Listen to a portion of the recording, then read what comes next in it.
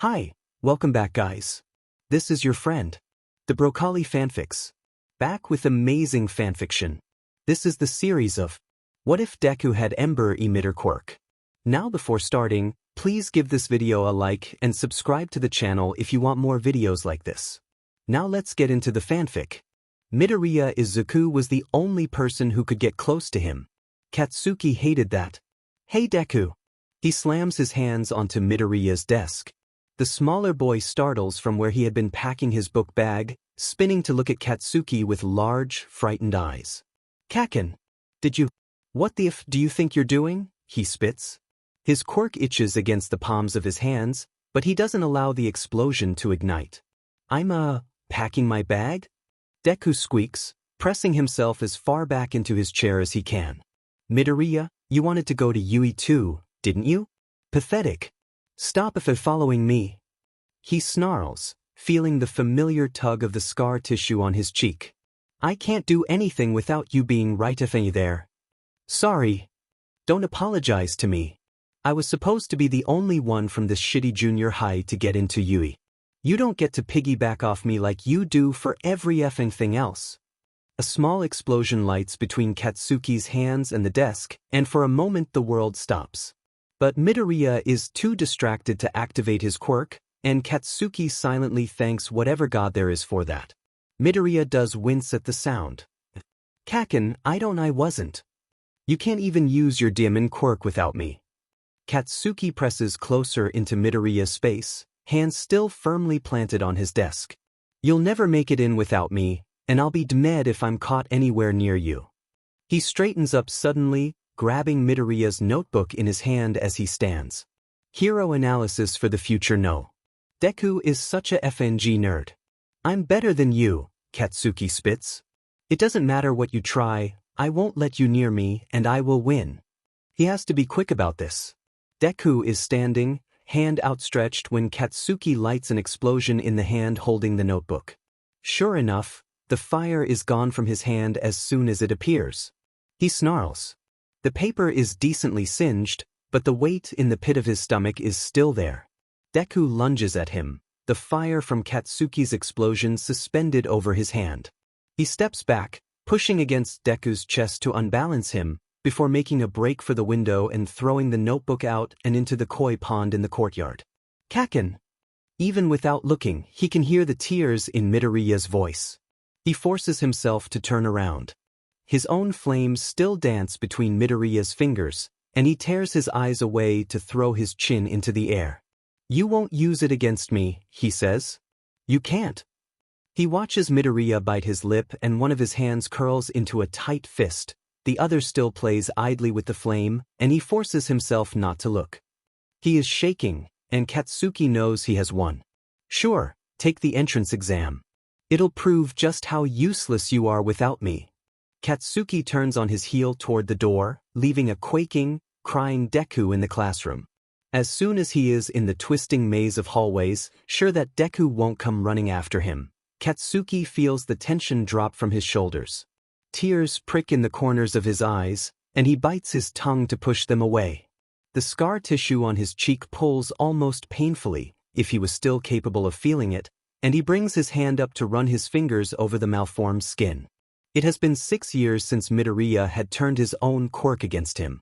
Some part of him is still terrified it will happen again. Izuku doesn't watch Kaken walk out of the room. He stares hard at the little ball of fire in his hand and watches it flicker between his fingers. He knows he's crying, but this isn't new. For someone with a fire quirk, he sure does cry a lot. He almost laughs at the thought and wipes his nose on the back of his hand. He is the only one left in the classroom, and Kaken is probably out of the building by now. Or pretty close, at least. He sighs, and the flame flickers, but doesn't go out. What am I supposed to do with you, huh? He asks. It doesn't respond. Figures. He squints and blows on the flame. It flickers and grows under his breath, shrinking back to its original size when he stops. Guess you're coming outside with me, he mumbles, grabbing his book bag and throwing it over one shoulder, careful not to let the obnoxious little flame get too close to anything. All things considered, that could have gone a lot worse. His footsteps echo in the empty hallways. I mean, he didn't try to attack me, and I managed to snatch you up before he burnt my book too badly. He winces when the flame brushes his ring finger. He must have gotten careless. That's not very nice, you know. Burning me. He scowls at the little fire in his palm. It doesn't respond. Izuku sighs. He's right, you know. Well, kind of right. I can't work on my own. I am useless without him. He feels the burning at the back of his throat again, and tries desperately to fight it down. The flame flickers against his breath and Izuku scowls at it. You're not helping. The afternoon sun is bright, and Izuku squints against it, nearly losing his delicate control over the small flame, not small enough that he can just blow it out though. He stops by the first decorative pond and lowers his hand into the water, watching the flames sizzle out. He shakes the water off his hand before jogging over to the koi pond beneath his classroom's window. His notebook is floating, thankfully, on the surface of the water. He rescues it from the few curious fish that are nibbling at the corners, and it drips with water as he pulls it up. He curses under his breath. Drying paper is the worst task. Maybe if he had held onto that flame he could try drying it a little faster, but of course he hadn't thought that far ahead. He does have a few hours before he needs to be home, though, so he can sacrifice a couple minutes and let the sun work its magic. Careful not to rip the very wet paper, he opens the book and lays it out on the hot stone around the pond. The ink hasn't run everywhere, thank the heavens. He drops his backpack to the ground between his feet and sits down. The news is relatively quiet, a couple of skirmishes, something about a guy with a slime quirk trying to steal a woman's purse. He switches to the hero forums. It looks like Mount Lady's debut earlier this week is kicking off wonderfully. People love her. Granted, half of the comments are about her shapely physique and nice face. While it is twice as bad for female heroes, Izuku knows that a large part of a hero's popularity comes from appearance, which is why he knows he had to be twice as cool as everyone else if he's going to be a great hero, either that or he's going to have some kind of wicked mask. Izuku knows he is kind of plain. Not unattractive per se, but his wild green curls and round face aren't anything to gawk at. That's not to mention the twisting red burn scars that cover his hands and forearms. Perks of having a fire quirk, he muses, turning a few pages in his notebook to give them a chance to dry. His quirk is, well, in some way most quirks are impractical, aren't they? They're not supposed to be functional superpowers like old comic books wanted them to be. They just are, and it's people who can use them well that turn them into superpowers. He knows this, and yet he can't help but think his quirk is especially impractical. In one of their first biology classes they had a unit on quirk genetics. Because quirks are, at their heart, mutations, it isn't unusual for a child to manifest a quirk that is completely different from either parent. But quirks are genetic mutations, which means they are usually hereditary.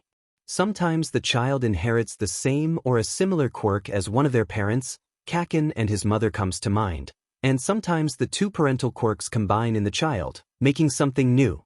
His mother can draw small objects to her, and his father can breathe fire.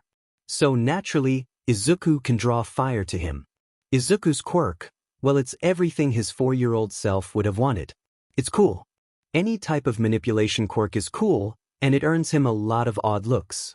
But it doesn't afford him a lot of benefits either. Literally all he can do is pull fire toward him. There is only a pull motion, no means of stalling or hovering, and certainly no push function. He can't make fire like Kaken can, or Endeavor, for that matter. When he found out he had a fire quirk, he was so excited to be like the flame hero, but alas. He doesn't even have a means of extinguishing whatever fire he can collect. And save for his lips and the inside of his mouth, thanks Dad, his skin is still as susceptible to burns as everyone else. It made the first few years a nightmare, to put it lightly. There is some buzz on the forums about how All Might hasn't been seen around the Tokyo area in a few days. A few of his friends are speculating that he has been sent on some kind of covert mission. Professional-like. Is he even capable of being stealthy though? Professional-like. Like come on. Professional-like. This is All Might we're talking about. Crimson Riot. Yeah, but IS2G he's getting sneakier. Crimson Riot at best. In as you live in Tokyo, when was the last time you saw AM getting his groceries? Bestines. Don't fucking drag me into this Bestines. Oh shit. Bestines. Come to think of it, I've never seen him doing mundane shit. Izuku frowns. He turns another few pages in his notebook, it's almost dry enough, and pulls up YouTube. A quick search later and he's jumping into the chat. Small underscore. There's tons of videos on YT of him at the laundromat or WTV, but they're all 6+ years old. Crimson Riot, I trust Deku to know what's up. Professional Yike, where does he go then?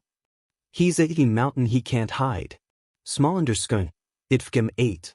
Bestines. Helpful as always. Small underscore. I lift serve. He pockets his phone and stands, stretching until his back pops.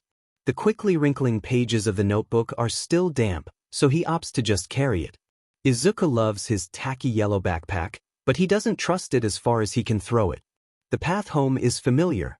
The shortest route happens to cut through a lot of back neighborhoods. The loudest part is through an underpass. For heaven's sake, so it's a perfect, quiet environment. That is, he can talk out loud to himself without bugging anyone. The deal. On top of that, he can practically walk it with his eyes closed, so he can't really be blamed for being distracted, can he? He is just so lost in his own head that he doesn't hear the wet slurping sound of something coming through the manhole behind him. Or he does hear it, but too little too late. You won't mind if I borrow your skin for a little, will you, boy? The thing grins, if it can be called a grin at all. Its mouth drips with dark green slime, and its yellow eyes swim through its gelatinous body. Izuku turns to run, a scream curdling in his throat. But, as always, it's too little too late. The slime monster is on him before he can make a sound. It lifts him off the ground, thrashing, but his desperate fingers find little purchase in the villain's liquid body. This will only hurt for a minute, the villain practically giggles, forcing a liquid tendril down his throat. And then it will all be over for you. Izuku tries to scream above the villain's giddy giggles, but he doesn't have the air, he doesn't. His vision begins to swim, a black haze creeping around his line of sight. He pulls desperately on his quirk. If the villain is liquid, then he will be weak to fire, right? Right? Nothing comes. He pulls with all his fading strength, but nothing comes. The tears already welling in his eyes spill over. He has a fire quirk. A perfect match to a villain like this, and he can't even use it, and now he's going to die because of it. Oh God. He is going to die. He's going to die, and he never got to tell Mom goodbye. His movements are sluggish. He can't fight much longer. His eyes are unfocused, and he closes them, squeezing out a tearful apology to whoever would miss him. There you are, villain. Izuku can't quite hear the new voice through the sludge in his ears. There is a yell from far, far away, and he slips into the waiting arms of unconsciousness. A wind, stronger than any he's ever felt, whips over his body, ripping the sludge from his lungs, and he gasps, choking and coughing. He doesn't register that he is falling until two strong arms catch him moments before he hits the ground. They set him on his feet, but Izuku still feels hands on his shoulders, keeping him upright, and he unconsciously leans into them. He tries to blink the tunnel vision away, his chest still heaving with every breath. He will never take air for granted ever again. Slowly, his vision clears and he looks up from his feet into the face of his savior. Are you okay, my boy? His brain short-circuits. All might. He instinctively throws his hands in front of his chest, and he knows he is gesticulating wildly, but heaven help him, All Might is right here. I'm fine. Well, actually, I was nearly suffocated by that guy, but you seem to have taken care of him. Thank you, by the way. Thank you. I was trying to get out, but it wasn't really working, and what are you doing here, anyway? You're based in Tokyo. Unless you haven't been seen in Tokyo lately because you've been here? In any case, I'm just so glad you showed up. He squeaks as All Might laughs and claps him again on the shoulder. A nervous talker, eh? Izuku nods sheepishly, or as sheepish as he can be, with his eyes still owlishly wide. All Might laughs again, and Izuku is going to be hearing that sound for the rest of his life. He'd bottle it up if he could. Play it on repeat in his headphones as he falls asleep. Blast it at Kaken whenever he comes too close. If only. All Might is talking again, and Sheet Izuku has been so caught up in his own thoughts that he hasn't heard a word of it. Well, I'll be off. All Might grins, lightly smacking the sludge guy, who glares at him from the inside of the 2 plastic bottles. Gotta turn this fella into the police after all. Wait! Izuku snaps out of his daze and tumbles forward, accidentally smacking All Might in the leg with his outstretched hand. The sludge villain glares at him from his tiny plastic prison. Can I get your autograph? Already done, my boy. Stay out of trouble now. I will. Thank you again. Izuku calls, but All Might has already jumped into the air. The windy backlash catches him full in the face and he stumbles backwards, nearly stepping on his notebook. Sure enough, the open page is covered in All Might's large, distinctive signature. Too bad it's this book, which is going to be permanently warped by water. Maybe it'll add charm. He doesn't realize that he's trembling until he picks the notebook up and tries to close it. It makes sense. He had just nearly died. That probably isn't going to process for a few more hours. Clutching the notebook to his chest, he sits down with his back to a nearby tree. Small underside professional yike at bestiness at Crimson Riot I found All Might. Crimson Riot, UWE. Professional yike. Well, you can't just leave us with that. Small underscore. I'm still trying to process. Small underscore. Cause I almost got killed by this slime guy. Small underscore. But then All Might showed up and saved me. Small underscore. So I'm not dead. And also AM signed my notebook? And I'm 80% he cradled me in his arms, but I was kinda dying, so I'm not really sure. Crimson Riot, bro, are you okay? Crimson Riot, I can't even wow. Bestiness, that's a fucking tale if I ever heard one. Professional yike, his strong beefy arms, what I wouldn't give. Crimson Riot, oi knock it off, our boy almost died. Small underscore, yeah, have some sympathy. Small underscore it, sympathy. I'm still shaking slay a soy jouch. Smallest thing. I asked him while he was here and not in Tokyo. Bestiness? And?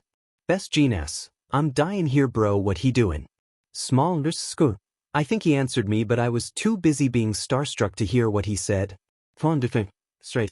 Crimson Riot, bro, it's K. Professional yike. Yeah, it's not like we expected anything less from you, the ultimate fanboy. Bestiness. So are we still thinking he's on some covert mission or other? Bestiness, do we need to keep this on the down low? Small underscore. Maybe? He's taking slime guy to the police, so maybe not? Crimson Riot, well, keep us updated, bro. Crimson Riot, and go take a nap. You need a cookie, my friend. Izuku snorts. He does need a cookie. Or at least, a cookie would be really nice right now. Maybe when he gets home he can bake some before practice. What time is it? He groans and looks at his phone's clock again. He still has time, but he will probably have to enlist his mom's help if he does want cookies before he has to leave. He isn't shaking nearly so bad now, it will probably be safe to stand up. And he immediately regrets that decision. Bracing his hands on his knees while he waits for the tunnel vision to fade, he feels the familiar tremor return not to his limbs, but to his core. Like his ribcage is quivering. It isn't a pleasant feeling, and he prays it will fade soon enough. A large explosive noise crashes into his train of thought and he spins around to find the source. His eyes widen as he sees the plume of dark smoke climbing into the sky. No rest for the wicked? Looks like cookies are going to have to wait. Clutching his notebook to his chest, he starts to move toward the commotion. His walk turns into a run, and soon he is sprinting into town. The air becomes thicker with smoke the closer he gets, and his still weak lungs protest, leaving him coughing. If All Might is in town, maybe he will be here to sort things out? That would be awesome. And even if he doesn't show up, there are lots of other heroes in the area that he still could use more notes on. He can always use more notes on everyone. The actual scene is significantly less under control than he expected, considering it took him nearly 6 minutes to run there. On top of that, a crowd has already gathered and Izuku is far too short to see anything that is happening. Excuse me, what's going on? He asks, hoping to grab the attention of one of the nearby spectators. Thankfully, someone hears him. There's some guy with a slime quirk holding a middle schooler hostage. The pros can't get close without hurting the kid, or none of their quirks are effective. Anyhow, we're kinda at a standstill. A slime quirk? There's another person with one? He fights the panic rising in his throat. What was the explosion earlier?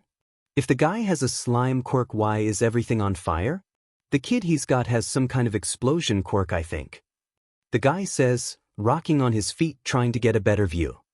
He's making everything really difficult, actually. Thanks, I've got to go, Izuku stammers, scampering away. He skirts the edge of the crowd, blood roaring in his ears. He has to find a way to get in. This is Kaken, it has to be. They have Kaken. The crowd is thinner here, near the wall bordering the alley. Izuku stops near a tall, gaunt man with wild blonde hair and jumps, hoping to see past the crowd. He does. It isn't something he wanted to see. Unbidden, tears well in his eyes, and he claps his hand over his mouth to stifle the sob that rips through his throat. No, someone in front of him shifts, and he now has a full view of the dark, mossy green sludge villain with its rolling yellow eyes and its maniacal grin. No. I thought he was all might. The villain swirls and moves and strains around the small, thrashing body it holds captive. If Izuku had been looking, he would have seen the blonde man look down at him with something like recognition and dawning horror flashing in his eyes. But he isn't looking. He doesn't see how the man grimaces and clutches his side, his grip on the light post tightening until his knuckles go white. He does see Kaken's wild eyes searching for something. Izuku doesn't know what. He does know that those eyes met his, and in them he sees fear. Fear is not something he wants to see in his friends. Can he even call Bakugo a friend? Eyes. It is something he has caught glimpses of now and again, but it has been 6 years since he had seen Kaken this overcome with fear. No, I have to do something. I have to. He must have knocked the soda bottles loose when he crashed into All Might asking for his autograph. The second time he's seen Kaken scared, and of course it's his fault again. Young man, I don't know what you're thinking, but the pros can handle it.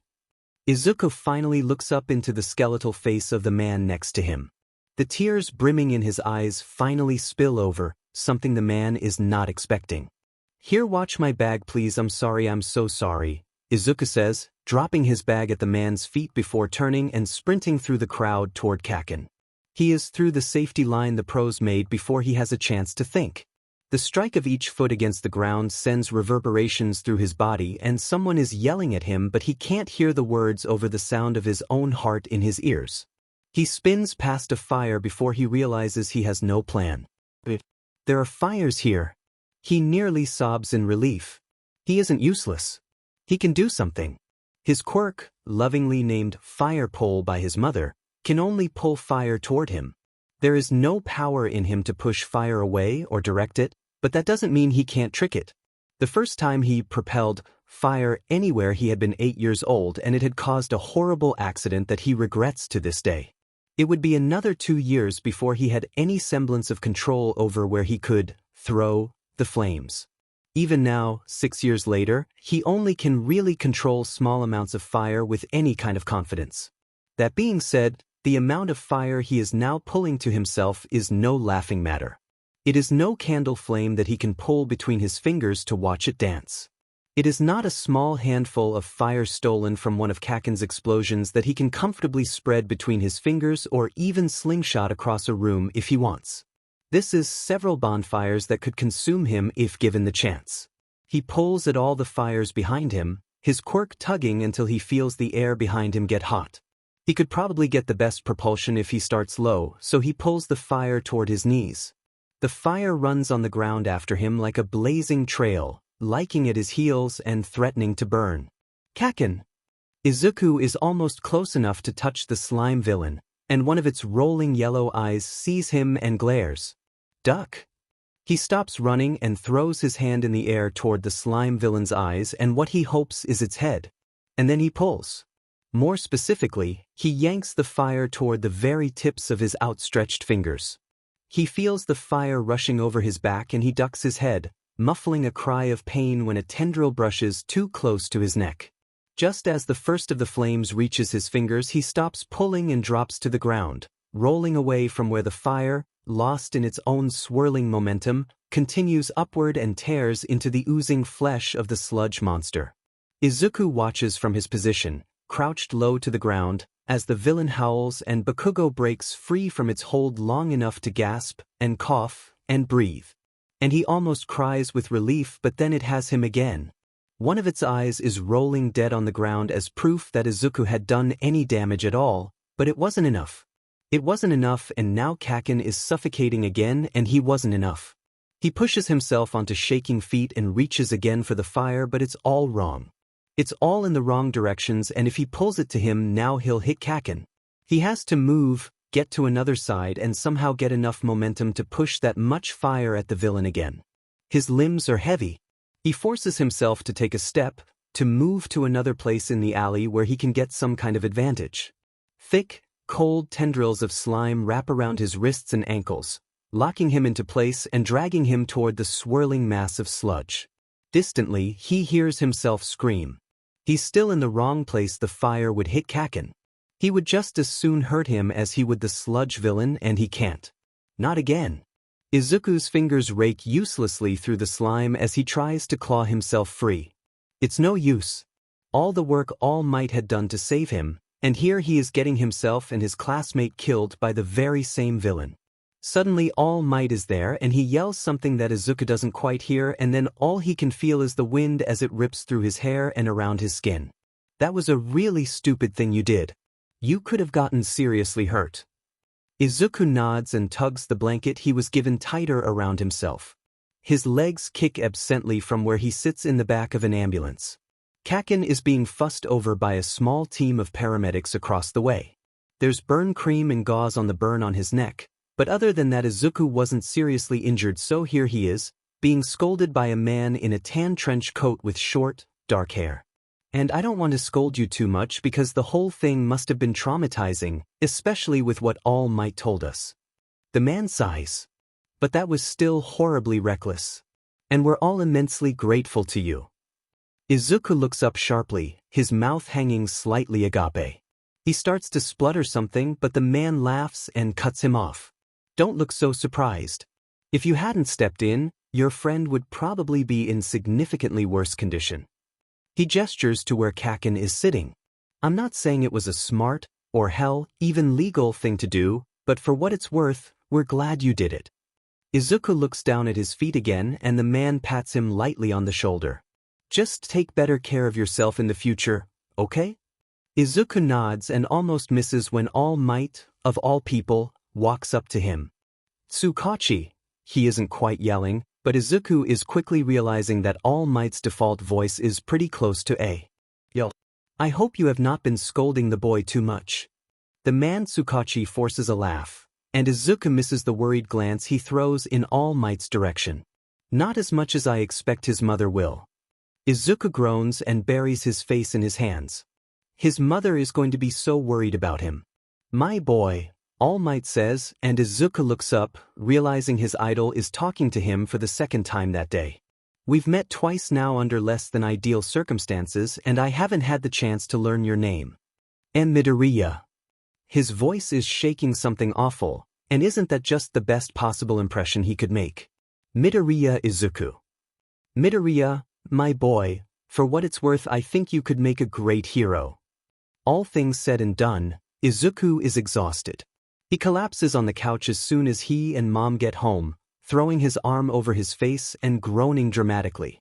Are legal things always that long? Hyun's.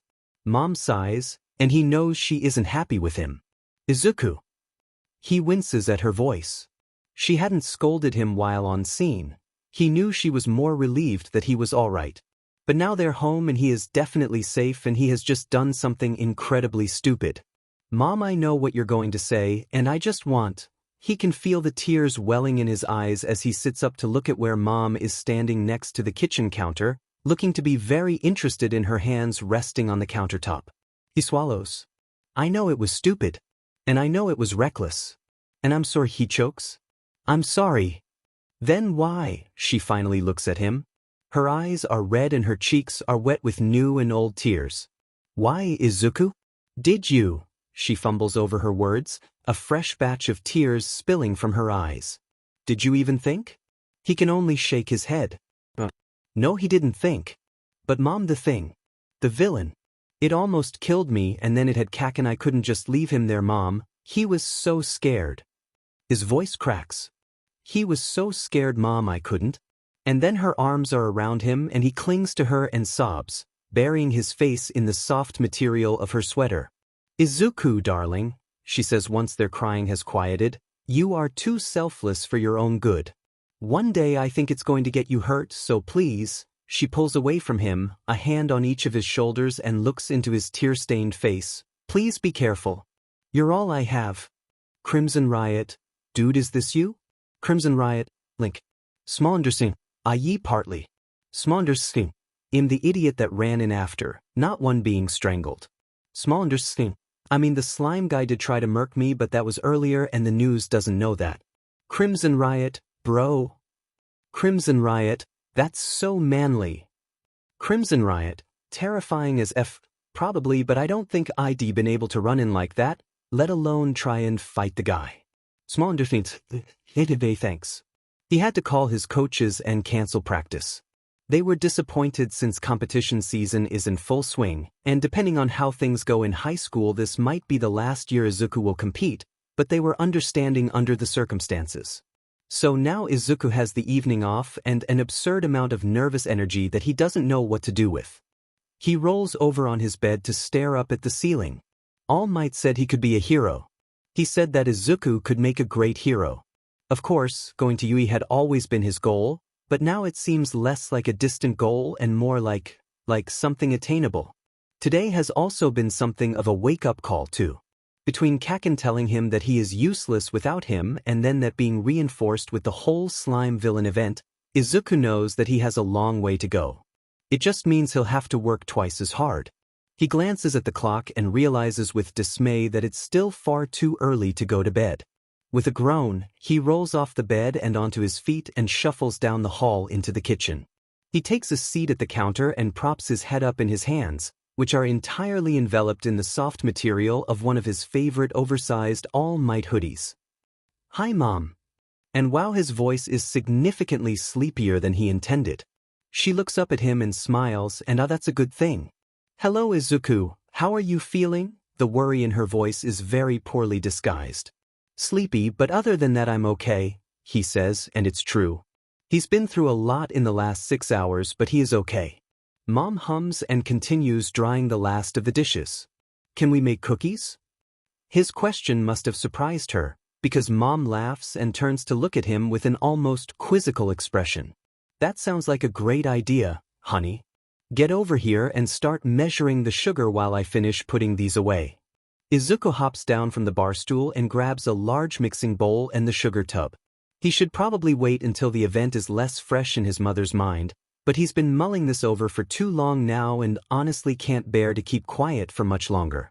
Hey Mom, he says, pouring the carefully measured sugar in the bowl and snapping the lid back onto the tub. She hums in response. You know how I want to apply to Yui?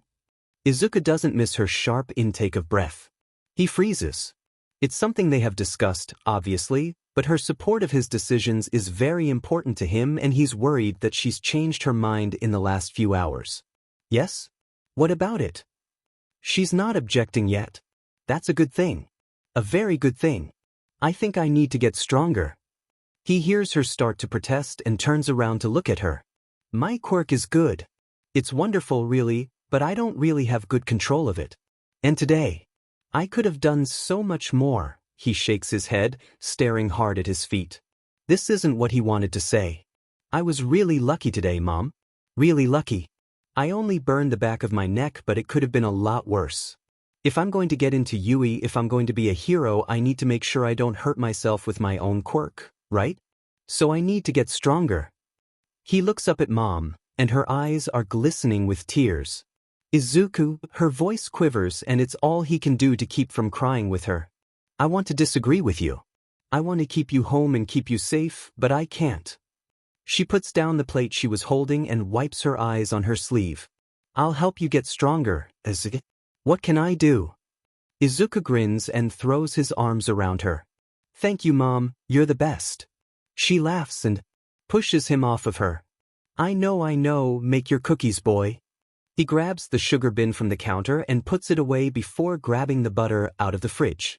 So I was thinking, I need somewhere safe to practice using my quirk, right? Somewhere where I won't put other people in danger, so it needs to be out of the way, and it probably needs to be somewhere that there isn't a whole lot of flammable stuff, and I probably need a lot of room to move around. You'll also need somewhere where you can easily put out any fires you make, Mom says, totally unfazed by Izuku's storm of muttering. So somewhere open where there aren't a lot of people? Izuku hums thoughtfully as he grabs the hand mixer to cream the butter and sugars together. Mom cracks a couple eggs into the bowl once he turns the mixer off. What about Dagoba Beach? She asks. Dagoba? Isn't that the place where everyone dumps their trash? Mom nods. Get the flour, I'll mix this. And yes, it is. If you cleared an area, you'd have a ring to practice, and you would be close enough to the water that any fires you start won't be a big deal. Izuku stops and stares into the middle distance, his nose wrinkling. That could work. Mom smacks him lightly on the arm, laughing. Surprised your silly old mom could come up with a decent idea? Izuku laughs with her. No, I just never would have thought of it. It's a really good idea. Nobody goes to Dagoba. I'd be totally alone. Saturday morning I'll pick you up from practice and we can drive down there and scope it out. Does that sound good? Izuku grins. Nothing has ever sounded better. Mom signed him up for gymnastics when he was 6 years old because he still has, far more energy than she could deal with, and she hoped it would give him something to do. Izuku loved it. He still loves it. If he wasn't so hell-bent on being a hero, Izuku thinks he could try his luck at being a professional gymnast. He's no prodigy, but 8 years of hard, enthusiastic work pays off. His coaches think he could be competing at a national level next year and debut on the international stage by his senior year of high school. This is the last year that he's sure he'll be able to compete. Next year is a little iffy, since competition season runs February through May, and by May he'll be in high school and hopefully in Yui's hero course, so he isn't sure how much time he'll have to give to his childhood passion. So for now he's throwing himself into practice, hoping to give the last year his best effort yet. Not that he wasn't giving his best effort into all the other competitions, but this is different. His best events are floor and vault, according to Chie. He was also a natural at the balance beam, but she'd said it through tears of laughter the one time she forced him to try, so he's skeptical. But if he can get the high bar routine down, he wants to try for the all-around medal in his upcoming competition. His coaches think he has a fighting chance. He's outstanding in a few of the events, and pretty good at rings and the parallel bars, and if he can manage not to botch the high bar he'll be set. Easier said than done, he thinks from where he lies on the mat under the high bar, staring up at the ceiling. He's completely covered in chalk from all the times he's fallen trying to get this routine down. Everything hurts. He's pretty sure his hair is actually dripping with sweat. He pushes himself into a sitting position and nope, his hair is quite literally dripping. That was better, Midoriya, but I still fell, Izuku hums, finishing his Okada-sensei's sentence. What do you think you're doing wrong? I'm not fast enough? It's like, by the time I see the bar again it's too late and I can't catch it. So what are you going to do about it? His coach pats him on the shoulder. Take some time and think about it. You're probably too tired right now to make much a difference. You'll just end up hurting yourself. Izuku groans as he stands up. He's probably going to be sporting a few nasty bruises, but what's new? Certainly not that. He rolls his shoulders, popping his back. He's gonna be sore too, he can feel it. Mom is waiting outside for him when he finishes cleaning himself off and packing his bag. Are you ready to hit the beach? Izuku grins. As I'll ever be. Dagoba isn't far from where they live, and they drive for maybe 10 minutes before Mom pulls into a small parking lot near the overlook where the garbage starts to pile up. It's worse than I thought it would be, Izuku's, climbing out of the car and staring at the literal rolling hills of garbage. I thought you wanted to be a hero? Mom says. Now come on, let's see if we can pick our way through this. I wore my good shoes and everything. Izuku groans again for good measure, but follows his mom with more eagerness than he's felt in years. This is kind of an adventure after all. A stinky, gross adventure, but Izuku is a teenage boy and scaling the mountains of garbage is almost making him forget how tired he is. Don't forget what we're here for. Mom calls after him, laughing at his antics. Yeah, I know, he yells back, pulling himself onto the top of a rather precarious pile of metal odds and ends. He squints against the sun and scans the horizon. I see a spot. He yells. There's a kind of cove over there by the ocean. Hold on. He scrambles down, careful not to dislodge anything. I think there's a path if we go through here. Mom follows him as he picks a path through the garbage until his feet hit the sand next to the ocean. He spreads his arms out and turns back to face Mom, who is admiring the location. What do you think? She hums, hands on her hips.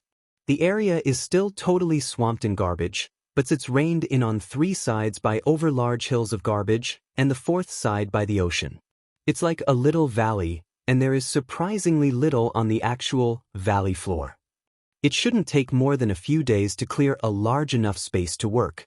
I think this looks great. I can rent a trailer to hook up to the car and we can pull the garbage you move to the dump, she says. Izuku laughs. If I didn't know any better, I'd say you roped me into this as some kind of community cleanup project. Mom laughs with him. Who says I didn't? She smacks him on the shoulder. Come on. The day is still young. I'll go rustle up a trailer and some lunch while you get started. We're starting now? The best time to plant a tree is 20 years ago.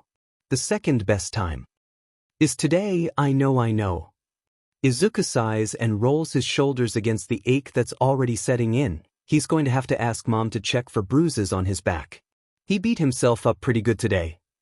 Oh. Let's do it. The sun is already far too hot and it's not quite noon.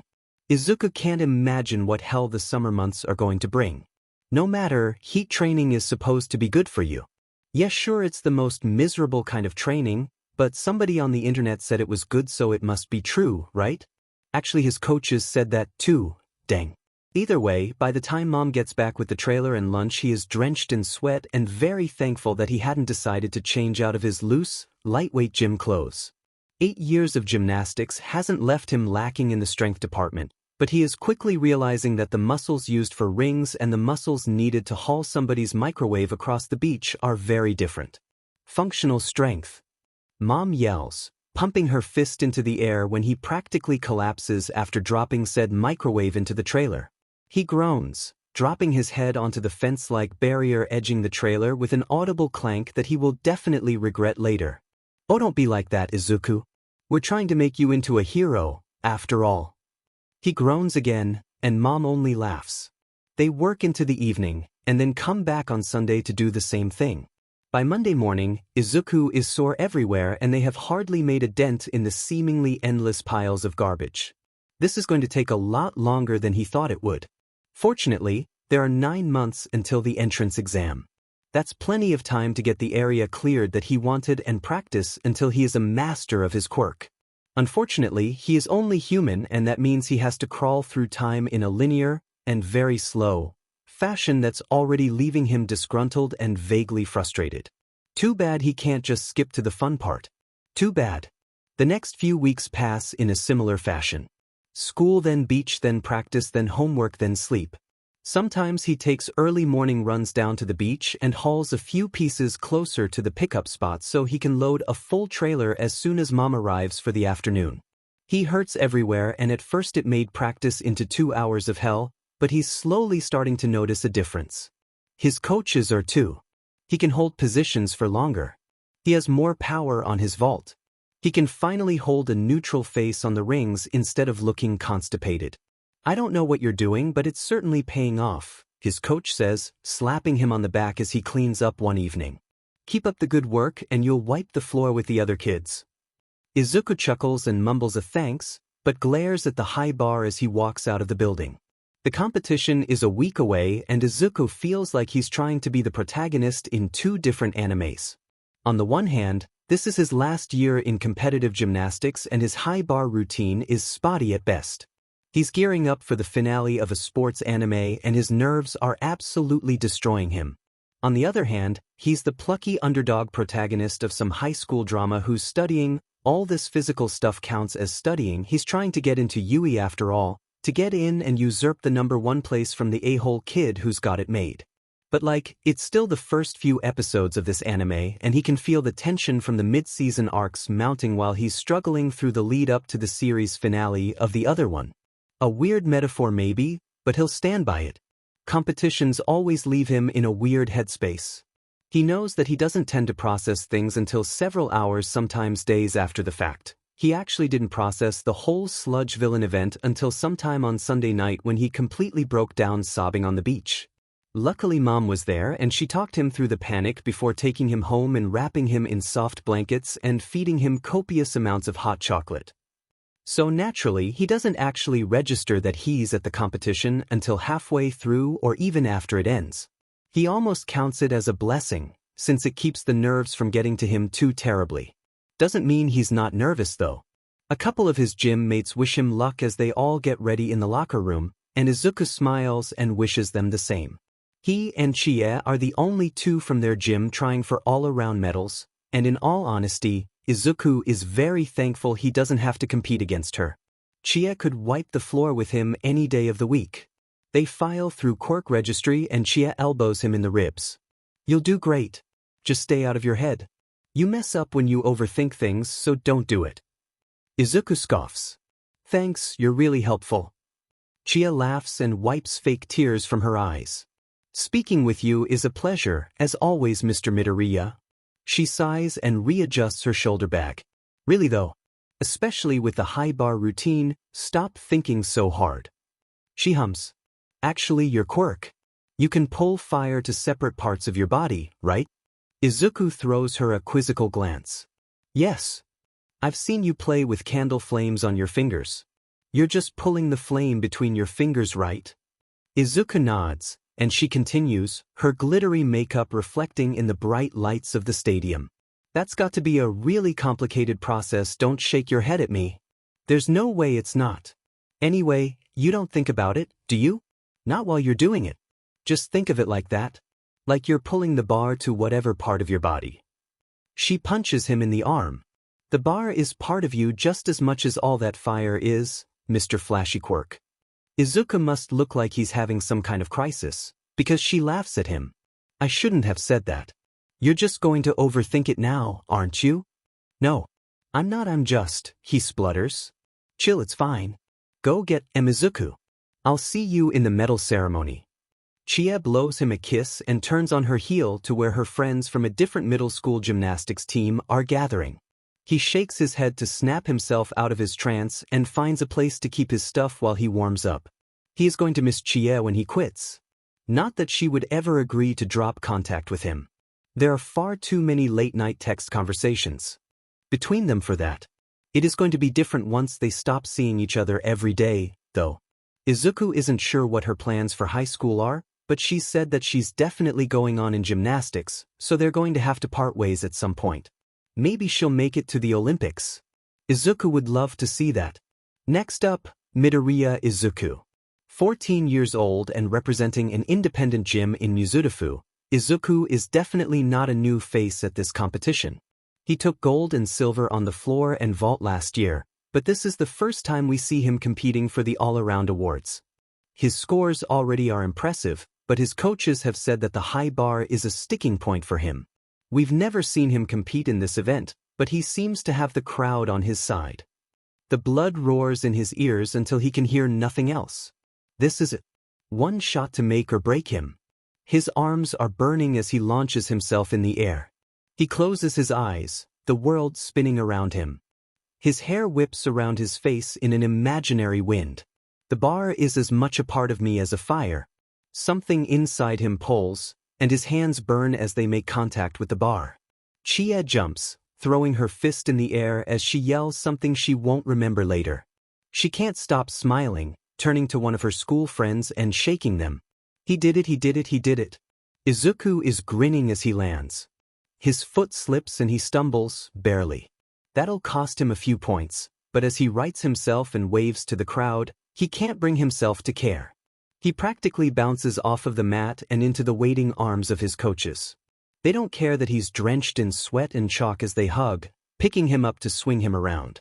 He's laughing, he knows he is, but that isn't stopping the tears from falling either. Chie pushes her way in and squeezes another laugh out of him. It was far from a perfect routine, but he is still in the game. He ends up getting a personal best on the vault, something that was not lightly celebrated at the time, and will certainly warrant both a gym-wide party as well as a quieter, possibly pancake-themed, celebration with Mom, and it's enough to win him first in that event. He performs well enough on still rings, parallel bars, and pommel horse to keep him in the all-around competition, but not well enough to place. He's first in floor again. It's his second consecutive win in that event, and he couldn't be happier. He watches tearfully as Chie accepts her gold medal for the women's all-around. He really wishes he could say that he holds his composure when he is awarded bronze for the men's all-around, but he cries like a baby, and saying anything other than that would be blasphemous. His 3 medals hang around his neck, and he's still drying his tears when Mom runs down from the stands and congratulates him. Needless to say, the waterworks start up all over again. It's his last middle school competition. Possibly his last competition ever. He couldn't be happier about how it turned out. A week after the competition, Izuku decides the area he has cleared is large enough to start quirk training. He takes his usual morning jog down to Dagoba Beach. Running there had become something of a habit, but instead of pulling car doors out of the sand, he collects a decent amount of dry wood from the surrounding forest areas and builds a fire in the sand. He stands a couple feet away from it and stares at it. It stares back. Where does he even start? He's supposed to be training his quirk, he knows this, but he has no idea what to do. Biting his tongue, he holds out his hand and tries something. He assumed that he could only pull fire to him at 1 speed, but when he saved Kaken from the sludge villain, he somehow managed to keep the fire behind him. It should have caught up to him and burned him long before he reached the villain. But it didn't. So maybe he can pull fire to him at different speeds? He tugs gently on his quirk, and the fire flickers toward him briefly but doesn't come. He tries again, pulling just a little bit harder. A flame pulls away and starts dancing in the air toward him. His eyes widen. He hadn't really expected that to work. In his surprise, he loses control and the flame comes rocketing toward him. No, sheet. He spins, his arm outstretched and pulling the flames toward his fingertips. The stream of fire zips around him, and he feels the heat of the flames far too close for comfort. He releases his quirk once he's facing the fire again, and his hand is pointed in that general direction. The stream of fire still whips around him, but the leading end zips past his hand and crashes into the sand next to the makeshift fire pit. The sand extinguishes the fire and Izuku is left panting, but with the beginnings of an idea brewing in his mind. He had given momentum to the fire by spinning. He hadn't moved from this spot and he had propelled the fire with relative accuracy. And well, Izuku is a gymnast after all. 30 minutes later, Izuku is very well acquainted with the fact that sand makes an awful launch pad. There is no traction, no bounce. It absorbs everything he could put into a jump, making takeoffs near impossible. Not to mention the fact that it just slips out from under him. He has landed on his but more times in the last half hour than he has in years. He has a lot of work to do, and maybe he should clear a slightly bigger area? The maneuverability would be nice, but he has somewhere to start, and that's what matters. Professional yike, I saw AM today. This is surreal. Why is he still in Mizudafu? Professional yike, I feel like I'm living in a weird fever dream.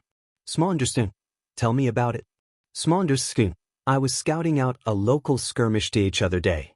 Small understand. And he was just. Small understand at Bestiness, is this how you were living? Bestiness. Small understand. How did you live? Small understand. He waved at me and I nearly exploded on the spot. Professional yike, he waved at you? Professional yike, and you didn't tell me? Professional yike, that's it, him revoking you our friend card. Bestiness, Lactfos Jessich. Take me back. The rest of June passes in a very routine manner. Mornings are still for a jog that inevitably ends up at the beach. He'll move as much garbage as he can before he has to head home for school, and immediately after school he's at the beach moving garbage again. The area he has is big enough now, but it's kind of therapeutic in a weird way. And Izuku would be lying if he said he isn't secretly thrilled with the additional muscle mass he's gaining in the process. He has a pretty good idea of how much he can fit in the trailer, and the time between when he finishes amassing a single load and when Mom shows up, he practices using his quirk. He bought a pair of fire-resistant gloves a while back when he burned his hand badly enough to warrant a trip to the doctor. When Mom shows up, he loads the trailer and has just enough time to run across town to the gym for practice. Competition season is over, but that just means practices have turned to technique and conditioning, which is no less rigorous. It also means that he and Chie can work side by side for a while, which is always nice. He takes the train home from practice and eats dinner with Mom before spending the rest of the evening doing homework. It's exhausting, but Izuku couldn't be happier. July comes with end-of-term exams, and for middle school third years, the realization that hell season is almost upon them. Namely, high school entrance exam season. Technically the exams won't start for another 6 months, but everyone knows that studying hell will begin once fall term starts in August. It's all anyone can talk about. Where are you applying? Chie asks, taking a swig from her water bottle. I can't believe I've never asked you. Izuku laughs. I can't believe I've never told you. I'm applying to UE. He sees Chie's eyes widen, and he rubs the back of his neck, sheepish. I want to get into the heroics department. It's always been my dream. He trails off, watching Chie wave her hands wildly in the space between them. She composes herself just long enough to swallow her mouthful of water. Yui! Izuku, that's so cool. She punches him in the shoulder. You'll be the star of the school. I can see it now. She throws an arm around his shoulder and holds her hands in front of them, fingers splayed wide. Midoriya Izuku, rising gymnast who decided beating villains up was more important than back-flipping to victory on the stadium floor. She's cackling when Izuku pushes her off of him. For your information, I'm gonna be back-flipping to victory regardless of whether or not I become a hero, he says, grinning, which only makes her laugh harder. Her wild laughter cuts off as she gasps, her eyes going wide. What if I go to UE?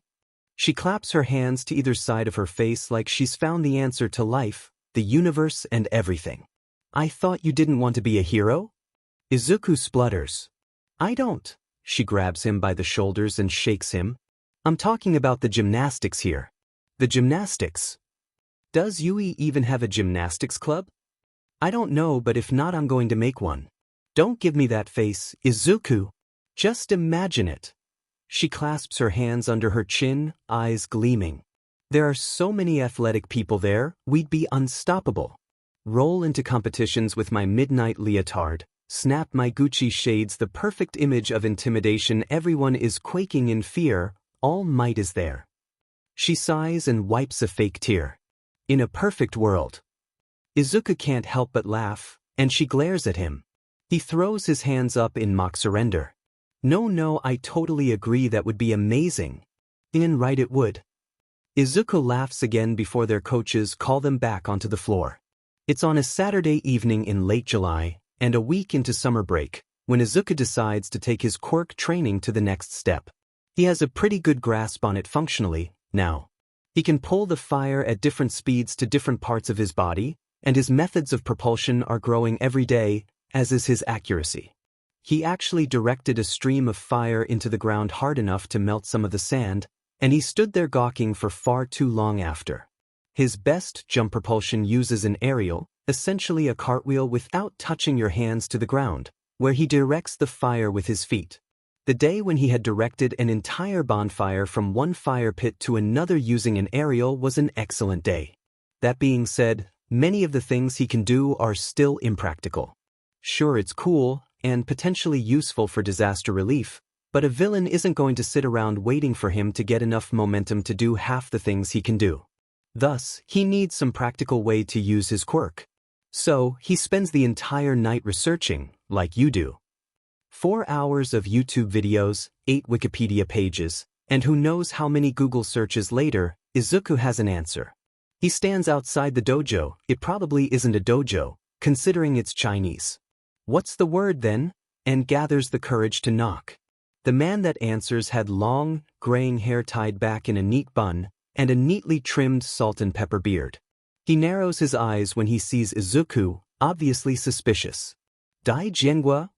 Izuku asks, desperately praying he has the right person.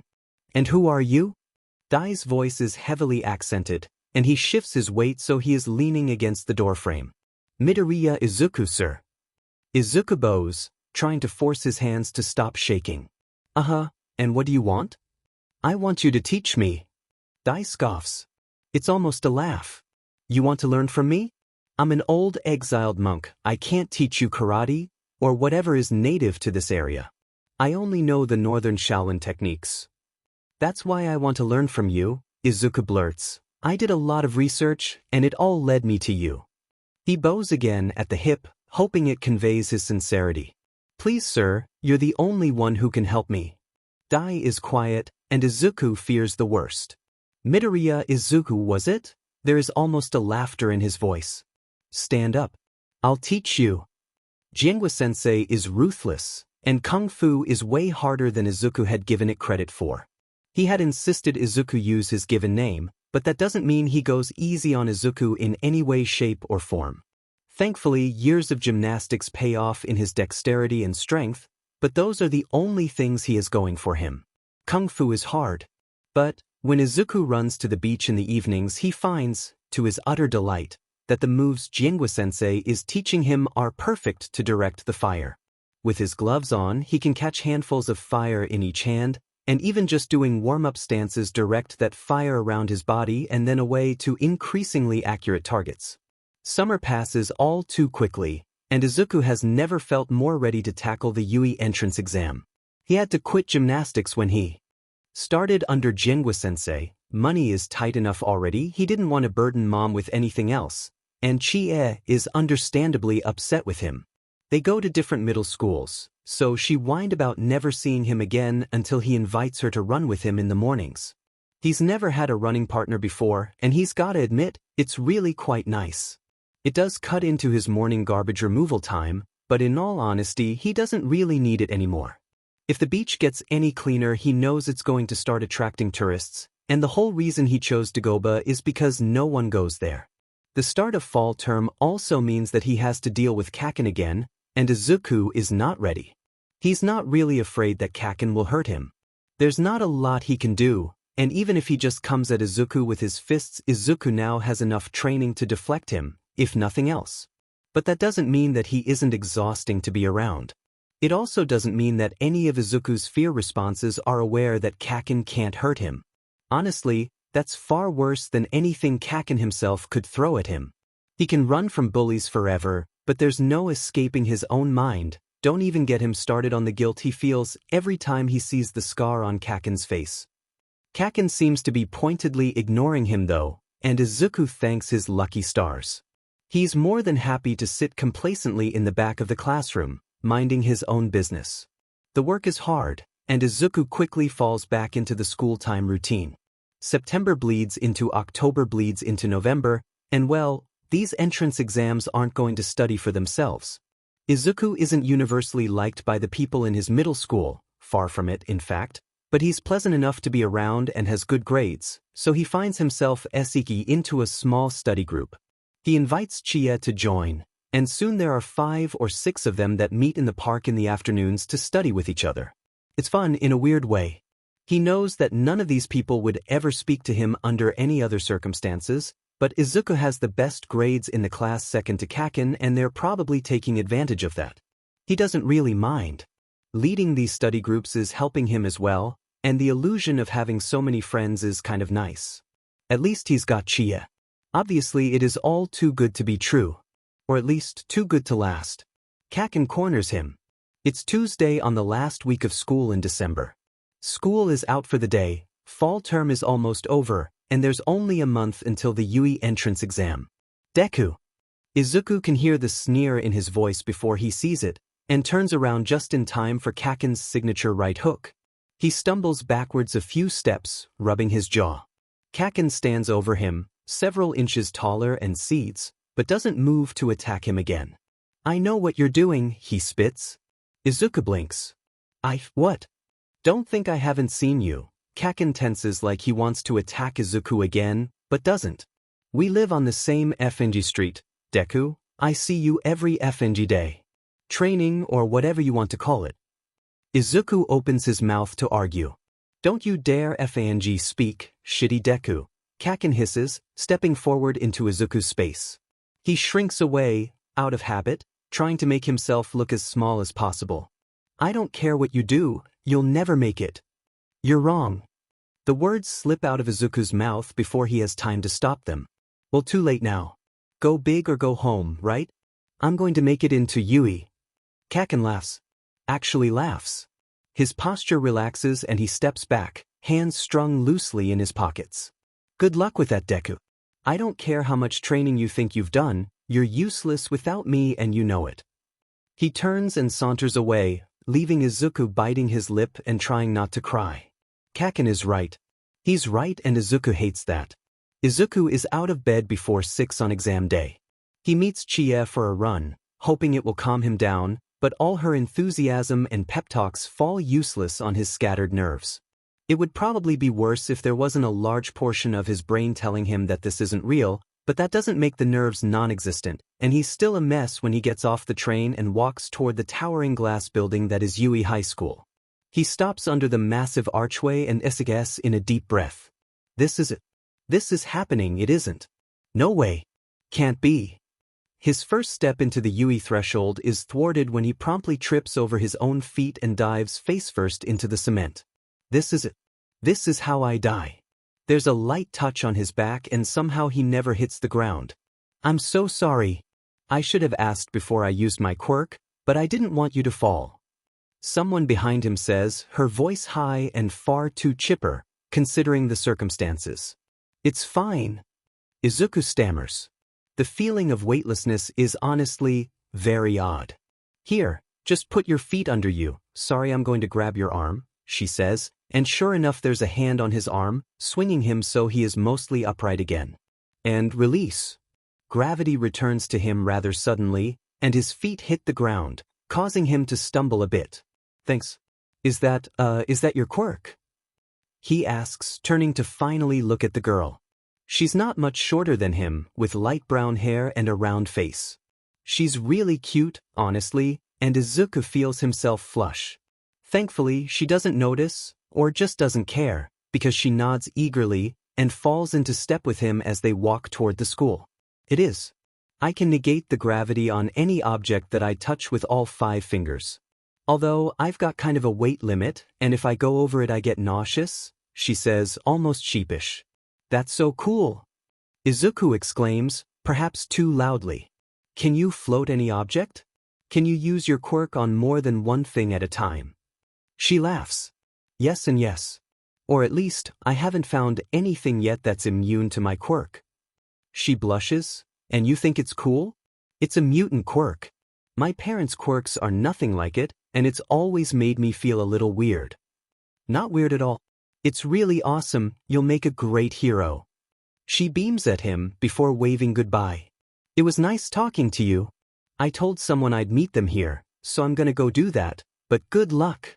She practically bounces away into the crowd. You too. He calls after her. Hopefully. All the people here will be as nice as her. But they can't all be. Kaken is around here somewhere, after all. He makes his way into the school and follows the signs, and crowd. Yikes, there are a lot of people here to take the entrance exam, into a huge auditorium. He finds a seat next to a boy with wild purple hair and dark circles under his eyes large enough they should probably start paying rent. He doesn't look up when Izuku sits next to him, and Izuku assumes he isn't the talkative type. That's okay. They're here to take a test after all. He doesn't need to make friends with every person he sees, even if he would like to. A few minutes later, the auditorium goes dark and Present Mike steps onto the center stage, bellowing a hello that's loud enough that Izuku finds himself covering his ears. Mike probably wasn't even using his quirk either, judging by the sheet-eating grin on his face. The boy next to him grumbles something, and Izuku can't help but agree, even if he has no idea what the guy said. Mike explains that they'll all be assigned a classroom room to take the written portion of the exam, and then split into different groups and assigned a battleground for the practical portion, which is only for heroics applicants. This will be the only chance some of you have to take any kind of test inside UE walls, so relish it. For the others, get used to it. You'll spend 3 years taking all sorts of tests here. Izuku giggles snorts, earning him a glare or two from the people around him. Mike goes on to explain that the practical exam will involve fighting robots at different point values, and that they need to amass as many points as possible in 10 minutes. It doesn't sound too bad, actually. Izuku knows that he can direct fire with enough force to at least dent, and sometimes blow holes in metal, so it shouldn't be terribly hard to take out a few robots. Next to him, the purple-haired boy curses.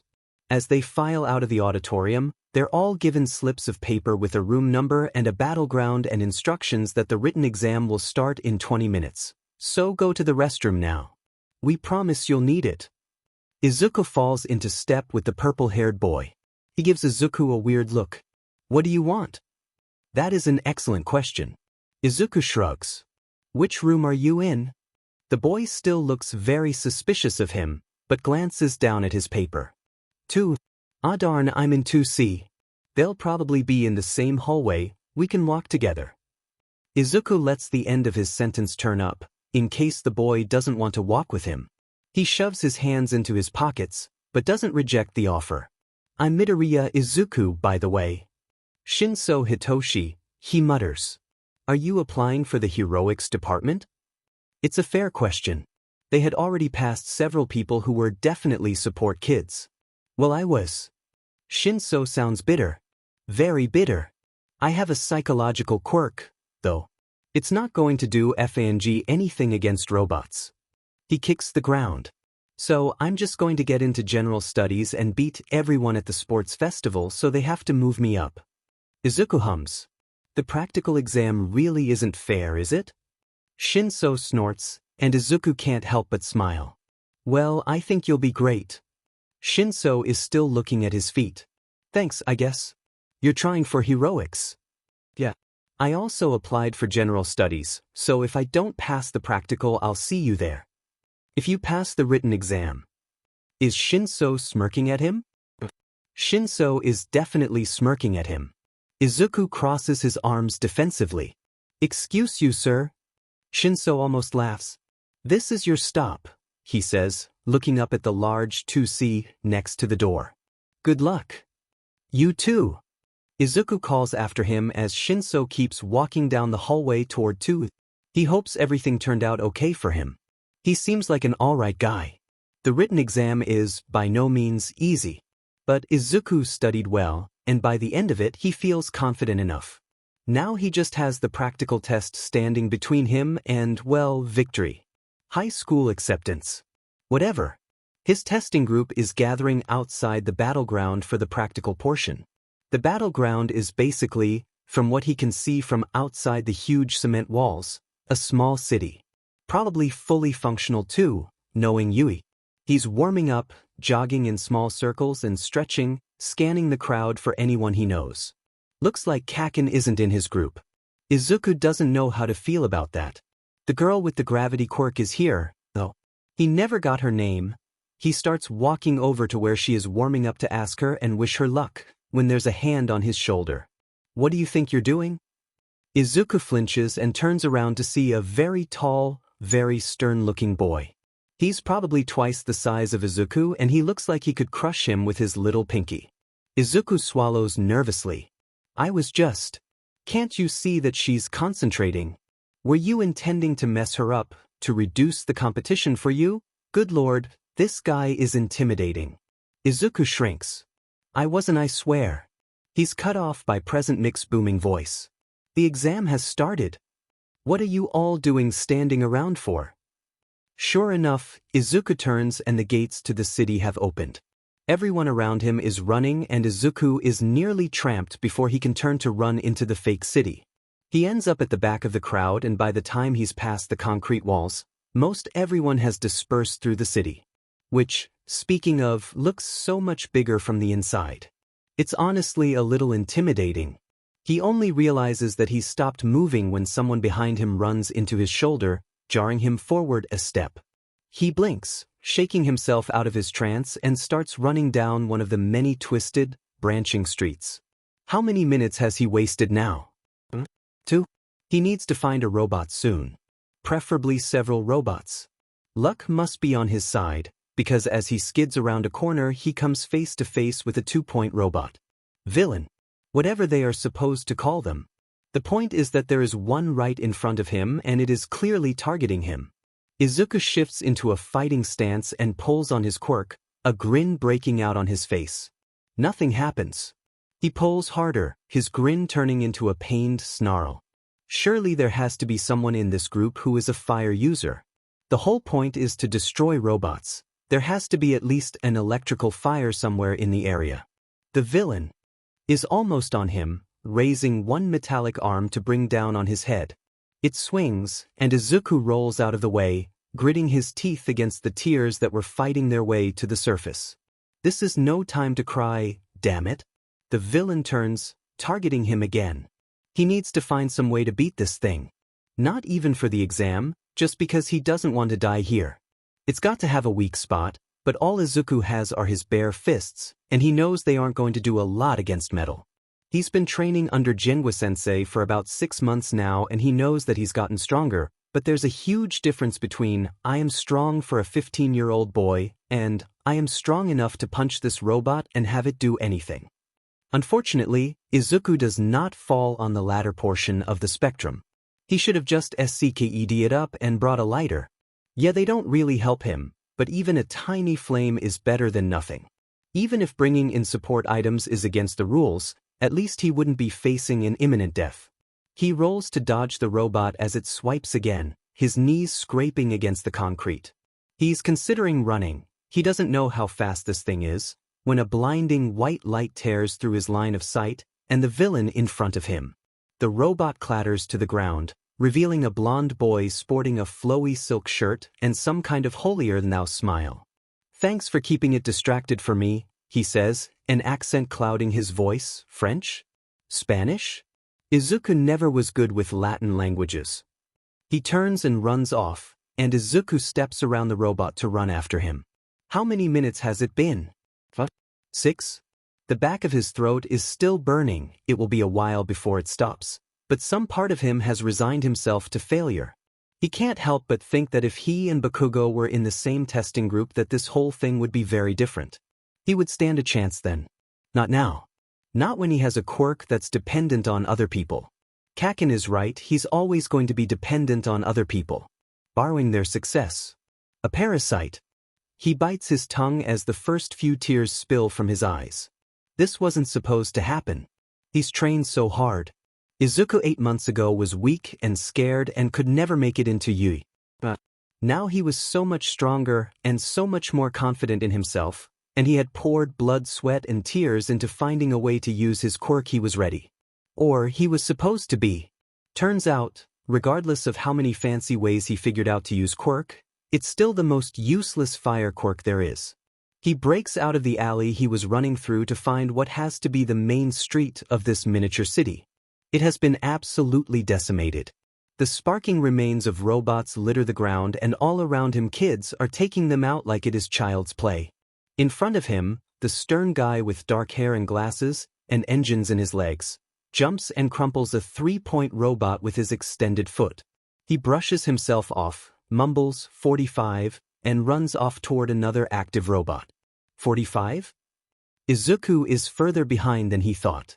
There's still not a flame in sight, so he couldn't get a point even if he hadn't resigned himself to failure. Oh well. 3 minutes and 1 rejection letter and it'll all be over, that's what he tells himself. The ground shakes under his feet, someone screams, and the sky goes dark. Everyone is screaming now as the mass of people turn and run. Izuku looks up and oh good lord, the picture Mike showed them of the 0-point villain really didn't convey the size of this thing. He has half a mind to turn and run like everyone around him, but then something catches his eye and oh, he's both really happy and really unhappy that he has seen this. The girl with the anti-gravity quirk is trapped under some rubble or a robot or something. Regardless of what it is, she can't move and she can't twist herself around to use her quirk and the huge 0-pointer is lumbering toward her and oh god, she's going to get crushed. She's going to get crushed and there's nothing Izuku can do. This isn't like when he ran in after Kaken. This isn't a liquid-based villain surrounded by raging fires. This is a huge, hulking robot and there isn't a flame in sight. Izuku is totally powerless. He's totally powerless, but he still has to do something. He can't let her die. The boy with the glasses and the engines in his legs is about to run past him. He's fast, his quirk is obviously built for speed, but he's not going as fast as he can, and Izuku has adrenaline on his side. He catches up and grabs the boy's sleeve. He stops, thankfully, and tries to bat Izuku's hand away. "What are you doing? Are you trying to mess me up too?" He sounds so angry, and Izuku's heart is weak right now. "There's a girl," he points frantically toward where the 0-point villain is. "She's trapped and that thing is going to crush her. Please, you're the only one who can help." His voice cracks and he knows he's crying again. Please. You can't just leave her." The boy looks over Izuku's head, and he must see where the girl is because his eyes steel. He drops his sleeve and the boy takes off toward the 0-point villain. Izuku is frozen to the spot, watching with horror and hope through vision blurred by tears. The boy is sprinting towards the villain. At the last second, the light from his engines glows brighter. Distantly, Izuku wonders if he could pull the fire from his engines. It's worth a shot at some point, and he jumps, kicking the thing in one of its legs. The leg folds and buckles as the robot tries desperately to stay upright. The boy is already at the girl's side, pulling the rubble off of her and gathering her into his arms before running back toward where Izuku is standing. The villain creaks and groans above them, before beginning to fall forward. It's falling toward them, and clearly they have both realized this, but he is slowing down, and if they don't do something quickly they will both be crushed. Over the din, Izuku hears her yell, "Throw me!" and the boy launches her into the air. She rockets upward, coming face to face with quickly toppling beast. She slaps it across the face, before falling back toward the ground, the robot floating gently upward. The boy catches her in a princess carry and keeps running until he is only a few meters from where Izuku is standing. He puts her gently on the ground, minding her legs. Broken? Her fingers together, the robot crashes out of the sky, completely inoperable, and she promptly throws up onto the pavement. Izuku is still frozen to the spot as Mick's booming voice announces the end of the exam. He can't take his eyes off of the scene in front of him, the boy patting her back gently as she cries and dry heaves. Medics arrive on scene, and somewhere he feels himself nodding that yes, he is fine. He failed the entrance exam. The rest of the day passes in a daze. Sometime before he goes home, the girl comes up and thanks him. "For what?" "Ida said he wouldn't have come to rescue me if you hadn't said anything, so I wanted to thank you." She beams, even if she is still a little green in the face. "I never got your name. What is it?" "I'm Midoriya Izuku," he says. She smiles brighter, somehow. "I'm Uraraka Ochako. I hope we're in the same class. It'll be nice to have someone as nice as you there." He can feel the blood rush to his face. I didn't. Deku." He's cut off by Kaken, who is storming toward them. He's not sure if he's happy about this or not. Kaken has some kind of mixed expression on his face. It's halfway between a haughty smile and a snarl, and once again, Izuku isn't sure which he'd rather it be. He shoves a finger into Izuku's chest, and yeah, that's definitely more of a smile than a snarl. "You didn't make it, did you? I knew as soon as they said it. I knew this would be perfect and you would fail." He's way too happy about this. Izuku forces the emotion out of his face, and prays his voice will be level when he speaks. "We haven't gotten the written scores yet. I told you I would get into UE, I never said I was only trying for heroics." Kaken is fuming. He's flexing his fingers like he wants to set off his quirk, but Izuku knows he won't. Instead, he spits on the ground and Izuku's feet and stalks away. Izuku breathes a sigh of relief and slumps backwards into the numb buzz he's been living in since the exam ended. Well, he sounds pleasant. He looks over to see that Uraraka has crossed her arms over her chest. Izuku can't help but chuckle a little. Pleasant isn't exactly the word I would use. Is he? Right? Yeah. I failed the practical exam, and we both kind of saw it coming. Oh. I'm sorry. Uraraka shuffles her feet nervously. He shrugs. It's fine. Why did he call you Deku?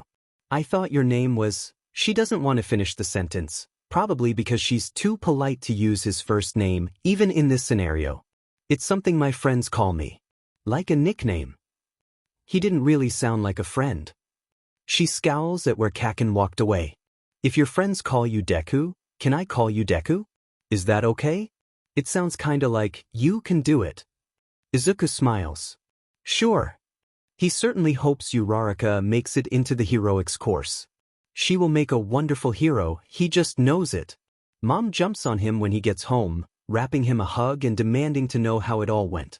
He smiles weakly and tells her the truth. That he didn't earn a single point in the practical exam, but he feels pretty hopeful about the written part.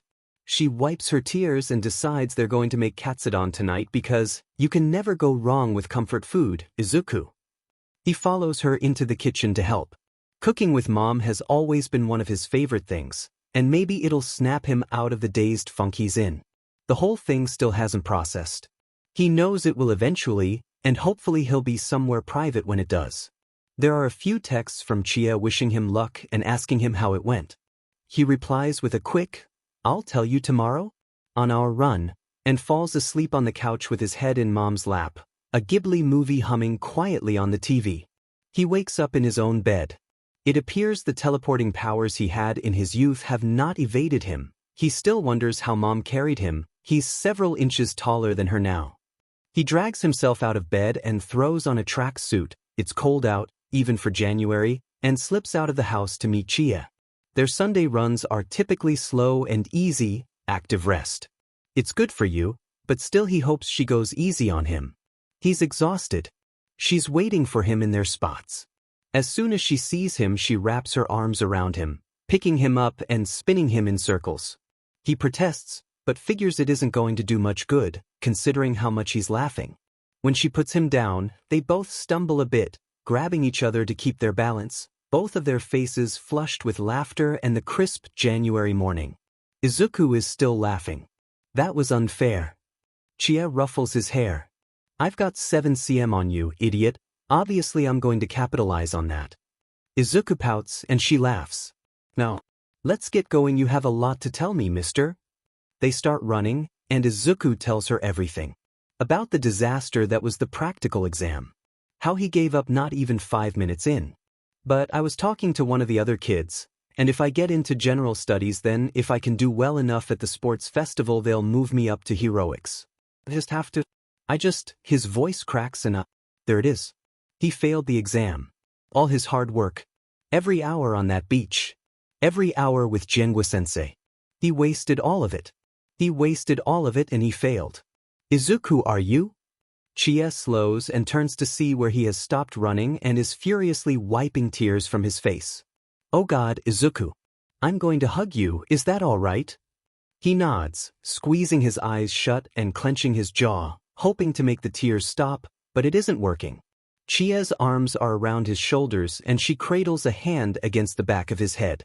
Wrapping his arms around her waist and taking fistfuls of her jacket into his hands, he presses his face into her shoulder and sobs. She plays gently with his curls, her nails raking across his scalp. It's going to be okay, Izuku. You did so well. You're doing so well. They kicked you down this one time, but that just means you're going to stand up so much stronger. She rests her cheek against his head, and he is so glad that she's here. She has seen him at his lowest, and he has seen her at hers. They've always been there to build each other up, and as Izuku sobs into her shoulder, he thinks that there's no way he deserves her. But there's no one he would rather have with him right now. They stand like that for some time, but eventually Izuku quiets and the tears dry. She holds him at arm's length and looks him in the eye. You know I'm proud of you, right? He almost laughs. I know. His voice is still rough, and he reaches up to wipe the tears off of his cheeks, pointedly not looking at the wet spots on Chia's jacket. Good. Because I am. And obviously at SCKS that you didn't pass the whole special heroics exam, but it sounds like it's a stupid, biased exam anyway and they should fix it. He does actually laugh at that. All this means is you've got to get stronger and kick so much but that they regret ever passing you over. Got it? Hey Chia?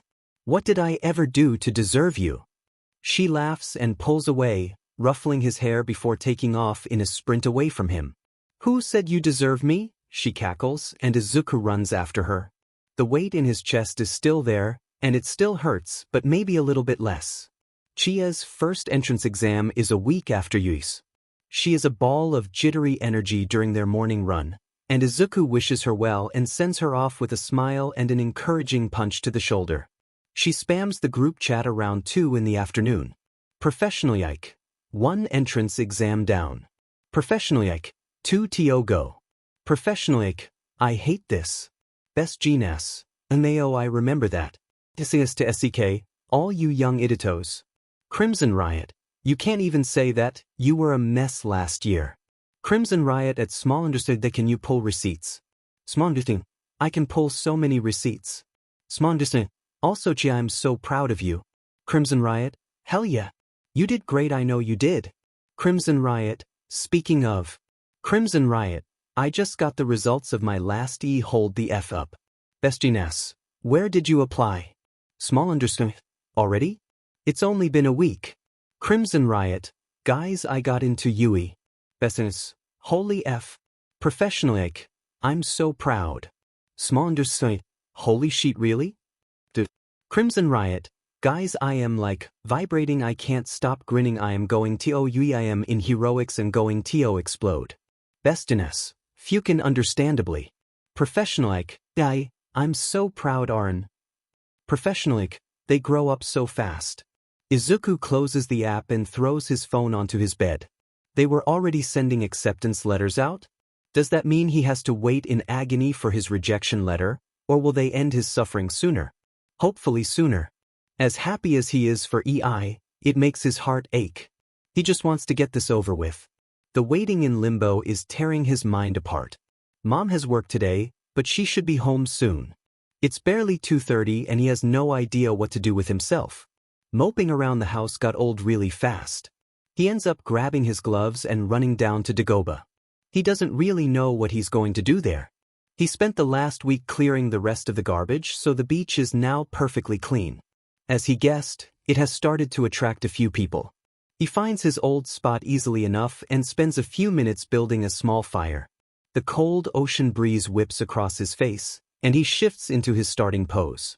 He'll just start with a few basic routines. Clear his head. He pulls his fists into his sides, back rigid, and then falls into the familiar steps. The fire whips around him, pulled by his hands, his feet, his hips. His hair whips in the wind, and he loses himself in the movements. It's like a dance. He is perfectly centered, perfectly in control. There is nothing here that can disturb him. His failures cannot touch him because he is here, not there. He spins them around with his hands, and they burn in the fire around him. He wasn't enough then, but he will be. He will be the strongest because he is here, and he is perfectly in control. He started a mile behind, but that just means he will run faster. Nothing can hold him back. The fire sparks in the air past his eyes, and he closes his eyes to just feel the heat against his skin. He spins into an aerial and the fire follows his feet right back into the makeshift fire pit. He finally stops moving and pants, wiping the sweat off his forehead. Someone cheers, and he looks up to see a few people clapping politely, and a little boy who can't be more than 5 or 6 with his hands in the air, cheering loudly. Izuku smiles and waves, ducking his head in a shallow bow. He can feel his face heating up. He really wasn't expecting spectators. That was awesome. The boy yells. How did you do that? It's kung fu. And my quirk, Izuku says, rubbing the back of his neck. It's very impressive, the woman standing next to the boy, his mom, says. He chuckles and looks at his feet. Thanks. We'll leave you be, one of the other women says. Thanks for the show. They all turn and walk away, leaving Izuku with his little fire and his burning cheeks. He puts the fire out and runs back home, feeling significantly better than when he left. Mom is waiting for him when he gets home. Izuku. She holds an envelope out toward him. It's from Yui. The snappy comeback dies on his tongue as his eyes go wide. He grabs the letter and walks to his room in a daze, closing the door behind him. He almost doesn't want to open it, but he does. The little metal chip falls from the envelope onto his desk, and it sparks before the holographic projection shoots out of it and a video starts playing. All Might's face crackles through the static, and he asks if the camera is rolling a few times before it focuses, and he grins, right at Izuku. Midoriya Izuku. He's died and gone to heaven. All Might recorded this. For him. And he didn't even pass. You may be wondering why I am speaking for Yui. Oh, come to think of it, why was he? I am a new teacher there. All Might strikes a pose, before someone off camera says something, and All Might looks down at the couple papers he's holding, mumbling right. He clears his throat. You passed the written exam with flying colors. But unfortunately, you didn't earn a single point in the practical exam. Izuku cringes. No battle points, that is. A board of directors were watching the exam and awarded rescue points to anyone who earned them. And my boy, you may not have run in yourself, but you knew your limitations and alerted young Ida to young Uraraka's predicament, which led to her rescue. The board awarded you 7 rescue points for this. Izuku's eyes widen. He had earned points after all? Maybe not all hope was lost. Unfortunately, 7 points is still a failing score. Izuku has come to some peace with his failure, but hearing the words from the mouth of his idol is still a punch to the gut. But because you passed the written portion, you were still accepted into the general studies course. See you in April, young Midoriya. Yui is lucky to have you. All Might grins and the video cuts out. There are tears on his face. Of course there are. It will be a cold day in hell when he runs out of tears. But all hope is not lost. He made it into Yui, after all, and now he just has to get stronger. His next obstacle is the sports festival. He can make it until then. There are still papers in the envelope. Probably supplies, lists, and class information. He goes to pull it out, and a small slip of paper twirls out of the envelope and onto his desk. He blinks a few times, unsure if his eyes are playing tricks on him or if it actually says that. He picks up the paper between his 2 fingers, handling it delicately as if it will disappear if he so much as blinks. The entrance exam is flawed. I still think you'll make a great hero, kid. Don't let me down. Yes, it will be a cold day in hell when Izuku runs out of tears. Izuku has no idea when his quirk manifested. Everybody has a story. Oh, I cut my eyelid because my quirk manifested at just the wrong moment. I was very proud of the tiny scar above his eye. I sneezed and my hair turned pink. Chia has always been thrilled with her quirk, allowing her to change the pigment of her hair and eyes at will. Even Mom remembers when her quirk manifested. I was 5 years old and was trying to steal a treat from Grandpa's office. He caught me in the doorway, and while I was panicking, neither of us noticed that I was pulling the tin toward us until it hit him in the back. She and Grandpa always recount the story fondly. But Izuku? He has no clue. Mom never kept candles around the house, they don't have a fireplace, and there were never any open flames at school either, so his quirk could have manifested any time and he would have had no idea. By the time he was nearly 6, Mom was starting to worry that he didn't have a quirk at all. Their family doctor took x-rays of his feet and assured them that he probably did have a quirk. He was missing the extra joint in his last toe, after all. But if it hadn't manifested yet, it was probably something they were calling an invisible quirk. A quirk that could only be activated under such specific circumstance that he may never know what it was. Kaken was still his friend then, and so he told him about it the next day at school. That was a bad idea. So, you're quirkless? No. Not really. We just don't know if we'll ever know what my quirk is. Kaken laughed. Same thing, right? Later that day, Kaken kicked him to the ground and called him useless. Deku, you'll never be anything other than a useless, crying baby. He was 6.5 when Kaken found him in the yard behind the school.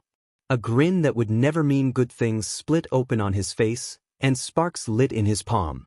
There were no teachers around, and Izuku knew what that meant. He cried. He cried and he begged, but Kaken laughed and lit an explosion in his palm. It was a warning. It wasn't meant to hit him, he knew this, knows this. Kaken does too. But the small explosion was out as soon as it appeared, and Izuku screamed. He was sent home that day with his hands wrapped and bleeding, and Kaken was suspended despite his adamant protests that he hadn't done anything. I didn't touch him. I didn't touch him. His first day of high school is tomorrow, and Izuku couldn't be more excited. He's been bouncing off the walls all morning. Mom must have been expecting this, because she just looks at him, struggling to stay still as he eats his breakfast, and laughs. Technically school starts tomorrow, but there's a whole induction ceremony, welcome assembly, whatever you want to call it today. They're meeting their homeroom teachers too, so today might as well be the first day of school.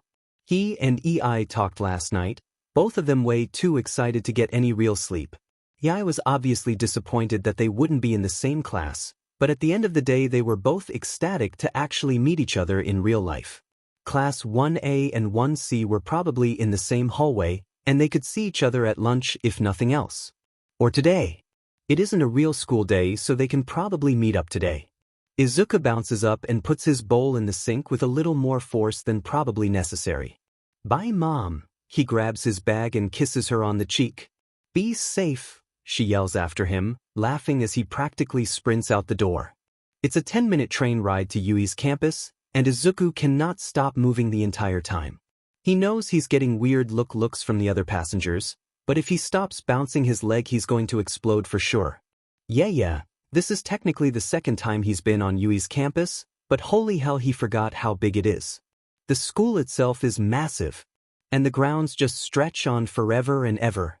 He shakes himself out of his daze and walks into the school. He just has to find Class 1C. Unfortunately, the building is a massive glass maze and Izuku is just one small, lost boy. Fortunately, one of the upperclassmen takes pity on him and points him in the right direction. He looks familiar too. Tall, blonde, dark eyes and a friendly smile. He'll have to look through his notebook on the sports festivals. Maybe he knows him from there. Izuku is not the last person to class, thankfully, but there are still plenty of people there, sitting on and around desks, chatting, laughing and carrying on. Izuku stands in the doorway, not quite sure what he's supposed to do. Is there some kind of assigned seating? He swallows nervously before seeing someone he recognizes. It's a small thing, but he feels the relief wash over him instantly and takes a seat in front of the still wild-haired Shinso Hitoshi. He doesn't look up when Izuku sits down. Looks like we both passed the written exam then. Izuku smiles. He's bad at making friends. Hopefully this isn't a bad way to go about it. Shinso scoffs. Looks like it. Was the practical too much for you? Izuku shrugs. Guess I'm no good against robots either. He stretches. Too bad though. The hero course doesn't know what they're missing, tossing both of us out like that. You don't know that. What? Shinso looks up at him. Either Izuku forgot just how dark the circles under his eyes were, or they've gotten darker in the last few months. You don't even know what my quirk is. You can't say that. Izuku pouts. I know it's a psychological quirk. Those are typically pretty strong. Shinso looks away again. Yeah, whatever. Izuku is about to ask what exactly his quirk is, when the door bangs open and in walks none other than Midnight herself. Chie is going to love this. She's taller than she looks on TV, and about 8 times as intimidating. What's up, UFS? I probably shouldn't have said that. Aizawa is going to kill me. She laughs, propping her elbows on the table at the front of the classroom and resting her chin in her hands. She looks downright devious, and Izuku feels a chill run down his spine. Well, he can certainly try. She grins at them. Hello, kids. You can call me Kiyama-sensei or Midnight, whatever suits your fancy. I'm going to be your homeroom teacher for the next 3 years. Hopefully not, Shinso mutters. Izuku suppresses a snicker. Midnight, Kiyama-sensei? Must not have heard them, because she stands up straight and rests her hands lazily on her hips. I also teach history of heroics, so you'll have to deal with me there too. We have a few minutes before we need to head out for the welcome ceremony, so we should probably do some kind of introduction. She must notice the unsaid disgust rippling through the room. Hey, listen. I don't want to do this as much as you. But, she splays her hands open by her shoulders in almost a shrug, we've got to kill time somehow and you're sure as hell not going to get to do this tomorrow. So say your name and one interesting thing about yourself, and please for the love of God don't just say what your quirk is. There has got to be something more interesting about you than that. Here I'll start. She taps her finger on her chin. My name is Kiyama, you don't get to know my given name, and I own 3 dogs who are probably smarter than the lot of you collectively. She gestures to a girl sitting on the front row. She stands and starts to say her name when there's some kind of commotion outside the door, like a lot of people running past.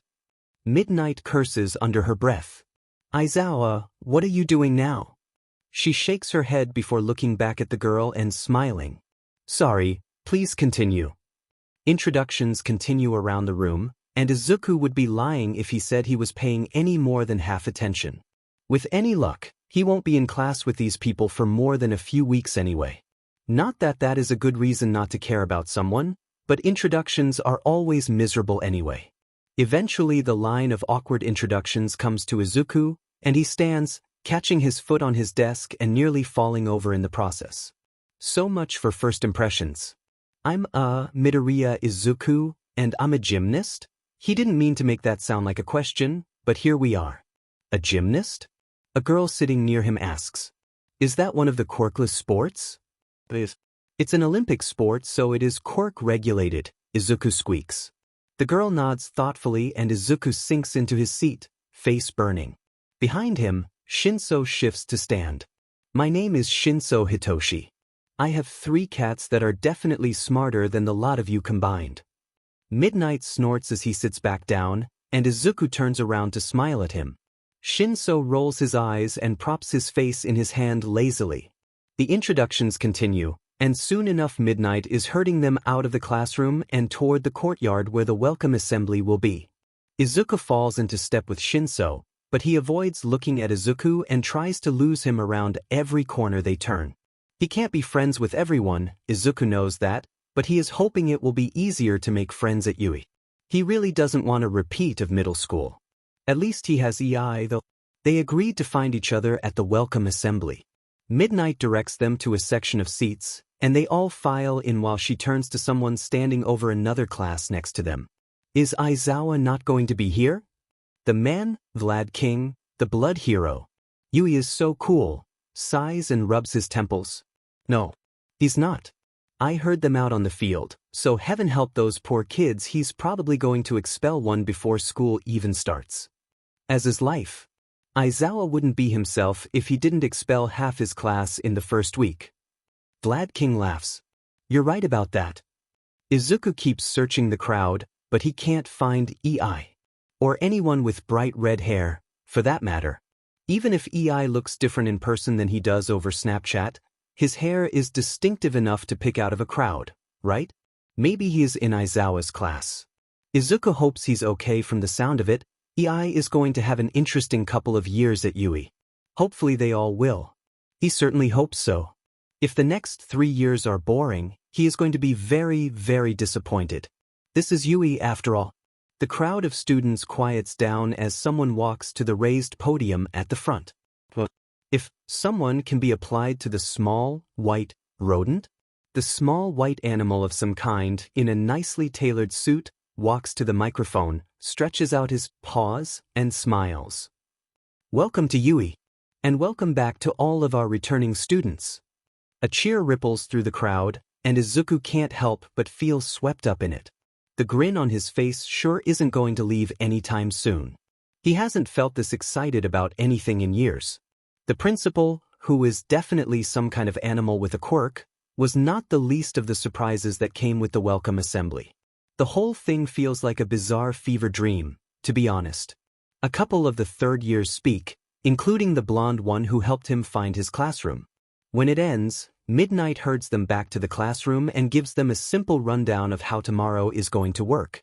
You have 6 class PRDS, with 5-minute breaks between. You will also have 45 minutes for lunch. Between PRDS 4 and the heroics classes have a 7th PRD, so you won't be able to talk to them or anyone teaching them until that 7th PRD is over. I will let you know when I'm on duty to teach them, so I don't just disappear on you randomly. She slaps the desk with her open palm. Sound good? Yes, sensei. They chorus. Great. Now get lost.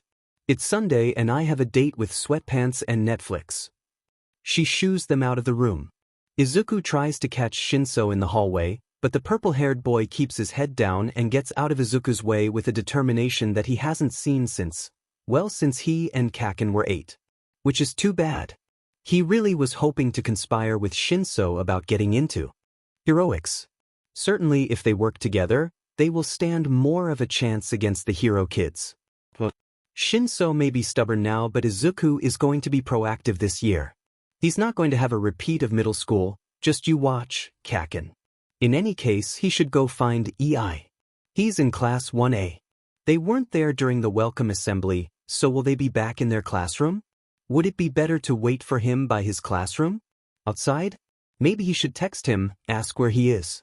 But there's no guarantee that he will see it while he's still in the school, and what if whatever their teacher is having them do isn't over?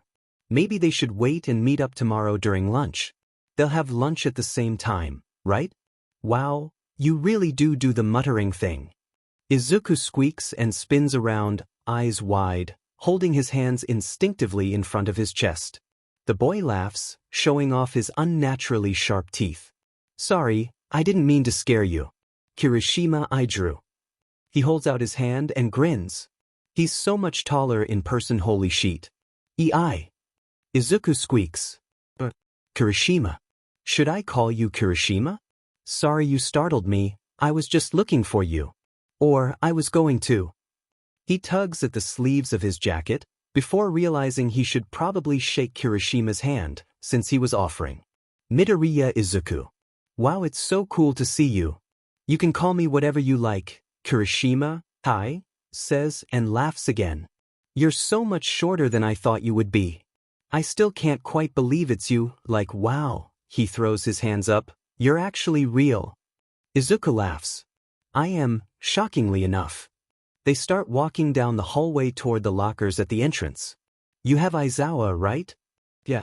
The guy is so much cooler than I thought he would be when he first showed up. Took me a while to realize that he's Eraserhead, but he's an underground hero, so I'd never seen his face. Izuku splutters. Eraserhead? You have Eraserhead? That's so cool, oh my god. Maybe if I wasn't fearing for my life it'd be cool. Izuku stops. What? Kirishima throws his hands up as he backtracks. No, I didn't mean that literally. He's fine, it's fine. He expelled a guy today, that's all. He's relieved and falls back into step with Kirishima. School hasn't even started? Right? He took us all out back for a fitness test and expelled the person who finished last. It was terrifying, to be honest. Kirishima pauses. I mean, it kinda made me more excited for the whole thing. Like, wow, they really don't let just anybody in here, you know? Izuku swallows. Yeah. He knows. Kirishima claps him on the shoulder. I've got to go now, but we should totally hang out. Definitely. Izuku beams and waves as Kirishima walks away, before turning toward the train station. His fake first day is done. The real first day is tomorrow. He is somehow both more and less ready than he was before. He's definitely more excited. The whole thing hasn't quite processed yet, but it's starting to feel real. He's also feeling some kind of dread set in that wasn't there before. If someone who passed the entrance exam has already been expelled, who is he to say that he can make it in the hero course? He hasn't got a chance. He stops walking and pulls his hand slowly from his nose to his chest, breathing deeply. He needs to stop thinking like that. He starts walking again, slowly. So what if he's behind now? It just means he will have to work twice as hard as everyone else. Didn't one of his coaches tell him that? Izuku sniffled, wiping his eyes with the palms of his hands. He was never going to get it. Okada-sensei crouched down next to him. Izuku, why are you crying? Because Chie and Masumi can already do the new jump and I can't, and he hiccuped, his voice catching, I'll never be as good as them. Okada-sensei took him by the shoulders and looked into his eyes. Listen, Izuku. Just because someone learns something faster than you doesn't mean they're better than you. And it certainly doesn't mean you can't still fight tooth and nail for the top spot. You just have to work twice as hard as them. 3 times as hard, even. I promise your victory will be so much sweeter then. That's it. He squares his shoulders. He may not have hit the ground running, far from it, in fact, but that's not going to stop him. By God or heaven or all the powers that be, he is going to make them regret not putting him in the hero course sooner. They effing what? Izuku laughs and rolls over on his bed, readjusting the phone. Yeah. Expelled a kid on the first day. Before the first day. Whatever. I'm shook. Izuku, they're going to eat you alive. I'm not sure about that, I think I'd be pretty chewy. Chie is quiet for a second on the other end of the line. Izuku, you little sheet. And then he's laughing again, and she is too. The principal, oh, he's like a mouse or something? A guinea pig maybe? Chie cackles. What? What the F kind of place is Yui? Honestly, I have no idea, but Midnight is my homeroom teacher, so. No. What? You're pulling my leg. A grin pulls at the corners of his mouth. Nope. She strolled into the room in full costume, and the first thing she said to us was, "What's up, you Fs?" It was a magical experience. Chie groans. I can't believe this. I can't. Midnight is my favorite hero. Why the F? Do you get her as your teacher? Holy shit, Midnight is your teacher. I should have just gone to Yui with you. This isn't fair. He laughs. It's a little surreal, yeah. Maybe when you come down for a weekend you can meet her? Yeah, maybe. That would be nice. He idly taps his feet against the wall next to his bed. How's Tokyo? Big. Like, everybody says it's big, and it's the biggest city in the world. I should have expected this. But sweet if, Izuku, this place is so huge. Are you settling okay and all? Chihums. Yeah, I think so. I've got a couple of roommates that are from up north, but they seem nice. I've only known them for a day at this point, so no promises there. I think school will be good too. That's good. I worry about you, out there all alone. Oh, shush up. You know I'll be fine. He smiles. She had gotten into her top choice school, but unfortunately that school was on the western outskirts of Tokyo. She left yesterday, and thankfully found some other people to go in on an apartment with, but Izuku is already missing her like crazy. Yeah, I know you will be. Good luck tomorrow, Chie. You too, Izuku. I'll talk to you after school. Tomorrow? Sounds good. And get going on Yui's gymnastics club. I want to see y'all in competition, just so I can say that I wiped the floor with Yui kids. Izuku laughs. I'll see what I can do. Bye, Chie, talk to you tomorrow. Chie laughs. Talk to you tomorrow, nerd. Smooches.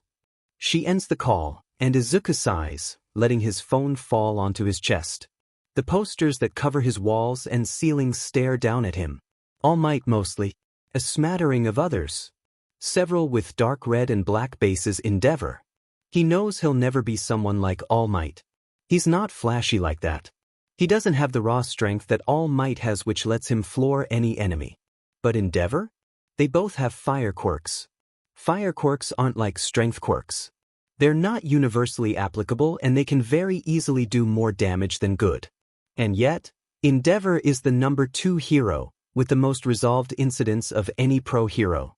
He's everything Izuku wants to be, and can't be, simply because of the nature of his quirk. But he'll be dead if he doesn't try. All those months ago, when Kaken had been caught by the slime villain, if Izuku had been just a little stronger, a little faster, a little better, he could have saved him. Next time. The next time he's in a place like that, he will be strong enough, good enough to save them. Everyone deserves saving. And Izuku will fight tooth and nail to make sure he saves as many people as he can. He is no less excited for his first real day of school than he was yesterday. No, it hasn't processed yet. He's hoping it'll hit him quietly. He practically bounces out of bed, wolfing down his breakfast and wishing his mom a good day before he's out the door and skipping toward the train station. He has to take the early train. It'll get him to school 15 or 20 minutes early, depends on how fast he walks. But that's better than the next option, which will get him there 10 minutes late. He's fine with being to school early. He spends the train ride scrolling through hero forums.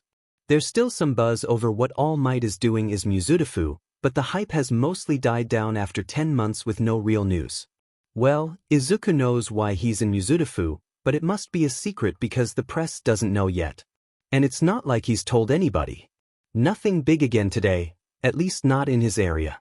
Endeavor took out a group of smugglers last night, but it doesn't look like they were connected to anyone else, so it isn't that big of a deal. There's a city in the north that was terrorized by a creature of some sort. It looks like it might have been a man, but it's been completely catatonic since the heroes brought it in. Nobody knows what it is or if it's connected to a bigger plot, but there are lots of theories floating around. Maybe he'll do some research about this. It could be interesting if it's more than the one isolated attack. He almost misses his stop, that would be bad, but someone jostles him and he's snapped out of his daze. Right? First day of school. Holy shit, he got into Yui, he's going to YI.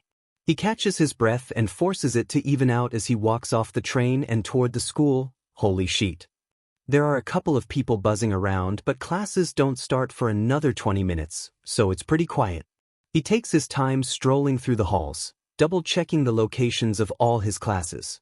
He'll mostly be moving with his class from room to room, but it's still good to know where everything is. How long does he have before the sports festival? For 5 weeks? It feels both very far away and very close. He's got to be stronger by then. The heroics kids will have had 5 weeks more training than him at that point, and from pro heroes no less.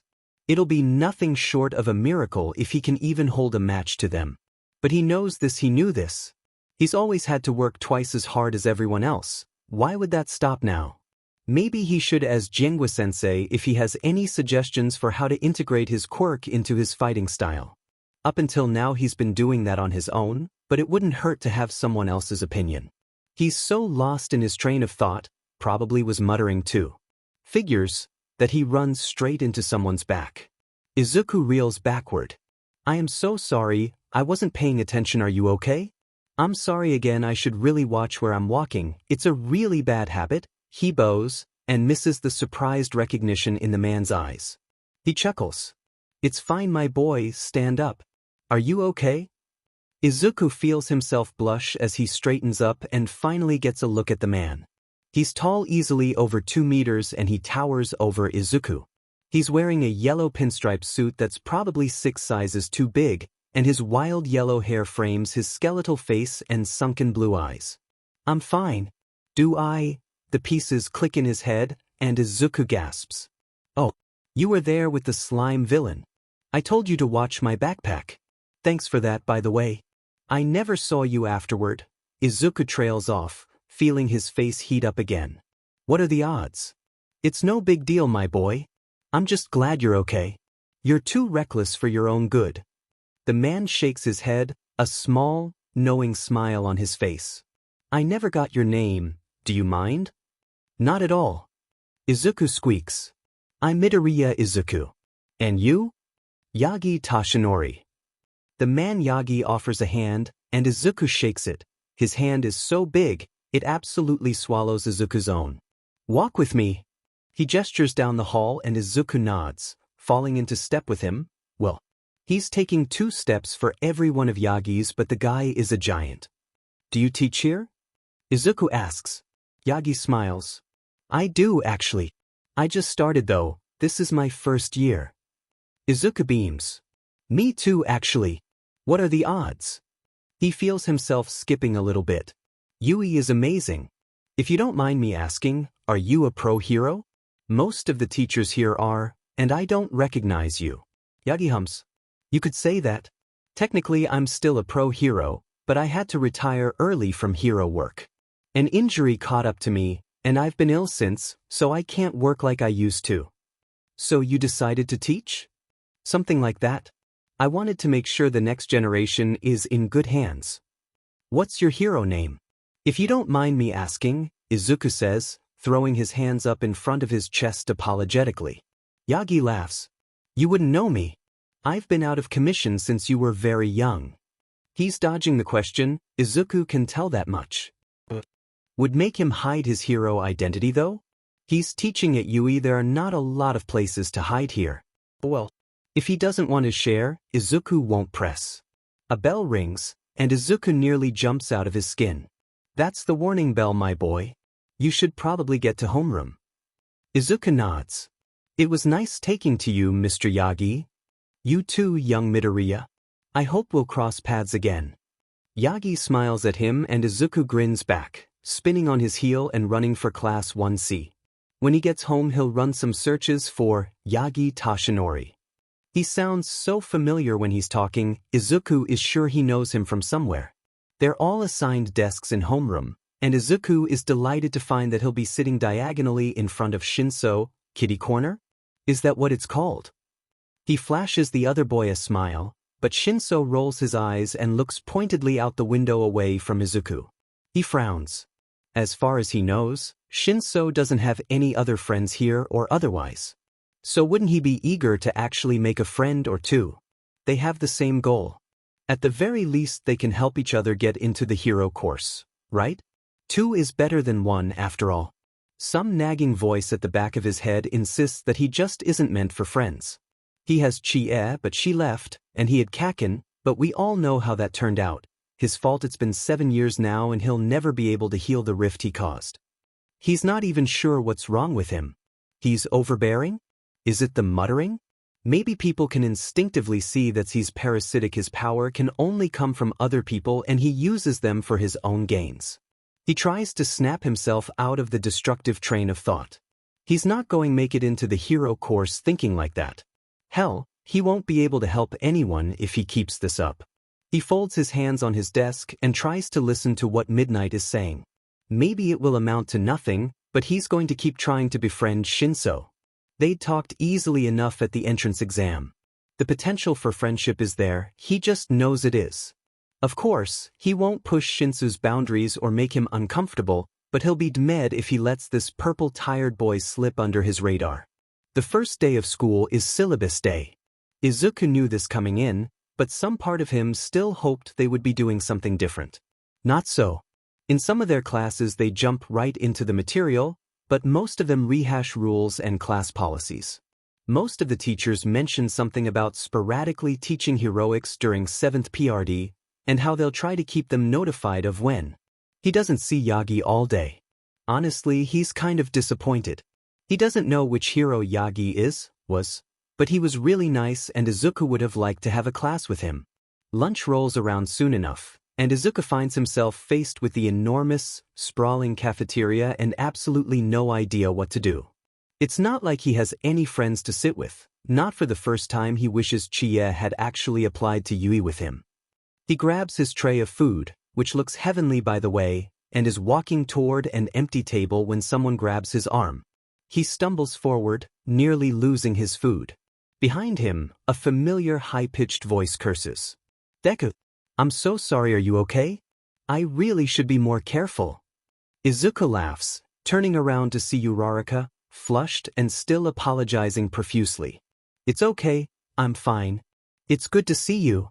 He was so caught up in looking for Kirishima yesterday that he'd forgotten to check the crowd for her, he realizes. She beams.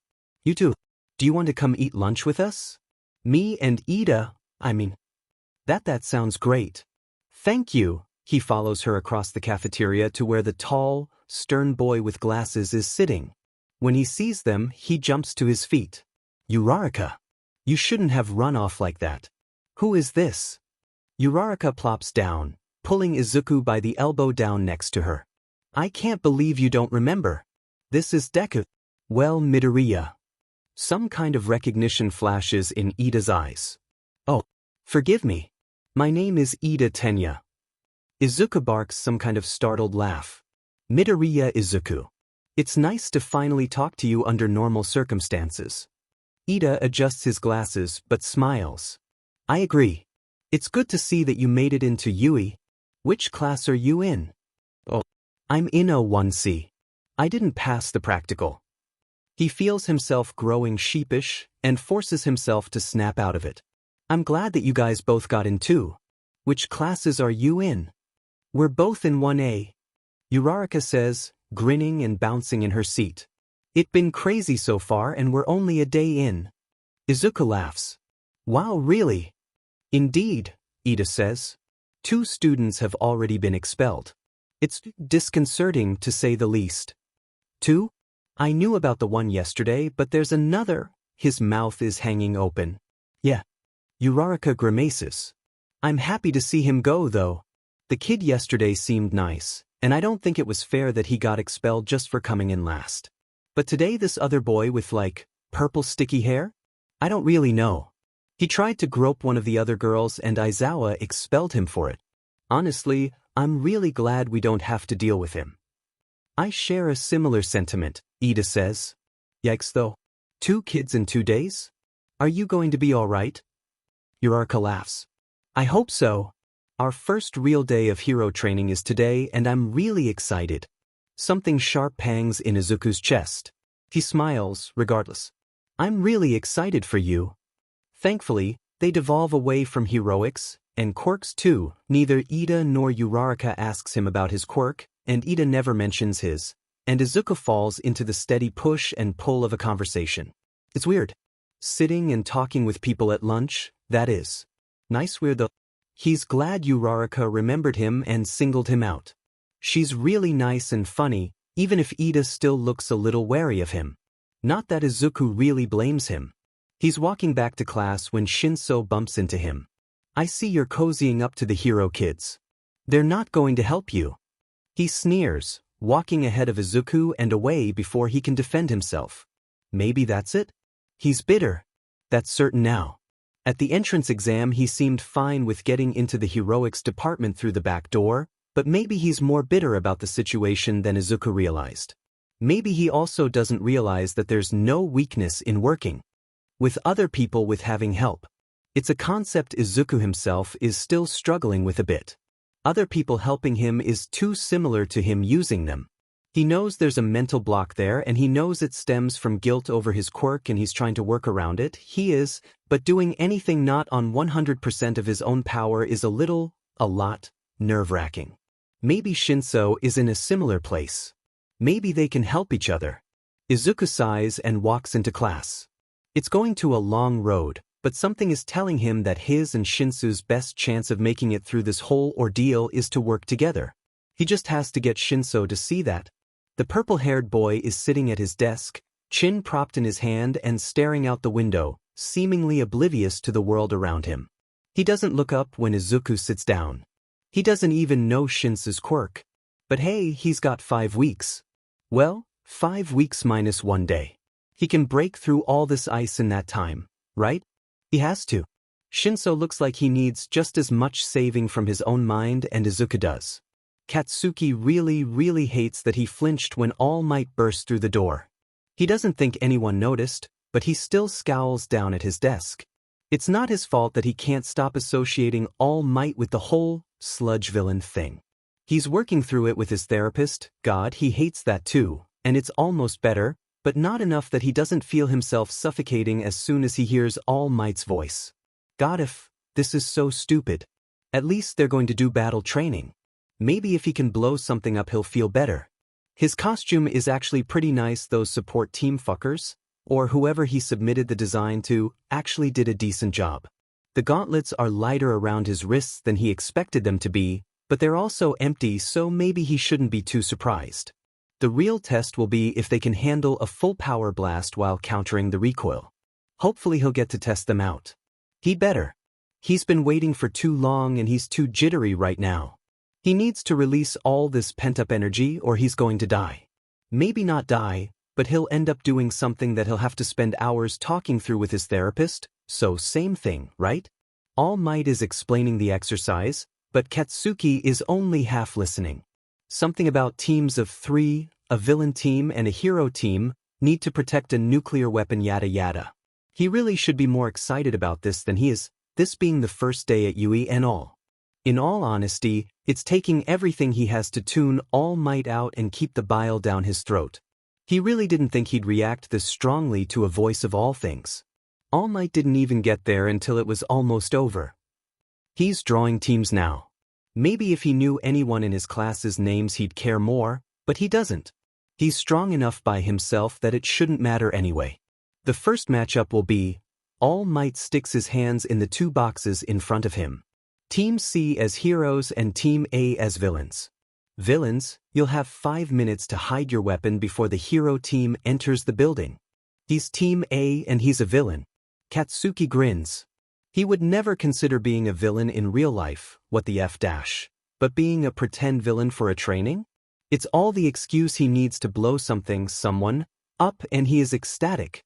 He's storming, strutting, power walking, murder walking. However you want to describe it, when he is affronted by 2 people. Probably the other 2 people on his team. We should strategize, the boy says. His costume looks like a cross between a car engine and a robot. In short, It's tacky and horrible and he could really use some design advice. What are your quirks? The girl asks. Her costume at least has some design sense. It's red, an excellent color, with some kind of high-collared crop top and short shorts in the same color. She's also sporting a yellow belt that looks way too bulky to be practical, but hey, if she wants to limit her movement, that's her problem, not his. Engine. I have engines in my legs. The boy says. Good if he's so loud. I can light explosions in my palms, Katsuki grumbles. Better to concede than fight them about it for the rest of the time. I can create anything from my body fat, she says. It would be very easy for me to barricade the weapon into the room we choose for it. Fantastic, you two guard it and I'll ambush them, Katsuki says. This is working out better than he hoped. My quirk is more combat-oriented, anyway. Engine boy hums. That doesn't sound like the best plan. Do you have a better one? I'll wait. Ponytail sighs. We should move the weapon to a higher floor. It'll give you more room to fight the hero team and give us longer to fortify it. Great. I'll see you fuckers when this is over. Language. Engine yells after him, but Katsuki is already racing down the hallway to get an idea of the layout of the building. This will all be over very quickly, if he has anything to say about it. And he will. The building very obviously isn't meant to resemble an actual, functional building. Each floor is practically a maze, with more hallways than rooms. Makes for good training, he supposes. The hero team has the octopus guy, the really bouncy girl who's been hanging out with DM and Deku. He can't escape him. Everywhere he goes, everything he does, Deku is always right there, isn't he? And the half-and-half BSRD with the god-awful ice costume. The only things he knows about their quirks are based on what he saw yesterday in the physical exam, which isn't a lot. Arms guy is probably who he has to look out for, though. Stealth has never been his strong suit, but if Arms can grow extra hands on his hands, then he can probably grow ears too, and Katsuki would rather have the element of surprise on his side. So he finds the best stakeout on the second floor, crouches and waits. Ponytail and Engine are a couple floors above him, 5. Not that it matters, he won't let anyone get near them, and he can't hear them moving anymore, so they must be ready. He breathes out slowly, steeling himself, and stops fighting the crazed grin threatening to break out on his face. Mom always says it makes him look like a maniac, but so what? He's the villain here, he might as well look the part. All Might calls time, and they're officially on the clock. The hero team should be coming in now. He waits in silence for a few painful seconds. Then he hears something. It's a faint popping sound, like when you drop an ice cube in a cup of water and it cracks. Was it always so cold in here? His eyes widen. Oh no. A sheet of ice is rapidly crawling along the floor toward him. Along the walls too. Sheet. He jumps, firing off an explosion, and alerting everyone to his position, damn it, to keep him in the air, and narrowly avoids becoming encased in the ice himself. He doesn't land soundly, and his feet slip under him. A string of curses fly from his mouth, but he doesn't fall, so who's the real winner here? Not this fucking ice, that's who. This is certainly going to make things more difficult though. He grits his teeth and grins. BSDRD's making it interesting for him? Thank if dash. It'd be awfully boring if he was the only one here with any sense. There are footsteps coming toward him now. Calm and measured, like whoever it is doesn't have a care in the world. It's probably that half-and-half ice BSTRD. Thinks he's won. Think again, Beach. He comes into view and Katsuki lunges, his palms sparking in anticipation. Half-and-half blinks lazily and sweeps his hand up from his side. He hears the cracking before he sees the ice forming, and unfortunately they both have too much momentum. He crashes into the small glacier and it seals around him, locking him into place. What the F dash? Half-and-half shrugs, and is that a smirk? Oh, the BSRD is definitely smirking at him and Katsuki is going to blow his FING face off. Don't be disappointed just because I'm stronger than you. He doesn't even spare Katsuki a backward glance as he continues on down the hallway. His loss. Katsuki may be trapped in ice, but he still has a hell of a lot of sweat on his hands and in his gloves. It takes a second, but he ignites it and the ice shatters around his hands and arms. Hey you! Ice BC, he yells, prying himself the rest of the way out of the ice block. Get over here and fight me. He doesn't actually expect him to get over here. From any strategic standpoint, that's a PSS poor move, and if this BSTRD fell for it, Katsuki would be sorely disappointed. He does expect him to at least glance back, and glance back he does. Katsuki is already on him, propelling himself forward with the force of his explosions and hooking half and half right across the face. Or he would have if a sheet of ice hadn't sprung up out of nowhere. The ice shatters under the force of his explosion, and he yells in frustration. There's a very loud crashing sound from somewhere above them, and the building shakes with it. Half and half smirks again. It's been good playing with you, but... And then All Might's voice in all of their ears. Hero team wins. Mom isn't there when he gets home. That's not unusual, she rarely gets home before him. He pulls some chicken out of the freezer to defrost and retreats to his room. He passed Yagi in the hallway after 6th PRD, but he seemed to be in a hurry and didn't stop to talk. He did wave though, which is nice. All that said, Izuku's curiosity is still mounting. He pulls open his laptop and types Yagi Tashinori into the search bar. Nothing. Well, technically he gets thousands of results, but none of them are particularly helpful. There's somebody named Yagi Tashinori who was a small-time movie director, but he died some 50 or 60 years ago. There's absolutely nothing relating to heroes.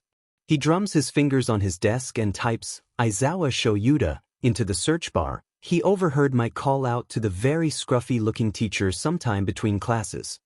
He has several pages of notebook number 6 dedicated to Eraserhead, but he didn't know his real name until today. The results pull up and the first few are nonsensical or historical figures with similar names. But about 6 links down the UE faculty directory pulls up, citing Aizawa as both a teacher and the pro-hero Eraserhead. What? His eyebrows pinching together involuntarily, Izuku follows the link through to the UE faculty page.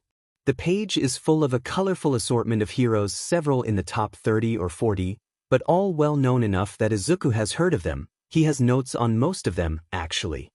All Might even has a page.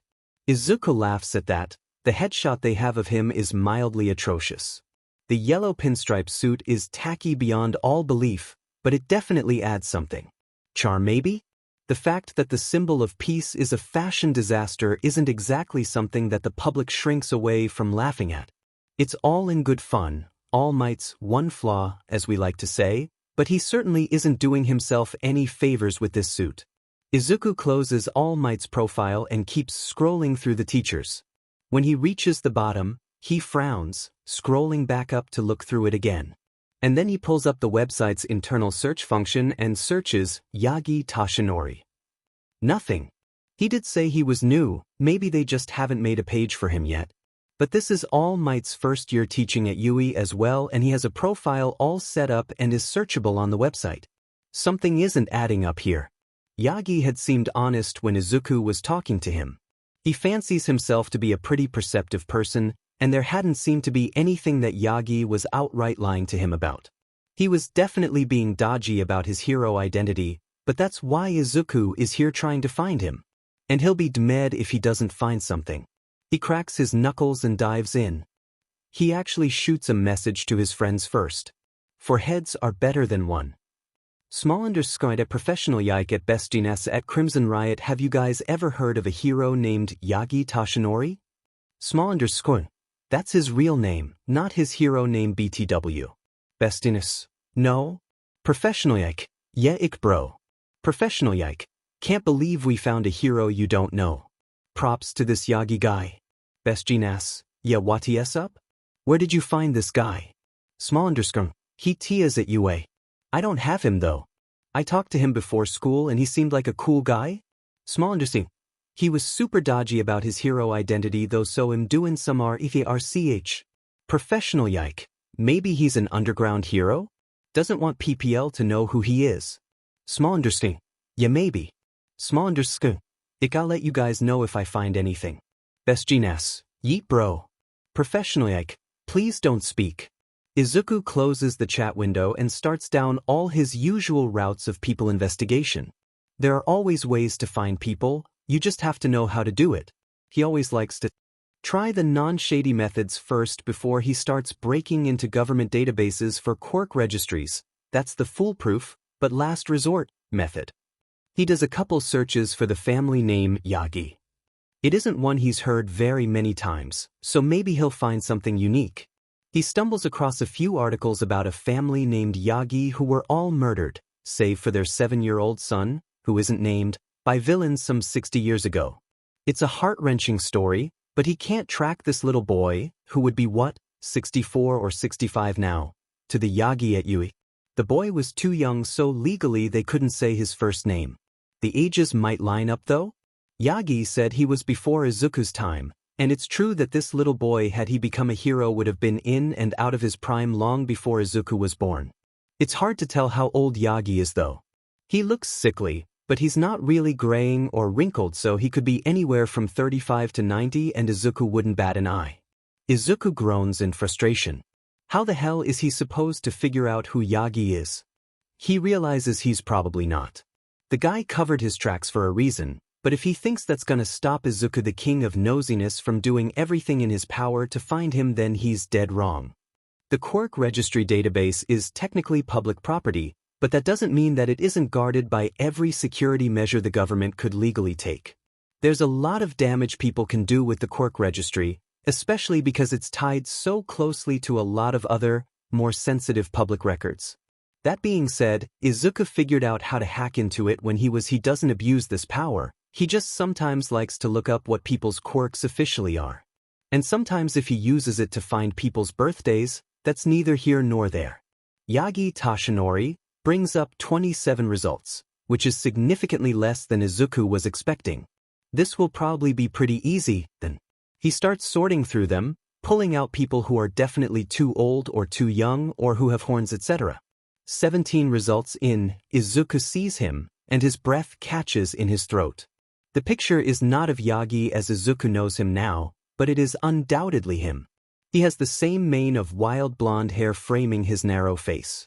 His cheekbones are still sharp, though softer than they are now, hollowed by illness and age.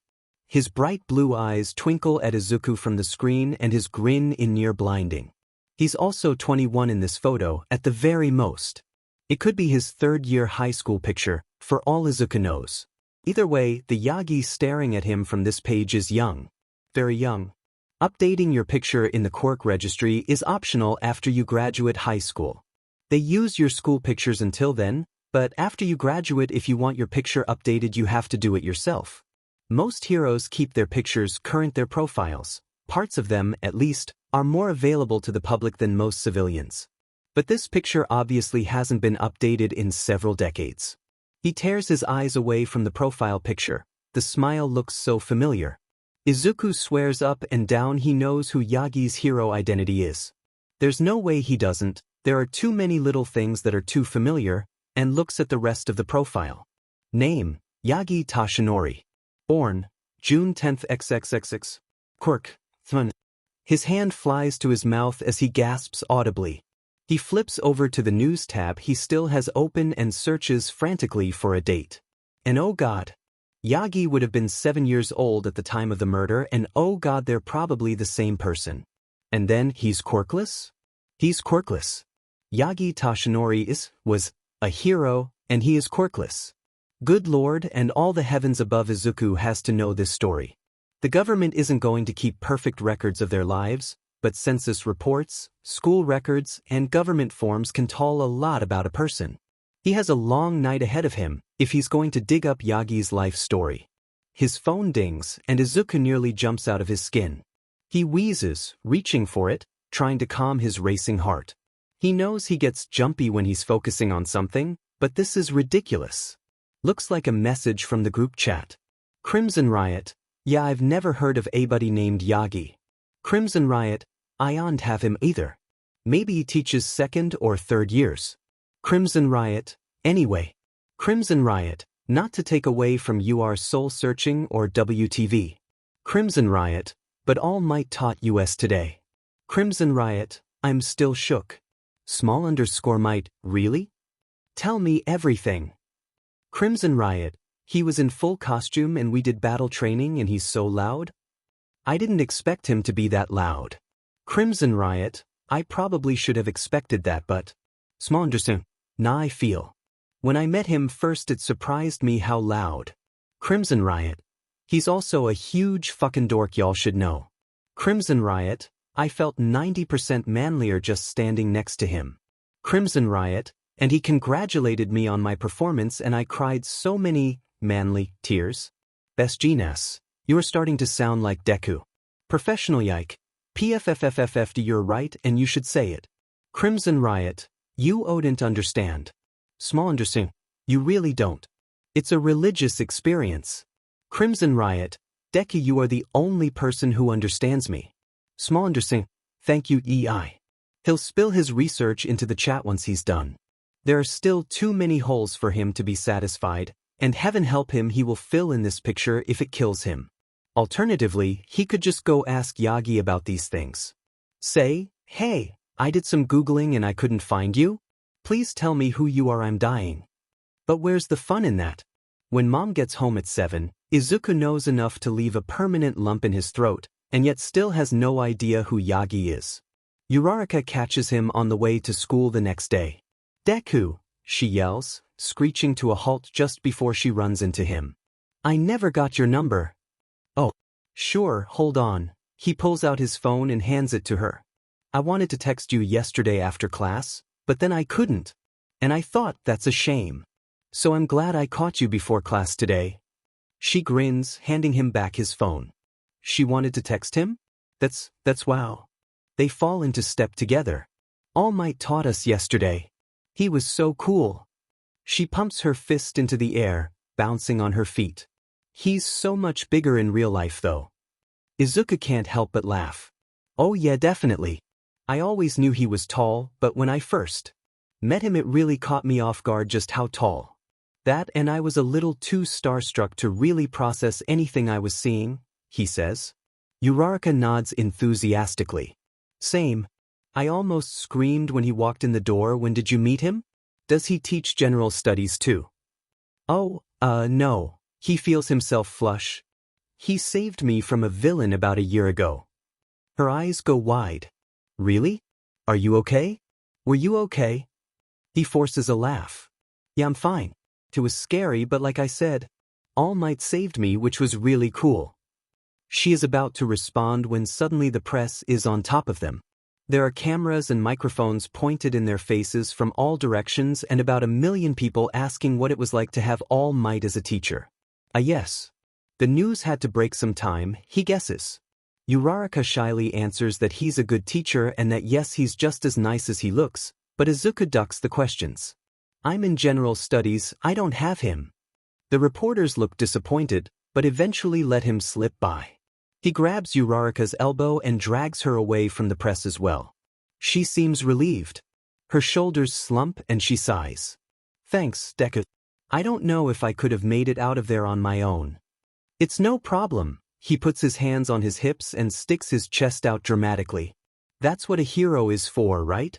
She breaks down into hysterical laughter and Izuku can't help but join in. They pass Shinso on their way into the school and Izuku doesn't miss the dirty look he throws their way. He winces a little. He should talk to Shinso today if there's time. Maybe convince him that they should work together. Though, he's still not sure how. Maybe he needs to come up with some kind of plan? Some way that they both can work together to beat everyone else at the sports festival. Would Shinso be more receptive to a plan like that, or would it be better to just try and befriend him first? Deku. His head snaps up and he looks, wide-eyed, at Uraraka. You're mumbling to yourself. What's up? Oh, sorry. He rubs the back of his neck sheepishly. It's nothing important. Just schoolwork. He's not sure why he lies to her. Maybe if he and Shinso can catch the hero classes off guard they'll stand a better chance? Yeah, that's it. She hums. Well, good luck with that. I'll see you at lunch. Maybe not today. I have another friend I'm meeting up with. That's fine. Have a good day, Deku. You too, he waves and she bounces off to class 1A. He hears someone scream when she opens the door and wow, that sounds a lot like Kaken. He's not entirely sure where Kaken ended up, but if Uraraka has to deal with him, then props to her and he wishes her all the luck in the world. He ended up sitting next to the girl from the first day who asked him about gymnastics. Her name is Arai Rin, and she's actually pretty nice. Izuku spent some time talking to her yesterday, and today when he gets into class she immediately spins around and starts talking to him about all the journalists outside, and wasn't it miserable trying to slip through all of them? Well, they all finally know what All Might is doing? And that's kind of important for them, he shakes his head. But yeah, they were really annoying. Hopefully the teachers can get rid of them before we have to leave. Arai sighs. Hopefully. I haven't even seen All Might yet. Me either, actually. Isn't it weird? Where is he? I want to meet him. I want him to crush my head between his pecs. Izuku chokes out a startled laugh. You what? She waves her hand idly through the air. It's not important. More importantly, don't you? I can't say I've ever thought about it. He swears he hears Shinso snort from behind him. Has he ever thought about All Might crushing his head between his pecs? Good lord, that's such a strange image. He needs to stop thinking about it or he'll be scarred for life. Thankfully, Midnight saves him from his own thoughts and this conversation when she walks in and announces that they need to pick a class president. Everyone perks up at that. As much as Izuku would like to be the class president, he doesn't think it's all that realistic. He's not exactly planning on staying in this class for very long, and shouldn't the class president have some kind of loyalty to the class as a whole? They probably should. Someone suggests that everyone who wants to be president give a 30-second campaign pitch and then they all vote, since they don't know each other that well. It seems reasonable enough, and one by one most of Class 1C tries to sell themselves in 30 seconds or less. Izuku can't help but notice that Shinso also doesn't offer himself up as a potential candidate. Arai does, and while Izuku wouldn't trust her not to crack an egg, let alone lead a class, he's got to admit that she has his vote. At least the chaos will be fun to watch. Arai actually amasses 3 votes, he wonders who the third one was, but she doesn't beat out another girl who gets 5. Granted, the other girl, Ueno, actually looks like she has her life together. She'll make a good class president, and maybe she can manage to rein in her overexcitable vice president. That would be a feat in of itself. Homeroom is over pretty quickly, and Izuku learns that the teachers at UE, despite being pro-heroes and looking severely less than qualified to teach things like math and English, does Present Mike even have any certification? They don't go easy on students. It is the top school in Japan. He should have guessed that the academics would be challenging too, but he isn't expecting to be lost in math on the second day of school. Ectoplasm seems like a nice enough guy, if a bit intimidating, but his teaching style is very different than anything Izuku has dealt with before, and it always takes him a bit to figure out what people are trying to tell him. In a week or so he should be fine, but the adjustment PRD is always tricky. Ectoplasm had also promised to let them know when he was teaching heroics, and he hadn't said anything today, so maybe he'll go talk to him after school and see if he can get everything sorted out. He'll never make it into heroics if he's failing math, that's for sure. He'll deal with math after school though. Now is lunchtime and he promised EI he'd sit with him today. They even have a pre-arranged meeting spot and everything. Aijuru is waiting there for him. He's scrolling through their group chat. Chie and Kuma have forgotten that they have a private server for a reason, and are planning a lunch date for this Saturday since they're both in Tokyo now. He's so engrossed that he doesn't notice Deku approaching him and startles, barely, when he sets down his lunch tray and takes the seat across from him. Oh sorry, Kirishima. I didn't mean to spook you, Deku says, waving his hands in some kind of apologetic dance. Aijuru almost laughs. He's so much more expressive than he imagined. It's really cute actually. Not to mention that Deku's hair looks so much fluffier in real life. It's fine. Don't worry about it, bro. Deku seems to relax at that. And you don't have to call me Kirishima just because we've only technically known each other for 2 days. You've been calling me I for eons now. Deku pokes at his food. Yeah, but that means you don't get to call me Midoriya. Deku, my bro. I wouldn't dream of it. He seems to perk up at that, and Aijuru's heart soars. This is going so well. How's Yui's infamous heroics program treating you? Deku asks, and he is more than happy to answer. It's crazy as hell, bro. Aizawa's expelled 2 kids already and I keep thinking it's gonna be me next. But All Might is so cool. And I don't know the other kids that well, but everyone is crazy strong and it's making me feel a little like a phony. Deku smacks him lightly on the hand, but then his eyes go wide and he reels away. Sorry. I shouldn't have hit you like that. It's just something Chie and I do and I forgot not everyone does. Idra laughs. It's fine, bro. Deku sighs. Okay, good. Because I meant it. You shouldn't talk about yourself like that. You're more than strong enough to be in the hero course. Deku looks so earnest, and honestly he's flattered. He claps a hand over his heart. Bro! He's cut off by the alarm bell sounding and the lunch crowd completely going to hell. He grabs Deku's arm and hauls him to his feet as the crowd washes over then and out into the hallway. Everyone is screaming and pushing each other. Idru is really glad he's not claustrophobic, or this would be a nightmare. What's going on? Deku yells. It means someone's breached security. There's someone on school grounds, comes the response from an upperclassman. That does nothing to quell Idru's nerves. If anything, his stomach ties into larger knots than before. This is like something out of an American horror film. He's about ready to accept his death. He has yet to let go of Deku though. He's so tiny he'd be eaten alive by this crowd when something whizzes above his head and slams into the archway above the door. That's Ida. Idru had been secretly hoping he would have won class president, but hadn't been willing to sacrifice his vote. He isn't too hung up on it. Todoroki seems like he'll make a fine class president. He's cool and level-headed enough. Everyone! Ida yells above the din. It's just the media. Please calm down. Just the media? The crowd quiets and Deku slumps against him. It makes sense, doesn't it? They were trying really hard to get into the school when he'd gotten here this morning. Still, it's a little disconcerting. Yui's supposed to have really great security. Like the best. Deku must be thinking the same thing because he's muttering up a storm. Cute? Good Lord, Idru is too gay for this. Not long after, a teacher shows up and informs them that it was, in fact, a false alarm and that everything is okay now.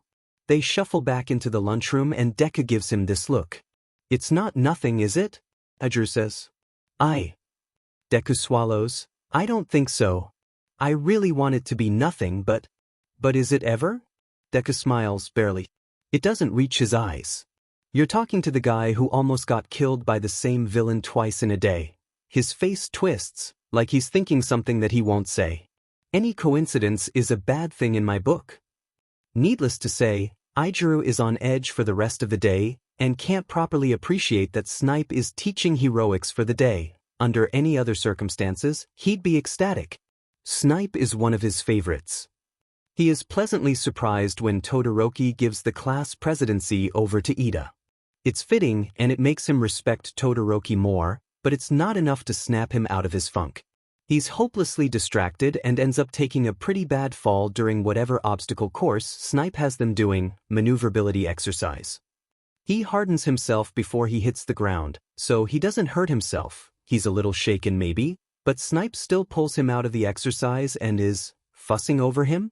Honestly, not something Idru would have expected, but that's the only way he can describe what is happening.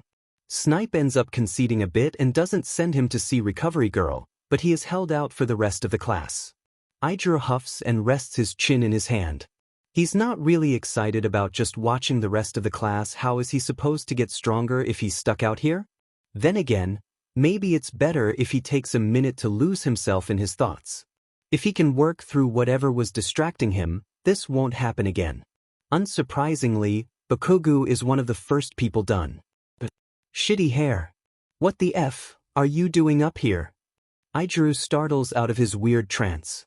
I fell and Snipe pulled me out. Teach. He almost looks like he want to kick something. Idru or the ground maybe, and he tenses just in case, but Bakugo turns on his heel toward the locker room. Idru watches him go. Bakugo is interesting to say the least. He's definitely one of the strongest people in their class, but he's got this whole air of hostility around him that's a little more intimidating than he would care to admit. He's just very loud and very rude. Really hot. Idru wishes his type wasn't a-hole bad boy, but here we are. There's something there though. He isn't the best at reading people, but there's something in the way that Bakugo runs his fingers absently over the scar on his face when he's not thinking. Or the almost soft look that flashed over his face before he turned away just a moment ago that makes him think that there has to be something.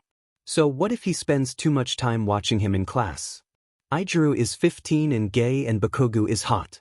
Sue him. He's not sure what that something is, but he really wants to find out.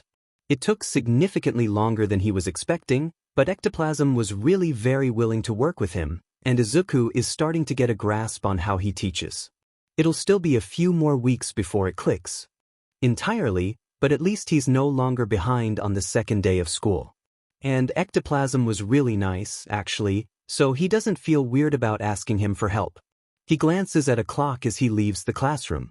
Wow, it's really late. The heroics class should be getting out in a few minutes. Maybe he can catch EI or Uraraka? That would be nice. But then again, he runs the risk of running into Kaken. He's been lucky so far, but obviously that luck can't last forever, especially if he gets into heroics. He can certainly drag it out as long as humanly possible, though. He'll probably just head out. He's not paying attention, again, and crashes into someone. I'm so sorry. I wasn't paying attention, are you okay? He bows, not very deeply, more of an apologetic head nod than anything else.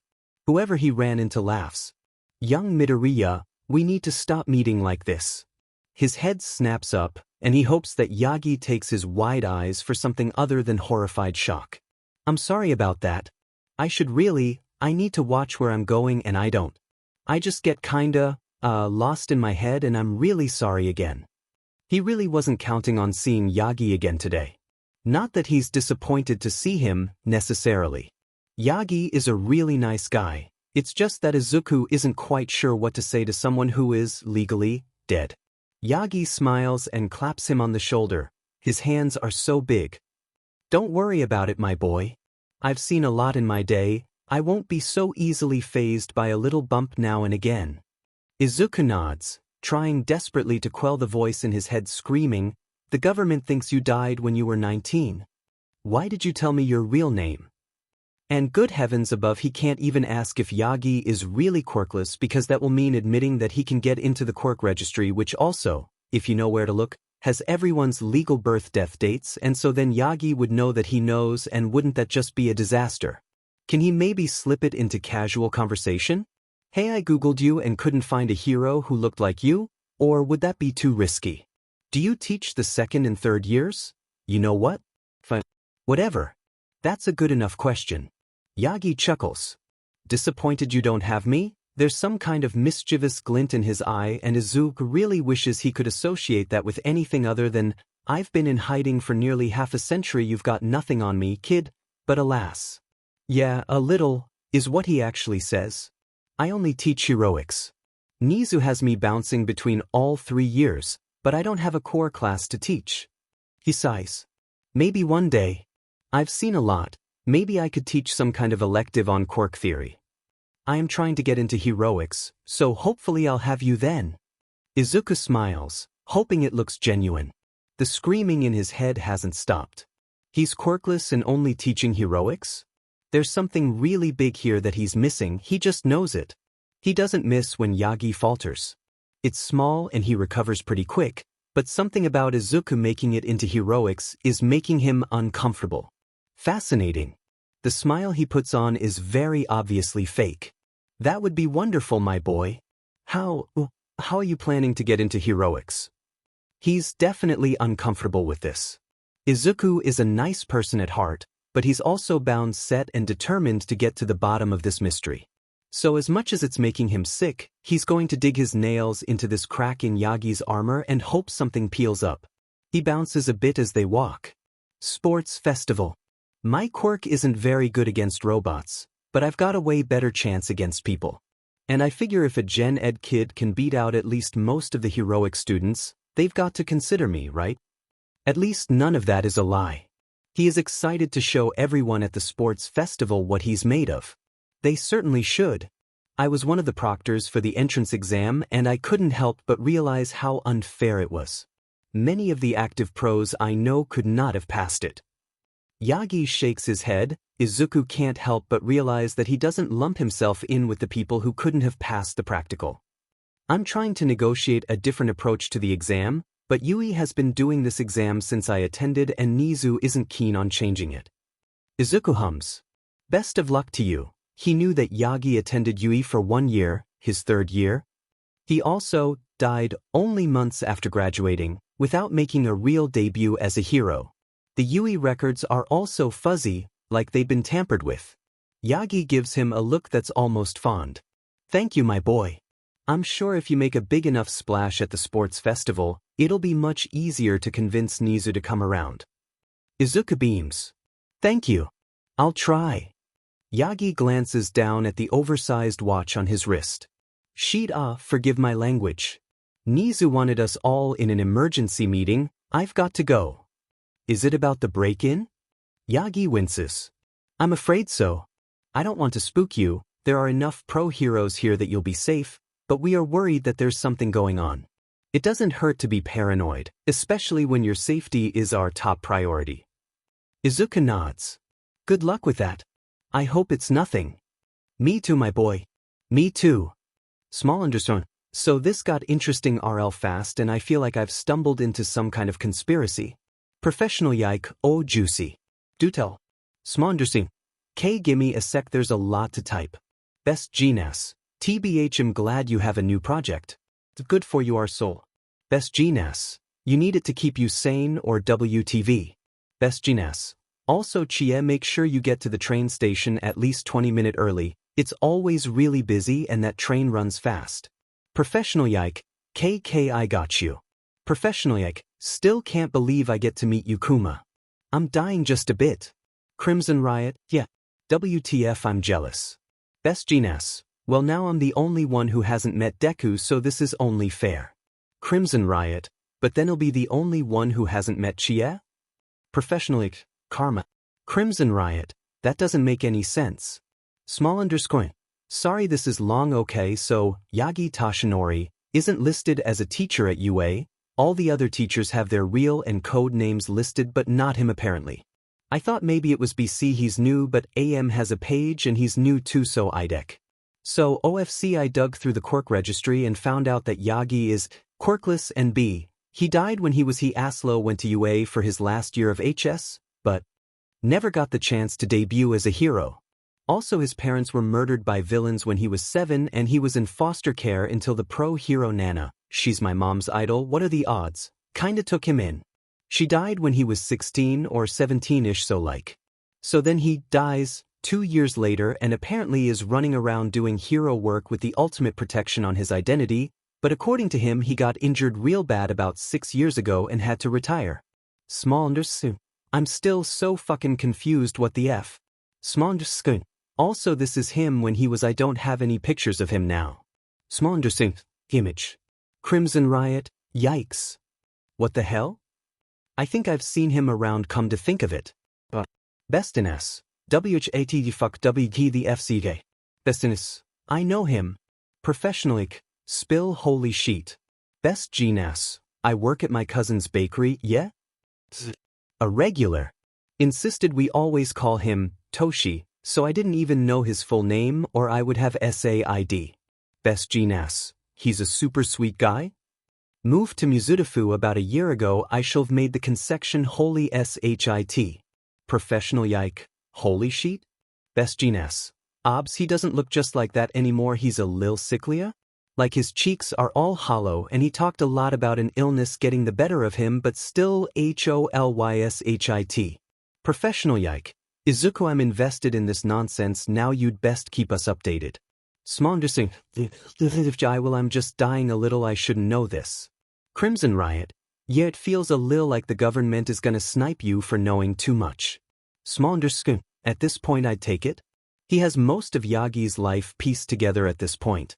Faking his death to ensure some kind of protection scheme isn't a bad idea and makes sense theoretically. There are just 2 things Izuku doesn't know, and unfortunately those 2 things are 2 of the biggest holes in the story. 1. Why would Yagi tell him his real name?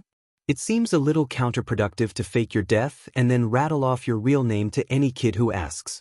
2. Who is he? What made his life as a hero so dangerous that he had to kill his alternate identity to protect himself? Who is Yagi Tashinori? It's Wednesday. The third day of high school. It's still 10 in the morning. He isn't even halfway through the day and Hitoshi is already tired. He could probably nap for an entire week. Maybe more than that. He's typically pretty good about staying on top of the insomnia. Yeah, it is, and he's tired all the time, but he hasn't been this tired in a good long while. He's practically falling asleep on his feet and definitely counting down the minutes until lunchtime when he can sneak away somewhere and power nap. Some logical part of his brain is telling him that it's just because this is a new experience and those are always exhausting. Not to mention the fact that everyone at UE is overly friendly and bound, set, and determined to befriend him, or talk his ear off, at least. He has hit his social quota before school starts every day so far. So there are a lot of factors contributing to how much of a zombie he is today. The first 2 classes of the day were absolutely torturous. They're all heading out to gym now, and as much as Hitoshi hates physical education classes with a fiery burning passion, he's actually kind of excited for it. Maybe if they're out and moving it'll wake him up. Hopefully. He's praying, anyway. He's not sure how to feel about the fact that they're taking another physical exam. Most of the class groans, and though he doesn't say anything out loud, Hitoshi is definitely screaming into the void as he stares into the middle distance. The groans of disappointment fade to a ripple of excitement when it's revealed that they can use their quirks for this exam. Because the heroics courses take their physical exams with quirks, so it's only fair if you do too. Needless to say, the screaming increases. Thankfully, the void doesn't ask silly questions. Nor does it scream back. What a good pal. This is great. Just stellar. He files into the line, waiting his turn for each of the assessment tests. Everyone is buzzing around him, sharing quirks and, in Midoriya's case, giving strategies and suggestions for how to use those quirks. He's in general studies. There should be enough people in this class with non-physical quirks that he won't be the only one getting the same scores on both tests, but apparently not. This is Yui, after all, he thinks with a sigh. Can't expect to find other people like him.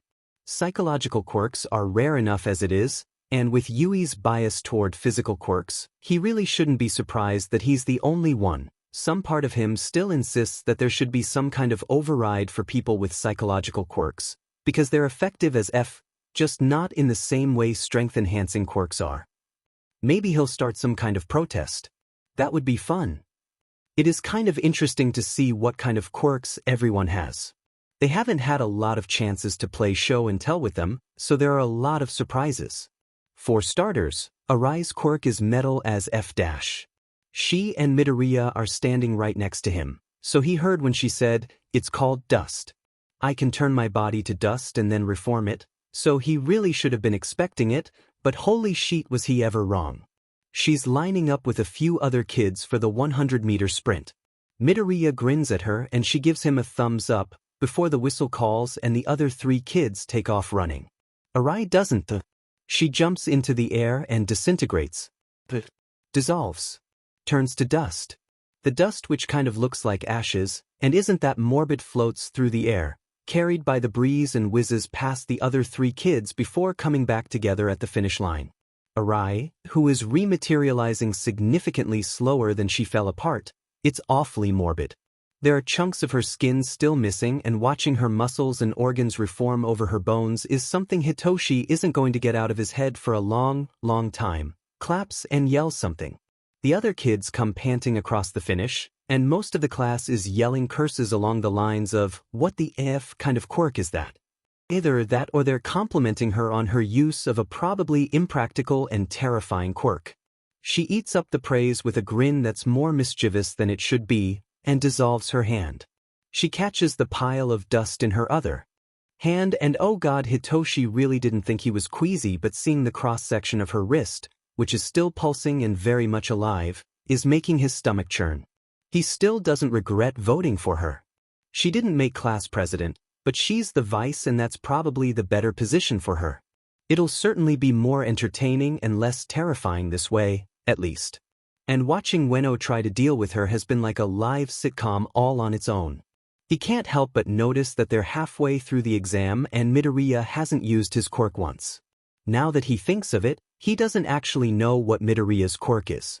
It's got to be something powerful, or he never would have considered taking the practical exam. But he didn't pass it either, so who knows? That's not really saying a lot, only 40 people passed the practical out of the 500 or so that took it. It's got to be something physical or combat-oriented. Or at least, that's the most likely. Most everyone in their class has already used their quirk on at least one test, or he's overheard them planning which test they'll use it on. And while Midoriya has been very vocal in helping people strategize how to best use their quirks, he hasn't once said anything about himself. Honestly, Hitoshi isn't quite sure why he's so fixed on Midoriya right now. That's a lie, he knows exactly why. He's been doing his best to ignore him for the last few days, telling himself that he doesn't need a distraction on his track to heroics. But Midoriya is persistent. Way more so than Hitoshi expected him to be. So maybe that's factoring into his fixation. But in all honesty, he can't tear his eyes away from Midoriya's arms. They met for the first time in January, and it was cold, so they had both been wearing sweaters, and their winter uniforms are long-sleeved, so he hadn't thought much about the odd splotchy coloring of Midoriya's hands. But now they're all in their gym uniforms, which are short-sleeved, and Midoriya's arms are exposed to the world. Which is a really weird way to phrase that. He knows that, but it's the only way he can think of. Midoriya's arms are absolutely covered in scar tissue. It's red and splotchy and pulls over his muscles in odd, and often borderline grotesque, ways. There are too many places where the skin is warped enough that he knows Midoriya lost more than a few layers of skin to the injury. They look like burn scars? There's nothing else he can think of that would cause damage like that. It's like Midoriya stuck his arms in a bonfire. Repeatedly. Hitoshi can't tear his eyes away. Yeah, he knows staring is rude, shove off. So he's going to blame that for why he notices that Midoriya hasn't once used his quirk. He still pulls impressive scores on a lot of the tests. I'm a gymnast, obviously I have good grip strength, but they're all the same as last time. Hitoshi wishes his scores were the same as last time. They're actually lower now, and he's going to blame that on the sleep deprivation. If only there was some part of this test that was like, how fast can you force someone else to eat a bowl of cereal? He'd be so good at that. God, he's exhausted. The fitness test, in the end, did very little to wake him up. If anything, he's more tired now and cursing his existence. They're shooed off the field and Midoriya falls into step with him, as per normal, on their way back to the locker room. If only he could ask about all the scarring without sounding like a creep. So I noticed you didn't use your quirk. Fucking smooth, Hitoshi. Midoriya actually laughs, like it surprised him. It's not an angry or forced laugh though, so Hitoshi is going to count that as some kind of victory. It wouldn't have helped me. A rai can turn into dust and you found a way for her to use that. Midoriya hums. Yeah, I'm glad that actually worked. I was kinda worried that she wouldn't be able to pull herself back together and then we'd have to deal with her being half a person, but thankfully not. Thankfully not, indeed. Just watching the Arai rebuild herself for 45 seconds had been traumatizing enough. He doesn't want to see that every day. That's not the point though. Midoriya is redirecting the conversation and Hitoshi is going to get answers out of this kid if it kills him. What is your quirk? What's your quirk? Midoriya raises an eyebrow at him, some kind of smile that can't mean good things pulling on his mouth. Hitoshi groans. Inwardly or outwardly he's not really sure. Probably outwardly, given that Midoriya laughs at him. You don't have to tell me if you don't want, but you did want to be a hero, right? Won't people have to know your quirk then? Hitoshi shakes his head. It would actually be better if they didn't. I was planning on being an underground hero. Midoriya's face lights up. Like Eraserhead. Oh, that makes a lot of sense, since you both have psychological quirks. I should have thought of that. Of course, psychological quirks are more effective if people don't know what they are. That almost pulls a surprised laugh out of him. Eraserhead is actually my favorite hero, he says, a little sheepishly. Really? He teaches Class 1A, did you know? Wait, really? Hitoshi would have tried to hide the excitement in his voice, but oh my god, this is Eraserhead we're talking about. Yeah. I have a couple friends in his class, and apparently he's already expelled 2 students, so you know what that means. Midoriya shoots him that same mischievous smile. 2 open slots in the hero course. Oh shit, you're right. Midoriya laughs. Right? If that's not fate, I'm not sure what is. But also, can you imagine being in Eraserhead's class? He's so cool. I would love to learn from him.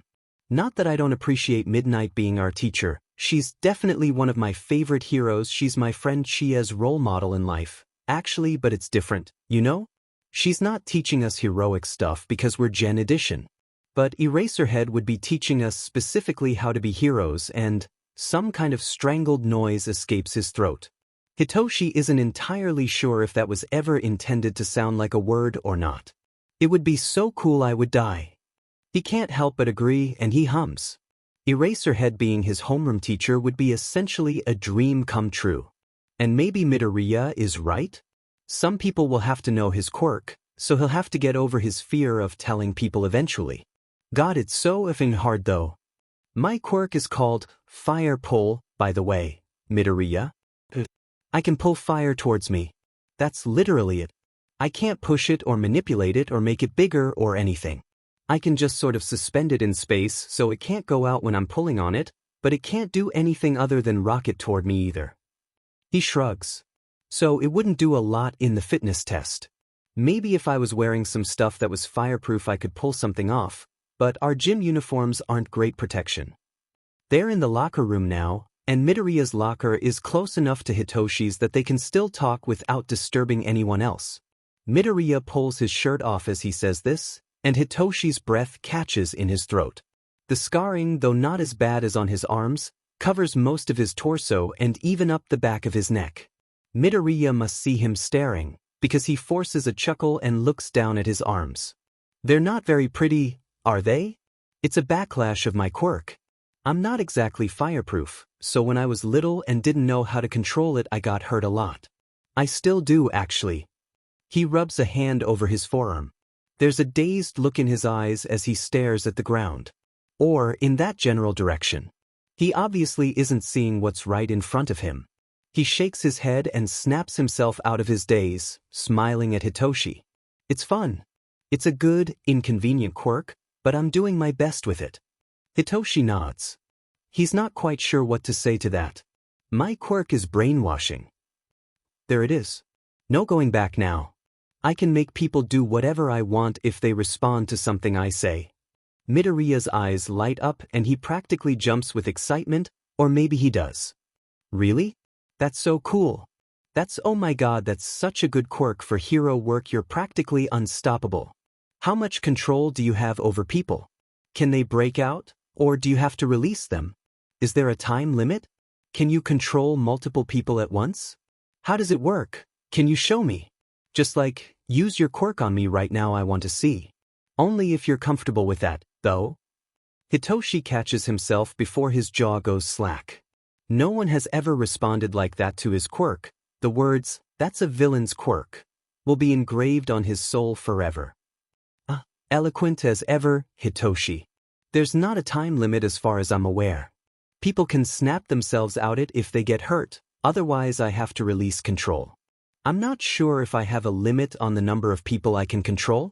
I know that the more people the simpler the commands have to be, and I start to get a headache if I overuse it, but I don't know where the line is. I haven't exactly had a lot of opportunities to use it, he trails off. This is uncharted territory and he can feel his stomach churning something awful. That's just so cool. Midoriya is practically bouncing, though, and Hitoshi doesn't know how to deal with this. Really though, can you use it on me really quick? Obviously if you're uncomfortable you can tell me to stop asking and I will, I swear to you I will, but I'm dying. Your quirk is so cool, just like, tell me to put my shoes on or something. Sure. Really? Hitoshi activates his quirk and Midoriya's eyes glaze over. He almost considers making Midoriya do the chicken dance, but they have to be to their next class in 7 minutes, so he should probably be responsible about this. Put your shoes on the wrong feet. Or mostly responsible about this. Midoriya bends down and puts his shoes on the wrong feet with the semi-mechanical movements he has come to associate with his quirk. He's always wondered if there is a way to make people move more naturally under his control, but he's never had a lot of willing test subjects, so that's still a path that has remained unexplored. Midoriya straightens and his glazed eyes stare past Hitoshi. He doesn't really like relinquishing control willingly. It's a weird process, but he should probably get used to it. It's like he has to sever the internal links he has with the person, which is really strange and makes his brain feel kinda fuzzy. He sighs and cuts his mental thread with Midoriya. The fuzziness hits his brain and he squeezes his eyes against it, but it fades into the exhaustion, so it's not too bad. He's still really tired though, so maybe it is weird and not quite worth it. Midoriya blinks as his volition snaps back to him. He sways a little on his feet before breaking into a wide grin. That was so cool. Is the fuzziness a side effect? I kinda feel like my head is still full of static. I think so. If I break the tie myself, I always feel a little dizzy, but it doesn't happen when the person snaps themselves out of it. I'm not sure about your end though. The only thing weirder than Midoriya instantly accepting and praising him for his quirk is that he's now realizing just how much he doesn't know about his own quirk. A decade of people being scared of him for it will do that, he guesses. If you want, I'm 100% willing to be a test subject for you, Midoriya says. We've got to make sure our quirks are top-notch for the sports festival, right? He punches Hitoshi in the shoulder, not hard enough to hurt. Far from it, and grins at him. Hitoshi feels himself smiling. Right. Wasn't his whole goal to try and avoid Midoriya because he didn't want to get distracted from his goal? How did this happen? There are 2 open spots in the heroics class right now. Maybe this won't be a bad thing. Maybe. Midoriya looks down at his mismatched shoes and sighs. I really should have expected this. In any case, Hitoshi accidentally made a friend, and that is just as weird as everything else as anything else here. It's Wednesday, the 3rd day of school, and they're going on a field trip. Yui is amazing. Ida's falling right into his role as class president, and is making quite a fuss about everyone getting onto the bus in an orderly fashion. Ochako giggles. That's just like him, isn't it? The unforeseen simulation joint, or USJ, and that can't be a coincidence, is huge. Way bigger than she expected. And 13 is going to be teaching them, which is pretty much a dream come true. This day cannot get any better, she's sure of it. Izuku runs into Yagi after school again. Not literally, this time, thankfully. He's a little more prepared to actually talk to him today. Significantly less shaken about the whole, you're supposed to be dead thing. Mr. Yagi. Hi. He's out of breath. He may not have literally run into Yagi this time, but he came pretty close. And is still trying to calm his racing heart. Yagi smiles at him, but it doesn't quite reach his eyes. Hello, my boy. Is something wrong? The question is out before Izuku can stop himself. In his defense, Yagi looks really unsettled. Something in the back of his mind screams that it's because he knows that Izuku knows too much. Yagi shakes his head. Nothing is wrong, young Midoriya. He sighs, his shoulders slumping. I was supposed to teach class 1A today, but my illness is acting up and Aizawa forced me to stay here. Oh goodness, I'm sorry. Are you okay? Yagi chuckles to himself a little. I'm fine. I should probably take it easy for the rest of the day though. Best not to aggravate it. He sighs. Something tells Izuku that he really doesn't want to rest. It's kind of hilarious to think about actually, considering Yagi looks like a strong wind could knock him over. Yeah, best not to overdo it and make it worse, Izuku says. I was just on my way to have a cup of tea. Would you like to come? What are the odds that he can casually pry information out of him while they're having tea? Pretty good, provided he has enough time. I would love to. Maybe he should take Mom a little more seriously when she calls him Sly. They start walking through the corridors, Izuku once again taking 2 steps for each of Yagi's. How are you doing, young Midoriya? Izuku hums. Good. I think I actually made a friend today, which is really exciting. Oh. Izuku bounces. Yeah. I met him at the entrance exam, but he didn't really want to talk to me the first few days here. We kinda connected today though. I think we're friends now. That's very good, my boy. I'm happy for you.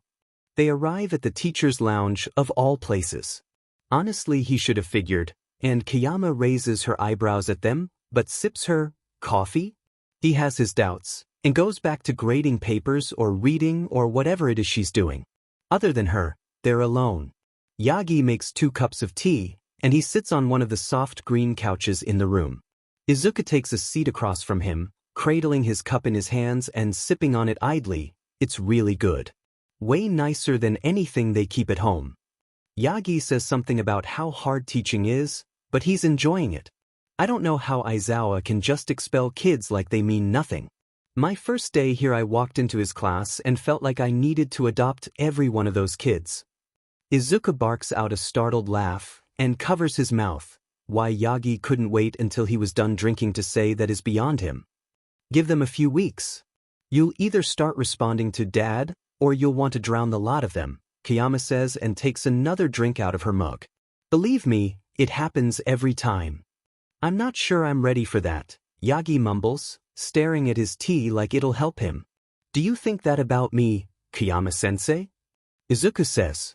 This could backfire really easily, but he's feeling cheeky and it just kinda slipped out. She laughs. Somewhere he wonders if he shouldn't have recorded this conversation. Chia would love it. Midoriya, you are a headache waiting to happen. Not the answer he was expecting. Is that a bad thing? Far from it. He can see the smile pulling on her mouth and preens a little bit. Mom has referred to him as her little chaos agent for years now. He knows he's been the cause of a fair share of headaches. Miss Kiyama is your teacher? Yagi asks. Yeah. She's my homeroom teacher, he says. Maybe this will actually be easier with midnight here. More odds of someone slipping up and saying something they shouldn't. How much does she know though? There's certainly a lot to probe here. Yagi smiles. That's wonderful. Miss Kiyama is a great teacher and a fantastic hero. She actually interned at my office when she was a first year. She was a delight even then. Midnight hums. That's not exactly how I would put it. Izuku doesn't miss how her eyes flit to him. Fascinating. Oh, don't do yourself this disservice, Miss Kiyama. You're a very fun person. She snorts, and Izuku giggles. Aren't you supposed to be teaching today? Yagi freezes. It lasts half a second before he relaxes and starts talking again, but Izuku doesn't miss it. Aizawa told me to stay here. It's the Yagi hums, like there's a phrase or word he's searching for, but my injury illness is acting up isn't all that hard to say. It's what he's said to Izuku every time they've talked about it. He throws a sideways glance at Izuku, who pretends to be very interested in his tea. I'm out of time for the day. Midnight quirks an eyebrow and nods in Izuku's direction. He's pointedly looking at a painting on the other side of the room. Maybe not pointedly so much as, I'm trying to be casual but still give you the illusion of privacy. Yagi shakes his head. Izuku frowns. You should really be more careful with yourself, she clears her throat. You're not as young as you used to be, and nobody here wants you dead just yet. She flashes him a smile. Yagi chuckles, but it's forced and awkward. He glances at the clock. Are you okay? Izuku asks. It's a fair question. Yagi doesn't look super great. Just worried, my boy. He glances at the clock again, and his hands shake a little. I can't help but feel that something is wrong. He smiles, but it's definitely forced. Comes with the business and all. Izuku frowns. Do you need to go? Yagi glances at the clock again. I shouldn't. You really shouldn't. Midnight is almost glaring at them from over her mug. His hands are still shaking as he sets his half-empty cup on the coffee table between them. I'm just going to stop by. If everything is fine, I'll come right back. I just don't feel right about this. He stands up and nearly knocks his cup over with his knees. Sheet. Sorry, I need to, language. I have to go. He's out of the room a lot faster than Izuku thought he could move. Is he okay? Kiyama sighs. He's a reckless BSTRD, so probably not. But those kids are on Yui property and they have Eraserhead and 13 with them. They'll be fine, even if something bad is happening. Izuku hums. Maybe it's just how Yagi was acting, but he definitely can feel a knot forming in his stomach. He finishes his tea and head out of the school. He's got a fair amount of homework to do, and he has a lesson with Jingwa-sensei tonight and he wants to get it all done before then. He's barely outside the front door when Ito, wearing a costume, It's silver and there's lots of pipes nearly crashes into him. Midoriya, are you okay? I didn't mean to hit you like that. His voice is frantic and he's shaking pretty bad. Wait, he's in 1A, isn't he? What is he doing here? I'm fine. What's wrong? What are you doing? Ida grits his teeth. We were attacked by villains. I was the only one to escape. I need to get backup. At least Yagi's danger sensor is accurate. He'll get there before them. That's good. I can help you get people. Midnight is the only person in the teacher's lounge, so you should go somewhere else. Sheet, I don't know where everyone is, but I'll help you.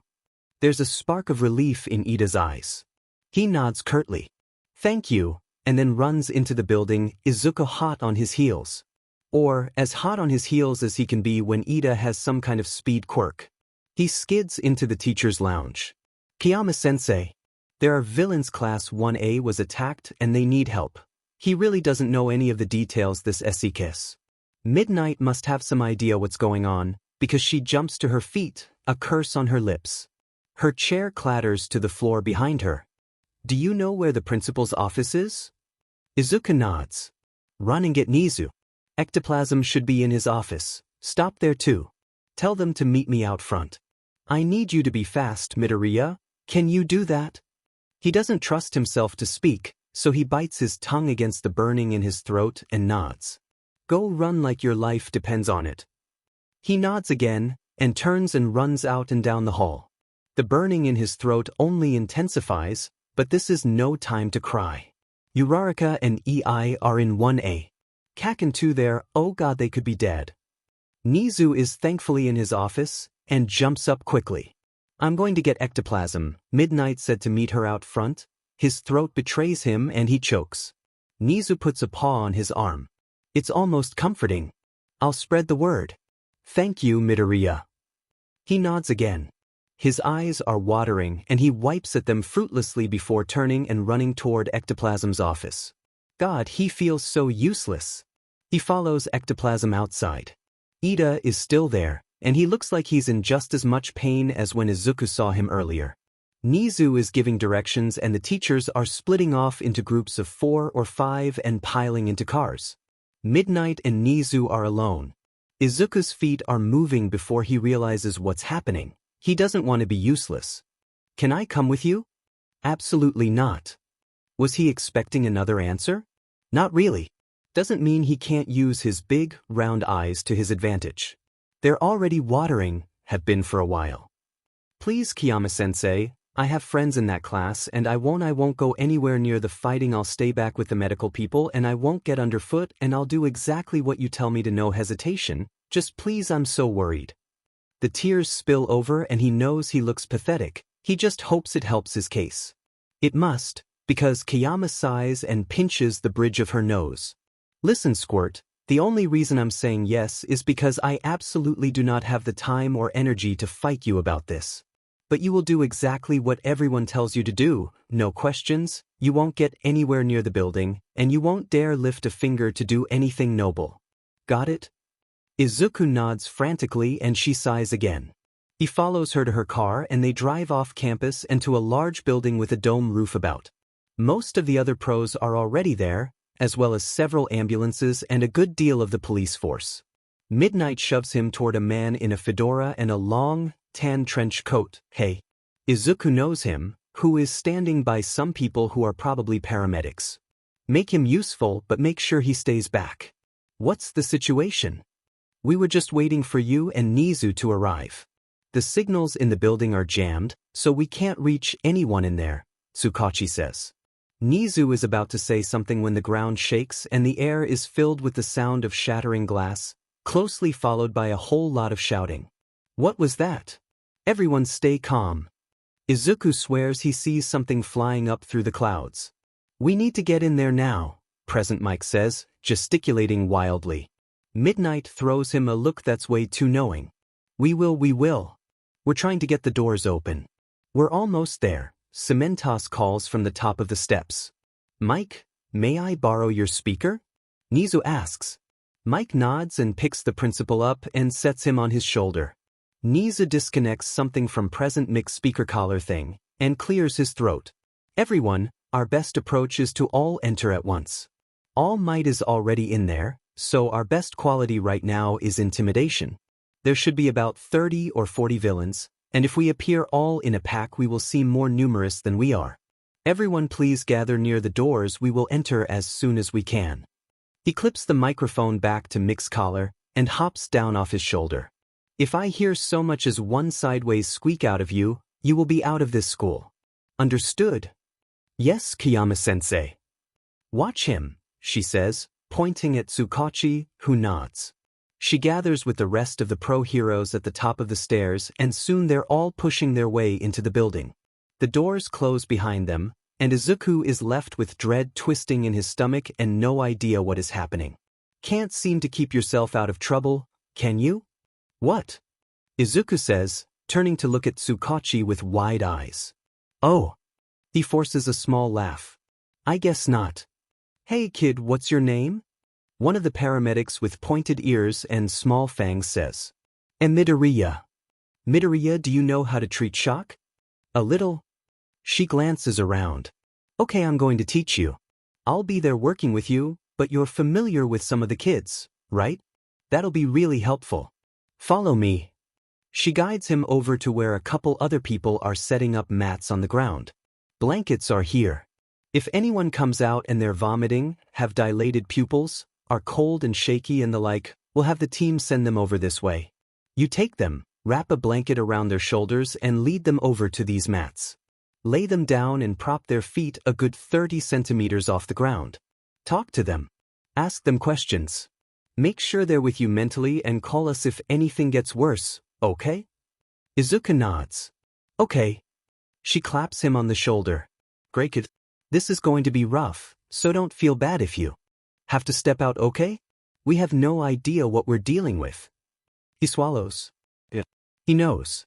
They're only in there for a few minutes, 5, maybe 7 before the teachers start herding kids out and toward the paramedics. There's some commotion right at the beginning that Izuku doesn't see someone carried out on a stretcher. There's a lot of blood and he's not close, but that's about it.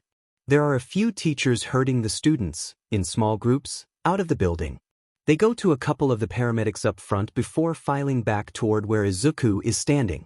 He's handing out blankets to the people that want them, but everyone seems to be fine. A little shaken, maybe, but unhurt.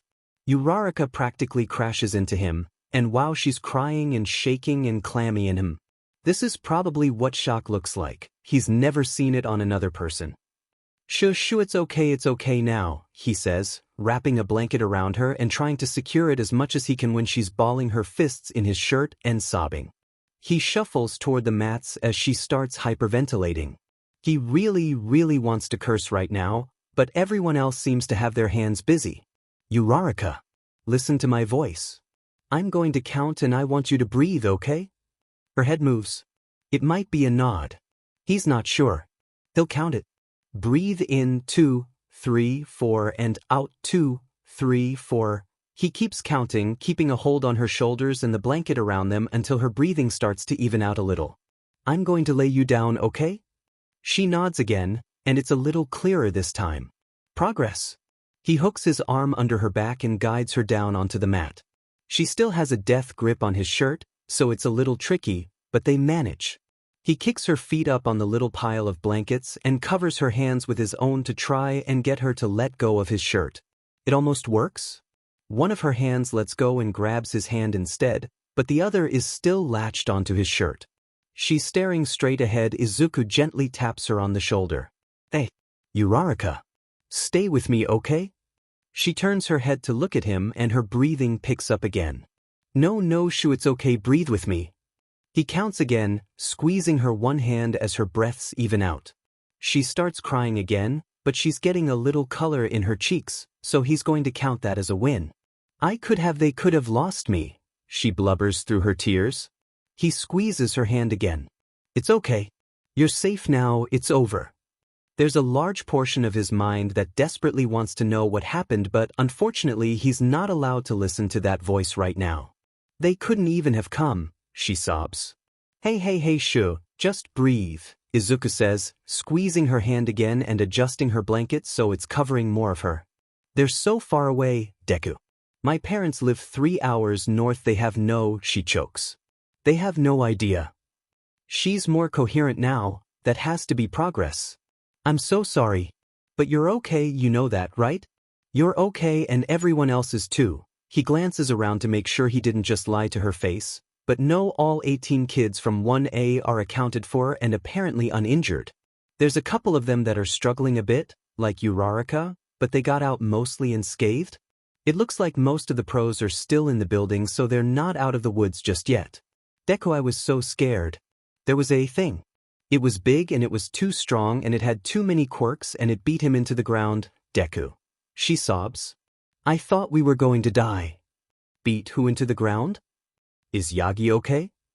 He can't even ask her that because he's supposed to be calming her down, not working her up.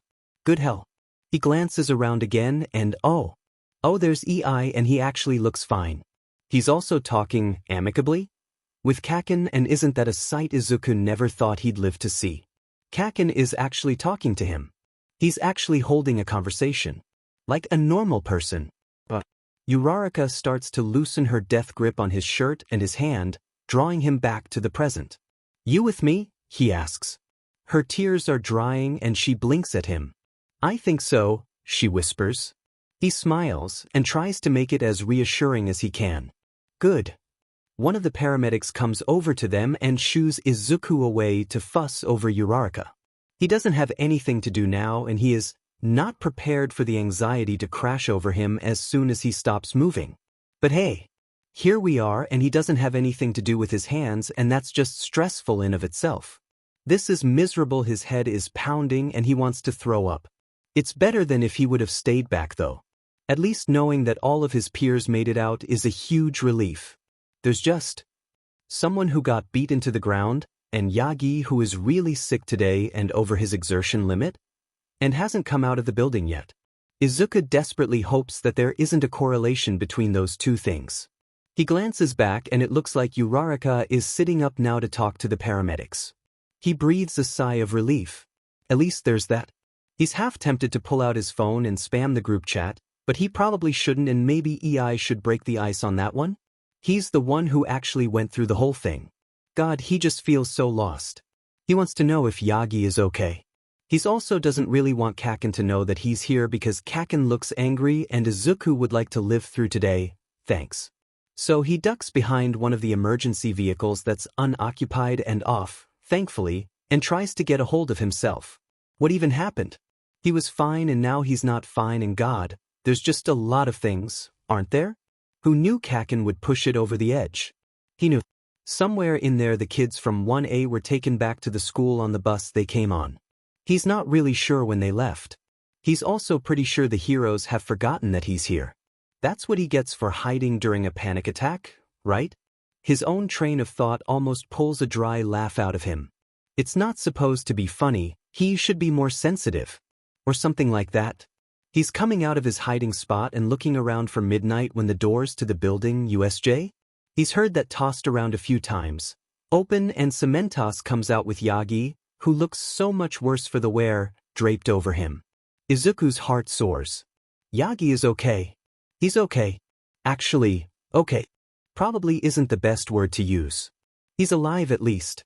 Alive and on his feet, despite the blood dripping down his chin and covering the front of his shirt. Is that what his illness does to him? No wonder no one wants him to overdo it. That's a lot of blood. That's really a startling amount of blood. He shakes himself out of his train of thought and runs across the parking lot, walkway, to meet Yagi at the bottom of the stairs. He doesn't miss how a lot of the pros immediately tense as soon as they see him. Yagi! He skids to a stop just before he runs into him. That would be bad. Are you okay? What happened? Yagi smiles. It's a little gruesome with all the blood, but it warms his heart all the same. He lifts his hand like he's going to pat Izuku on the shoulder, but stops at the last second, probably noticing that there's quite a bit of blood on his hand. I'm fine, my boy. What are you doing here? I came with Midnight. Tashinori, for the love of God, can you stay out of trouble for 10 minutes? Izuku is glad that Tsukachi sounds this exasperated with everyone, but still, he giggles a little. Cementos helps Yagi onto a stretcher, But he doesn't lie down. A couple medical people swarm him, taking vital signs and whatever else. Tsukachi comes to stand at Izuku's side and sighs deeply. Yagi and Izuku share a look. How much worse did you make it? There's some kind of fondness in Tsukachi's voice. Which isn't surprising if he's using Yagi's given name. Which means that Tsukachi is probably his given name, and yikes, Izuku is really glad he hasn't called the detective by name yet. That would have been embarrassing. Yagi winces. In half. In half? You only have an hour and a half now? Good Toshi, you're going to give me a stress ulcer, Tsukachi says, pinching the bridge of his nose. This is fine. We can deal with this. He glances at Izuku. Does? Yagi shakes his head. No. Tsukachi purses his lips. What can you tell me? Yagi shifts, and Izuku didn't realize until this moment that he had both of his hands around one of Yagi's. Weird. Not like he's going to move though. There was a creature. Their leader, Shigaraki, kept calling it a Numa. It responded to his commands and had multiple quirks. I don't know how many, but I think I saw 3 or 4. He breathes, and it's wet through all the blood. It took everything me and all might, he glances at Izuku as he says this, had to beat it. We almost didn't. He squeezes Izuku's hands. He's not sure how consciously. Tsukachi says in a sharp breathe through his teeth. This is bad. Yagi nods. Very. Izuku will ask later what it means that Yagi only has 90 minutes. He has a certain amount of pain-free time where he can be active and fine. Any longer than that and everything hurts too much. He will ask later where All Might was, inside, still helping clean up villains. There were a lot. He will want to ask later who Yagi is, he will not. But now is not the time for asking. Now Yagi lays back on the stretcher and is carted away. Izuku and Tsukachi watch him go, before Tsukachi sighs. It's no wonder he likes you so much, you both attract trouble. Don't give me that face, we both know it's true. So Midoriya, do your best to keep him out of trouble, will you? He sighs and looks to the side. He means a great deal to a lot of people. We need to keep him alive for at least a little longer. He's wrapped into giving a few statements for the police. Legal stuff is the worst, but he'll probably have to get used to it if he's gonna be a pro-hero, right? Ugh. And Tsukachi, Naomasa. His family name is Naomasa and Izuku should use it. Offers to drive him home, which is really nice of him.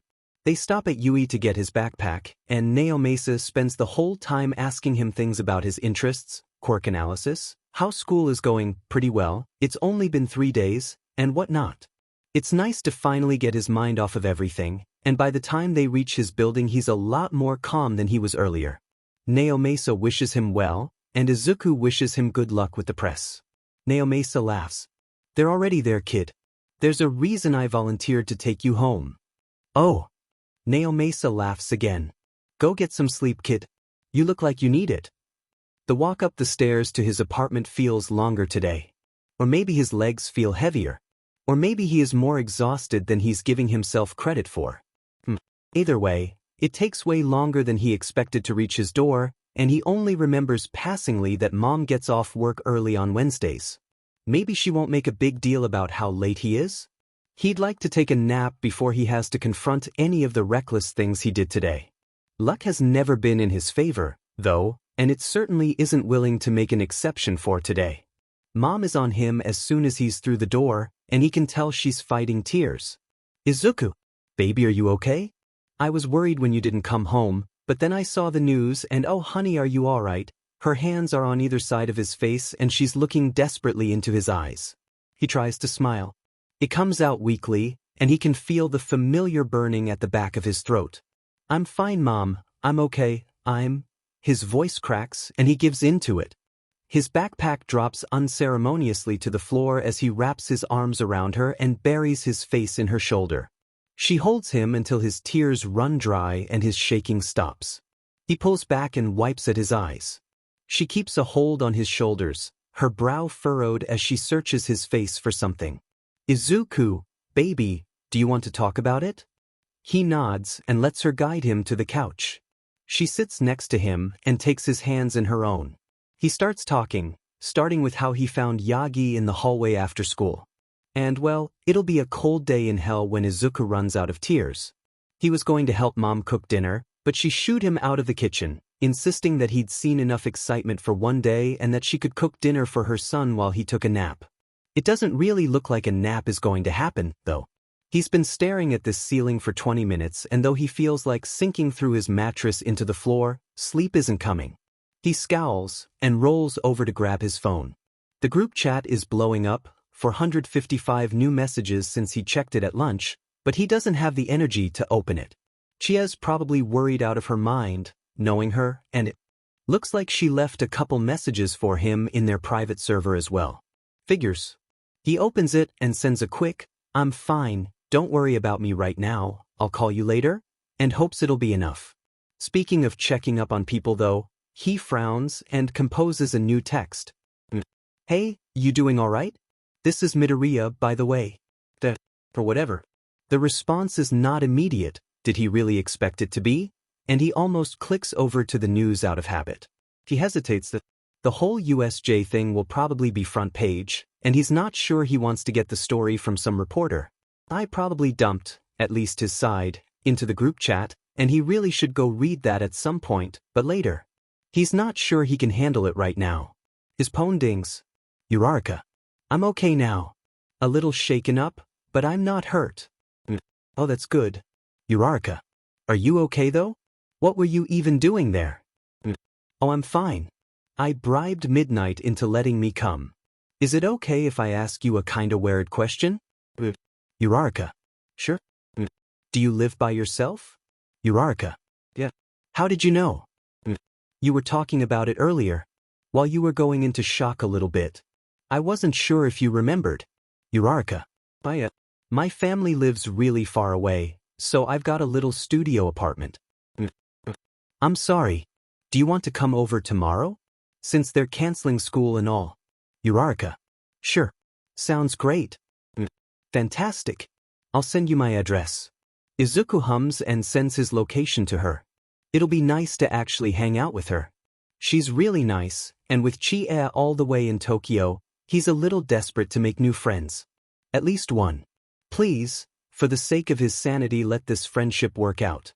Also, if she's only got a studio apartment, she's probably not eating well. He and Mom are very far from being rich, but that doesn't mean he isn't going to jump on the chance to feed her. The way to a person's heart is through their stomach, right? It's a foolproof plan. Ingenious. He's so smart. Speaking of food, whatever Mom is cooking smells heavenly, and he's not going to get any sleep anyway. He sits up, stretches, and abandons his phone on his bed in favor of following his nose. The kitchen is warm. He's wrapped in his favorite oversized All Might hoodie, the one that always gives him sweater paws, and Mom looks up and smiles at him when he walks in. There's a candle flickering on the edge of the counter, and its warm cinnamon scent mingles with the spicy curry Mom is stirring. If he could live in this moment forever, he would. "Hi, Mom," he says, wrapping his arms around her from behind and resting his forehead on her shoulder. She chuckles, reaching up to ruffle his hair. "Hi, baby. Did you sleep well?" He shakes his head, his forehead rubbing against the soft material of her knit sweater. "Couldn't." She hums. "I'm sorry. Does curry sound all right? I would have made something nicer, but we don't have the ingredients." "Curry sounds wonderful, thank you." He picks his head up, resting his chin on her shoulder. "Can I have a friend over tomorrow?" "Of course." "Who is it?" "Her name is Uraraka. She's one of the hero course kids. I met her at the exam, and she's super nice." "That's wonderful, honey. I'm glad you're making friends." He hums, a small smile playing on his face. "Me too. Now if you're going to stand here and be obnoxious, at least grab a couple bowls." "This is almost done," she laughs. Izuku returns it, letting go of her and heading toward the cabinets. "Obnoxious? Never." Crimson Riot, and then All Might sent it flying. Like punched it and it just flew up. Through the roof. Through the sky. Bestiness, Ameo by beach. Crimson Riot, it was so cool. If I wasn't already crying 'cause I was scared for my life, I would have burst into tears instantly. Crimson Riot, Anyway, then had this rel ally intense stare down with Hans McGee, and I thought it was gonna end bad, but then Snipe showed up. Crimson Riot. Actually everybody showed up, but Snipe shot the fucker. Crimson Riot, and then Hans and the gate just zapped away. Crimson Riot, and that's pretty much it? Heroes were there, herded us out, took care of the other villains. Crimson Riot, good times. Professional yikes. Professional yike, glad you are okay though. Professional yike, that's scary as hell. Izuku frowns as he scrolls back through the chat later that night. He knew Yagi had been one of the first people on the scene, if not the first, yet EI hadn't mentioned him once. Only that All Might had shown up and defeated the nymph. Probably the creature with multiple quirks that Yagi had been talking about. His stomach churns. There's really only one way to explain this, and he really doesn't want to believe it. Really doesn't want to believe it. He wasn't planning on grilling Uraraka for information, he just wanted to have a nice day hanging out with her. Desperate times call for desperate measures and all that. Mom is gone for the day when the doorbell rings. Izuku jumps up from where he'd been lounging on the couch, scouring every official report on the USJ incident he could find. It never hurts to be too careful, and bounces to the door. Hi. Uraraka stares back at him, wide-eyed, before breaking out into a grin. Hi. Good heavens, she's so cute. Hi. It's been so long since he had someone new over. He has no idea what to do. Chia always invited herself in and immediately crashed on their couch floor. He's also known her for upwards of 8 years, so that's that. Come in, he steps aside, and Uraraka shuffles in and pulls her shoes off. She's looking around his apartment with her big, wide eyes, and suddenly he is very self-conscious of everything about it. It's home, and he wouldn't trade it for the world, but that doesn't mean he doesn't feel weird about how small it is sometimes. I hope this isn't weird to say, but what's that smell? It's so warm. Uraraka says, following him to the living room. Oh, it's the candles. I think there's cinnamon right now. I convinced my mom to buy some a few years ago and she really liked them, so now we keep candles around the house all the time. Curse his tendency to talk too much when he's nervous. Really? That's so nice. Uraraka smiles at him again. You are doing okay, right? With everything that happened yesterday? She shakes her head. Yeah. I'm still a little shaken up. I kinda watched 13 get dissolved by their own quirk, and then when All Might showed up I ended up sitting with Aizawa until the other pros showed up, and there's not a lot anything can do to prepare you to watch over the bloody and unconscious bodies of your teachers. She sighs and looks at the floor. Sorry if that was too much. No, you absolutely have the right to be shaken up about that. Izuku puts his hands on her shoulders. And if you need to talk to anyone about it, I'm here for you, okay? I know we haven't known each other for very long, but really, I'm here for you. Uraraka looks up at him and smiles weakly. Thanks, Deku. I appreciate it. He smiles in return and pulls his hands back to his sides. But hey, I didn't invite you here to talk about sad things unless you want to. She shakes her head. Fantastic. Do you like card games? She laughs. It's a little forced, but they're getting there. Sure. I don't know very many though. Oh, no worries, I can teach you. He pulls a couple pillows off the couch and throws them around the coffee table before grabbing the couple decks of cards he and Mom keep there. You've played solitaire, right? Not for a while. He hums. No big deal. I was gonna describe this as multiplayer solitaire, but this is fine. I mean, it basically is multiplayer solitaire, but that's not the point. Uraraka laughs. Whatever it is, it sounds fun. He grins, handing her a deck of cards. Believe me, it is. Nerds. Uraraka yells, throwing her hands in the air. Izuku groans. I knew this was a bad idea. How are you so good at this? His head collides with the table, and a few cards flutter to the floor. She laughs. Hey, don't scatter the cards. I want to know just how much I've beat you by. No, let me lose in peace. Absolutely not. He groans again and picks his head up before starting to count his cards while she gathers the ones in the middle. I still had 5 in my pile. This isn't even fair. I guess, she says, a playful lilt to her voice. You're so cruel to me. You deserve it. I invite you into my home. She laughs again. 25 points. And you asked for this, buddy. He grumbles something. 22. Oh my word, I would have beaten you, I cannot believe. But you didn't.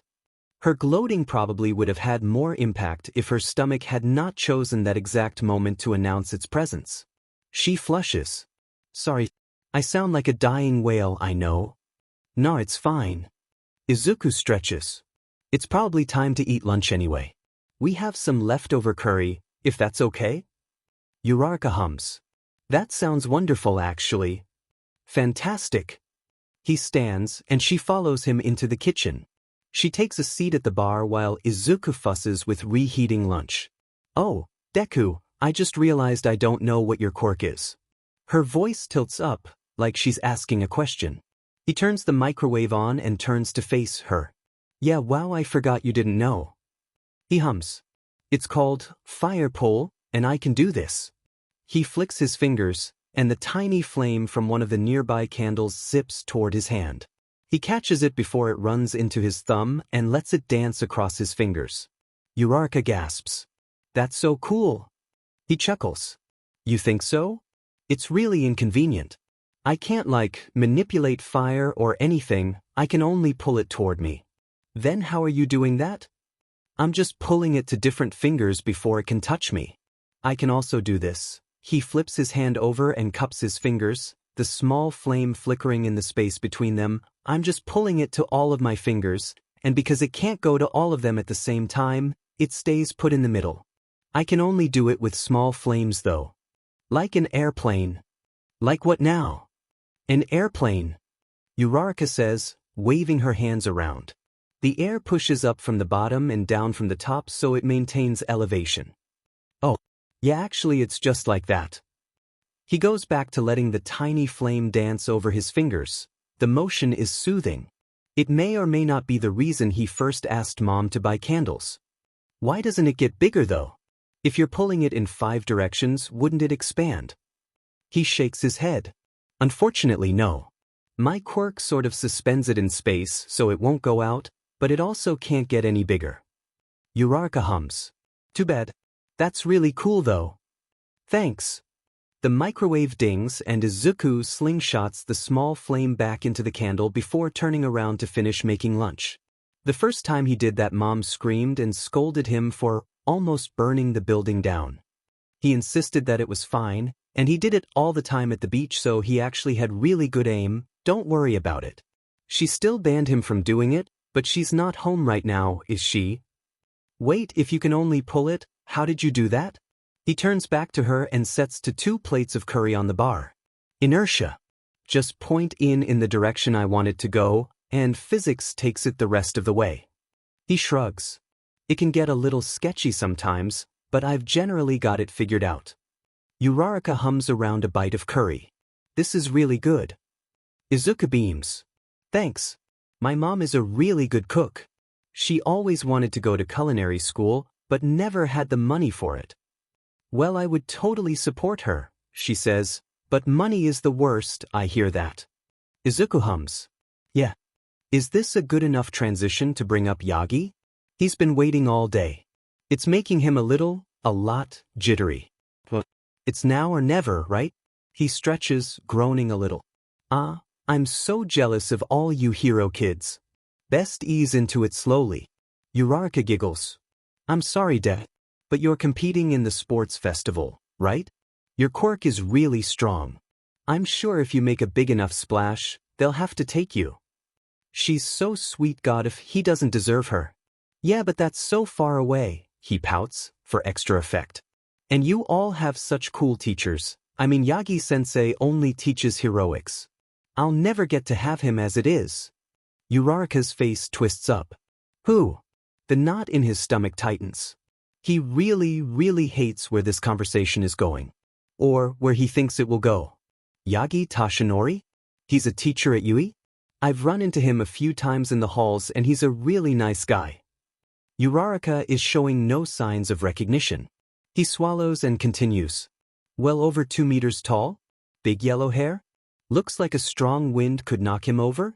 He said something about teaching Wani yesterday, so I figured you'd know him? He trails off. Uraraka shakes her head. I have no idea who you're talking about. He was supposed to teach us yesterday? Izuku shrugs. I could have heard him. Wrong, I guess. Well, if he teaches heroics, I look forward to having him. Uraraka says, bouncing a little in her seat. If you like him, he must be really nice. I trust you. Izuku almost winces. You really shouldn't, he almost says, but doesn't. He forces a smile. I'm flattered. When you have him, you'll have to tell me how he is. She beams. I definitely will.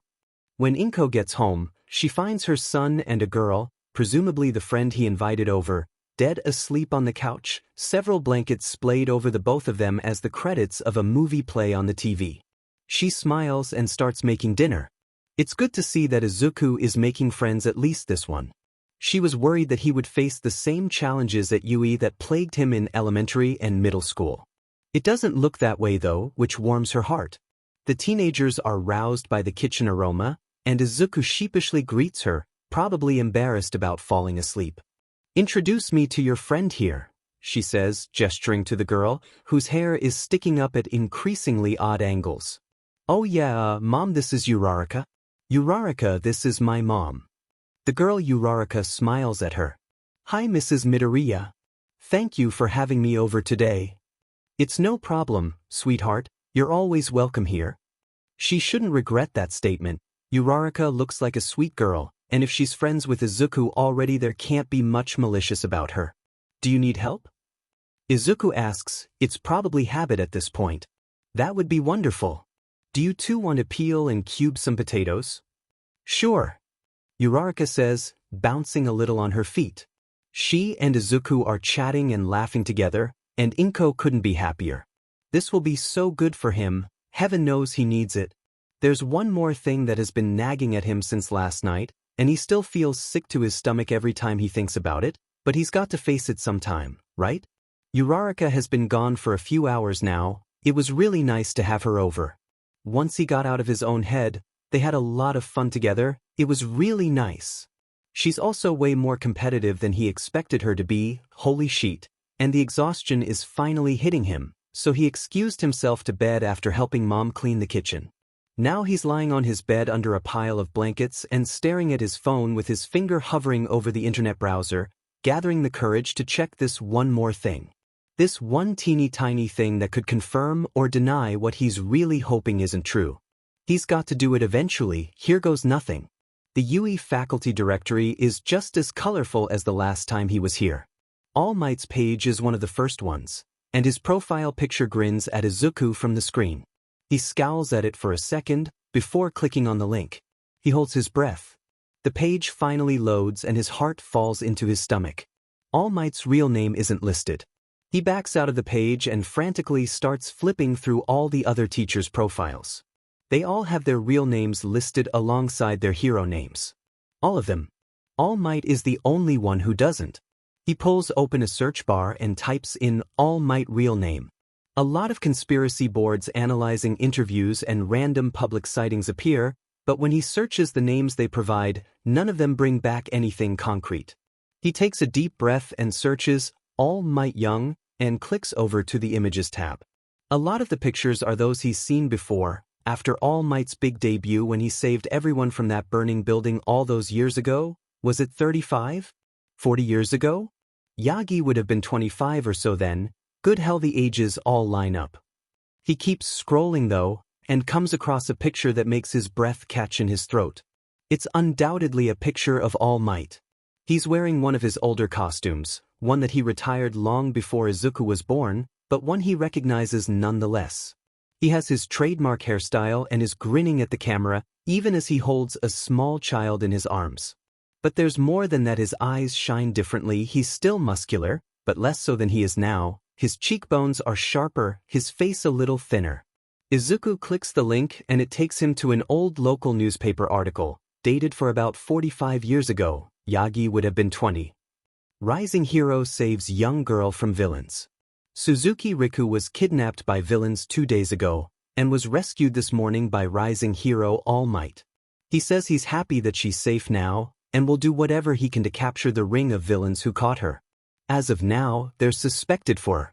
He scans the rest of the article, but there's not much more on All Might himself. He scrolls back up and looks at the picture again. This is several years before his big debut, and a year or so after Yagi died. Oh god, they really are the same person, aren't they? There's no denying it, this is definitely Yagi in this picture. Definitely Yagi and definitely All Might. He tries to fight the burning in his throat.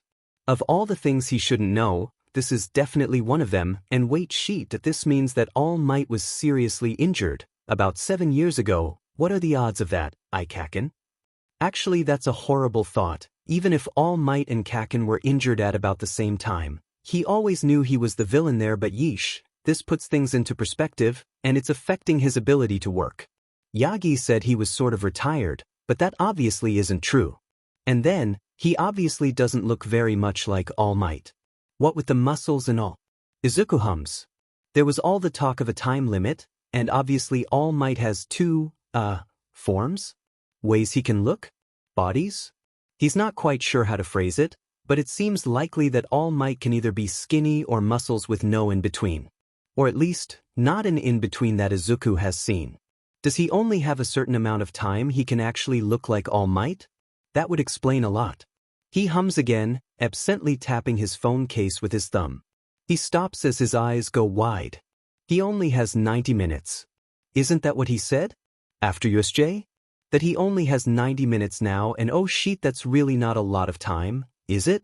It's 90 minutes a day though, not total, thankfully, if he's remembering that conversation right, which is better, but still. The symbol of peace is sick and he can only work for 90 minutes a day, and that isn't. He wonders how many people know? As of tonight there will be 4 teenagers newly in on the secret, so take that as you will. Smallenders at Crimson Riot at Bestiness at Professional Yike. Smallenders Guys, I need to tell you something, you'd all better get into the server ASAP. Smallenders at everyone. Smallenders at everyone. Smallenders at everyone. Professional Yike. Dude chill. Smallenders at everyone. Professional Yike. Crimson Riot. Yeah, I'm here, what's up buddy? Smallenders. Where's Kuma? This is important. Smallenders at Bestiness. Kuma, where you at? Bestiness. I'm here, sorry for trying to get some sleep like a normal person. Professional. Since when were you normal? Bestiness. None of you are business. Bestiness. KK Deku, what's the tea? Smallenders. I don't know how to say this. Smallenders. Remember that huge conspiracy I got myself into? Bestiness. Which one? Smallenders. The Yagi one. Professional. Yeah, I got you. What's new? Smallenders. I may or may not have found out which hero he is. Crimson Riot, bro, really? Who? Best Genius. Yeah, I want to be able to say which hero I sold cupcakes to. Smallenders. He's All Might. Best Genius. Bullshit. Professional Yike? What? Smallenders. I don't want to believe it either, but it's the only thing that makes sense. Crimson Riot, there's no way. Best Genius. Deku, you'd best have sources or I'm selling you to the witches. Smallenders. Okay, hold on, let me prove this. Smallenders. Was there anyone there with All Might at USJ? Smallenders. Like anyone else that showed up before all the teachers did. Crimson Riot. No? Professional Yike. Oh no, I don't like where this is going. Smallenders. I talked to Yagi yesterday and he said that he was supposed to teach one, but his illness was acting up and Aizawa said he had to stay back, and B, he started getting really antsy and left to find you guys before Ida showed up at the school looking for backup. C, I saw him come out of us beaten and bloody, and he said that it took everything he and AM had to beat the Numu thing. Crimson Riot, no. Crimson Riot, M was the only one there. Bestiness, fuck K. Professional Yike. I'm plugging my ears and singing really loudly, I should know this. Best Genius. Congrats Deku, you're gonna get us all sniped by government agents. Crimson Riot, but that's just one coincidence? Smallenders. AM's civilian name isn't listed on the faculty page, he's the only one. Smallenders. He's super dodgy about his past. Smallenders. Image. Smallenders. This picture. Professional Yike. Fuck. Crimson Riot. Oh my god, I've never seen a pic of him that old. Crimson Riot, young?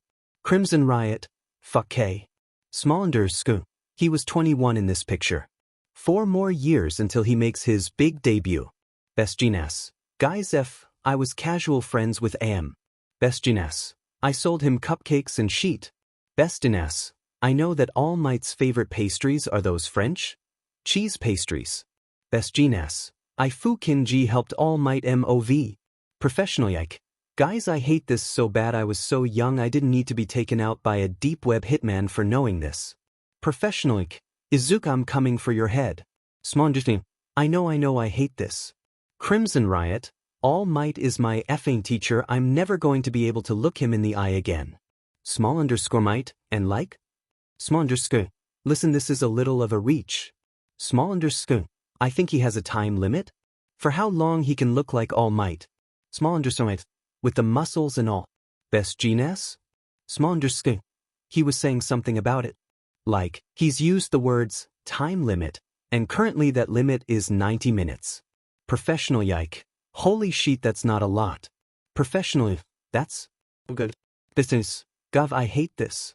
Crimson Riot, so, Crimson Riot, he's dying? Small_. Yeah? Maybe? He coughed up a lot of blood after USJ, so I wouldn't put dying out of the question. Bestiness. I really hate this. Professional yike. I'm just. Professional yike. Trying really hard not to think about it too much. Professional yike. He's like the backbone of society, he can't be dying.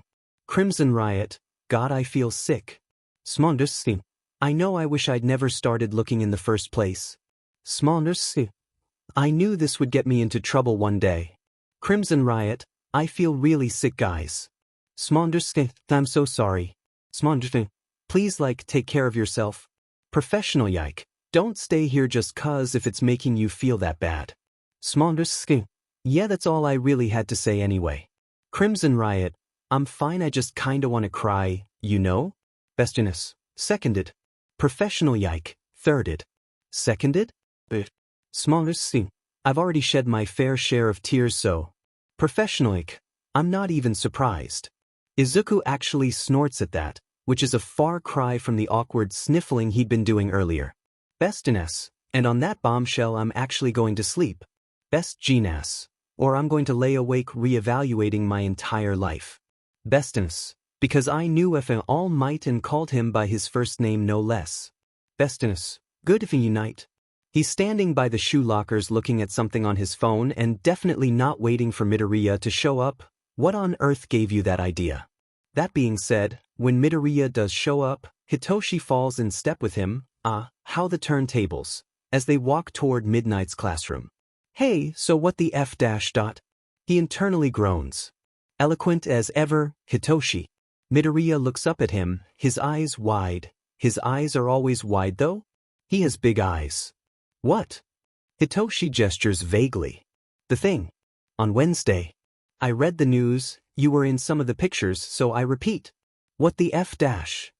Midoriya sighs. You know as much as me, and I bribed Midnight to take me there. You bribed Midnight? Good hell, Hitoshi knew Midoriya wasn't normal, but that's something else. Midoriya winces. Not really? Kind of? More like she was backed into a corner and I took advantage of that. He shakes his head. Either way, I didn't see any of the action. You know as much as I do. Hitoshi hums. He knows a lie when he sees one. He won't press just yet. Homeroom starts with Midnight strolling in and hopping up onto the desk at the front of the room. She clears her throat. Unless you live under a rock, I'm sure you've all heard about the incident at USJ. A murmur sweeps through the class, which she silences with a glare. First, no one was seriously injured. The media doesn't want to say that, but none of the students were hurt, and the 3 teachers there,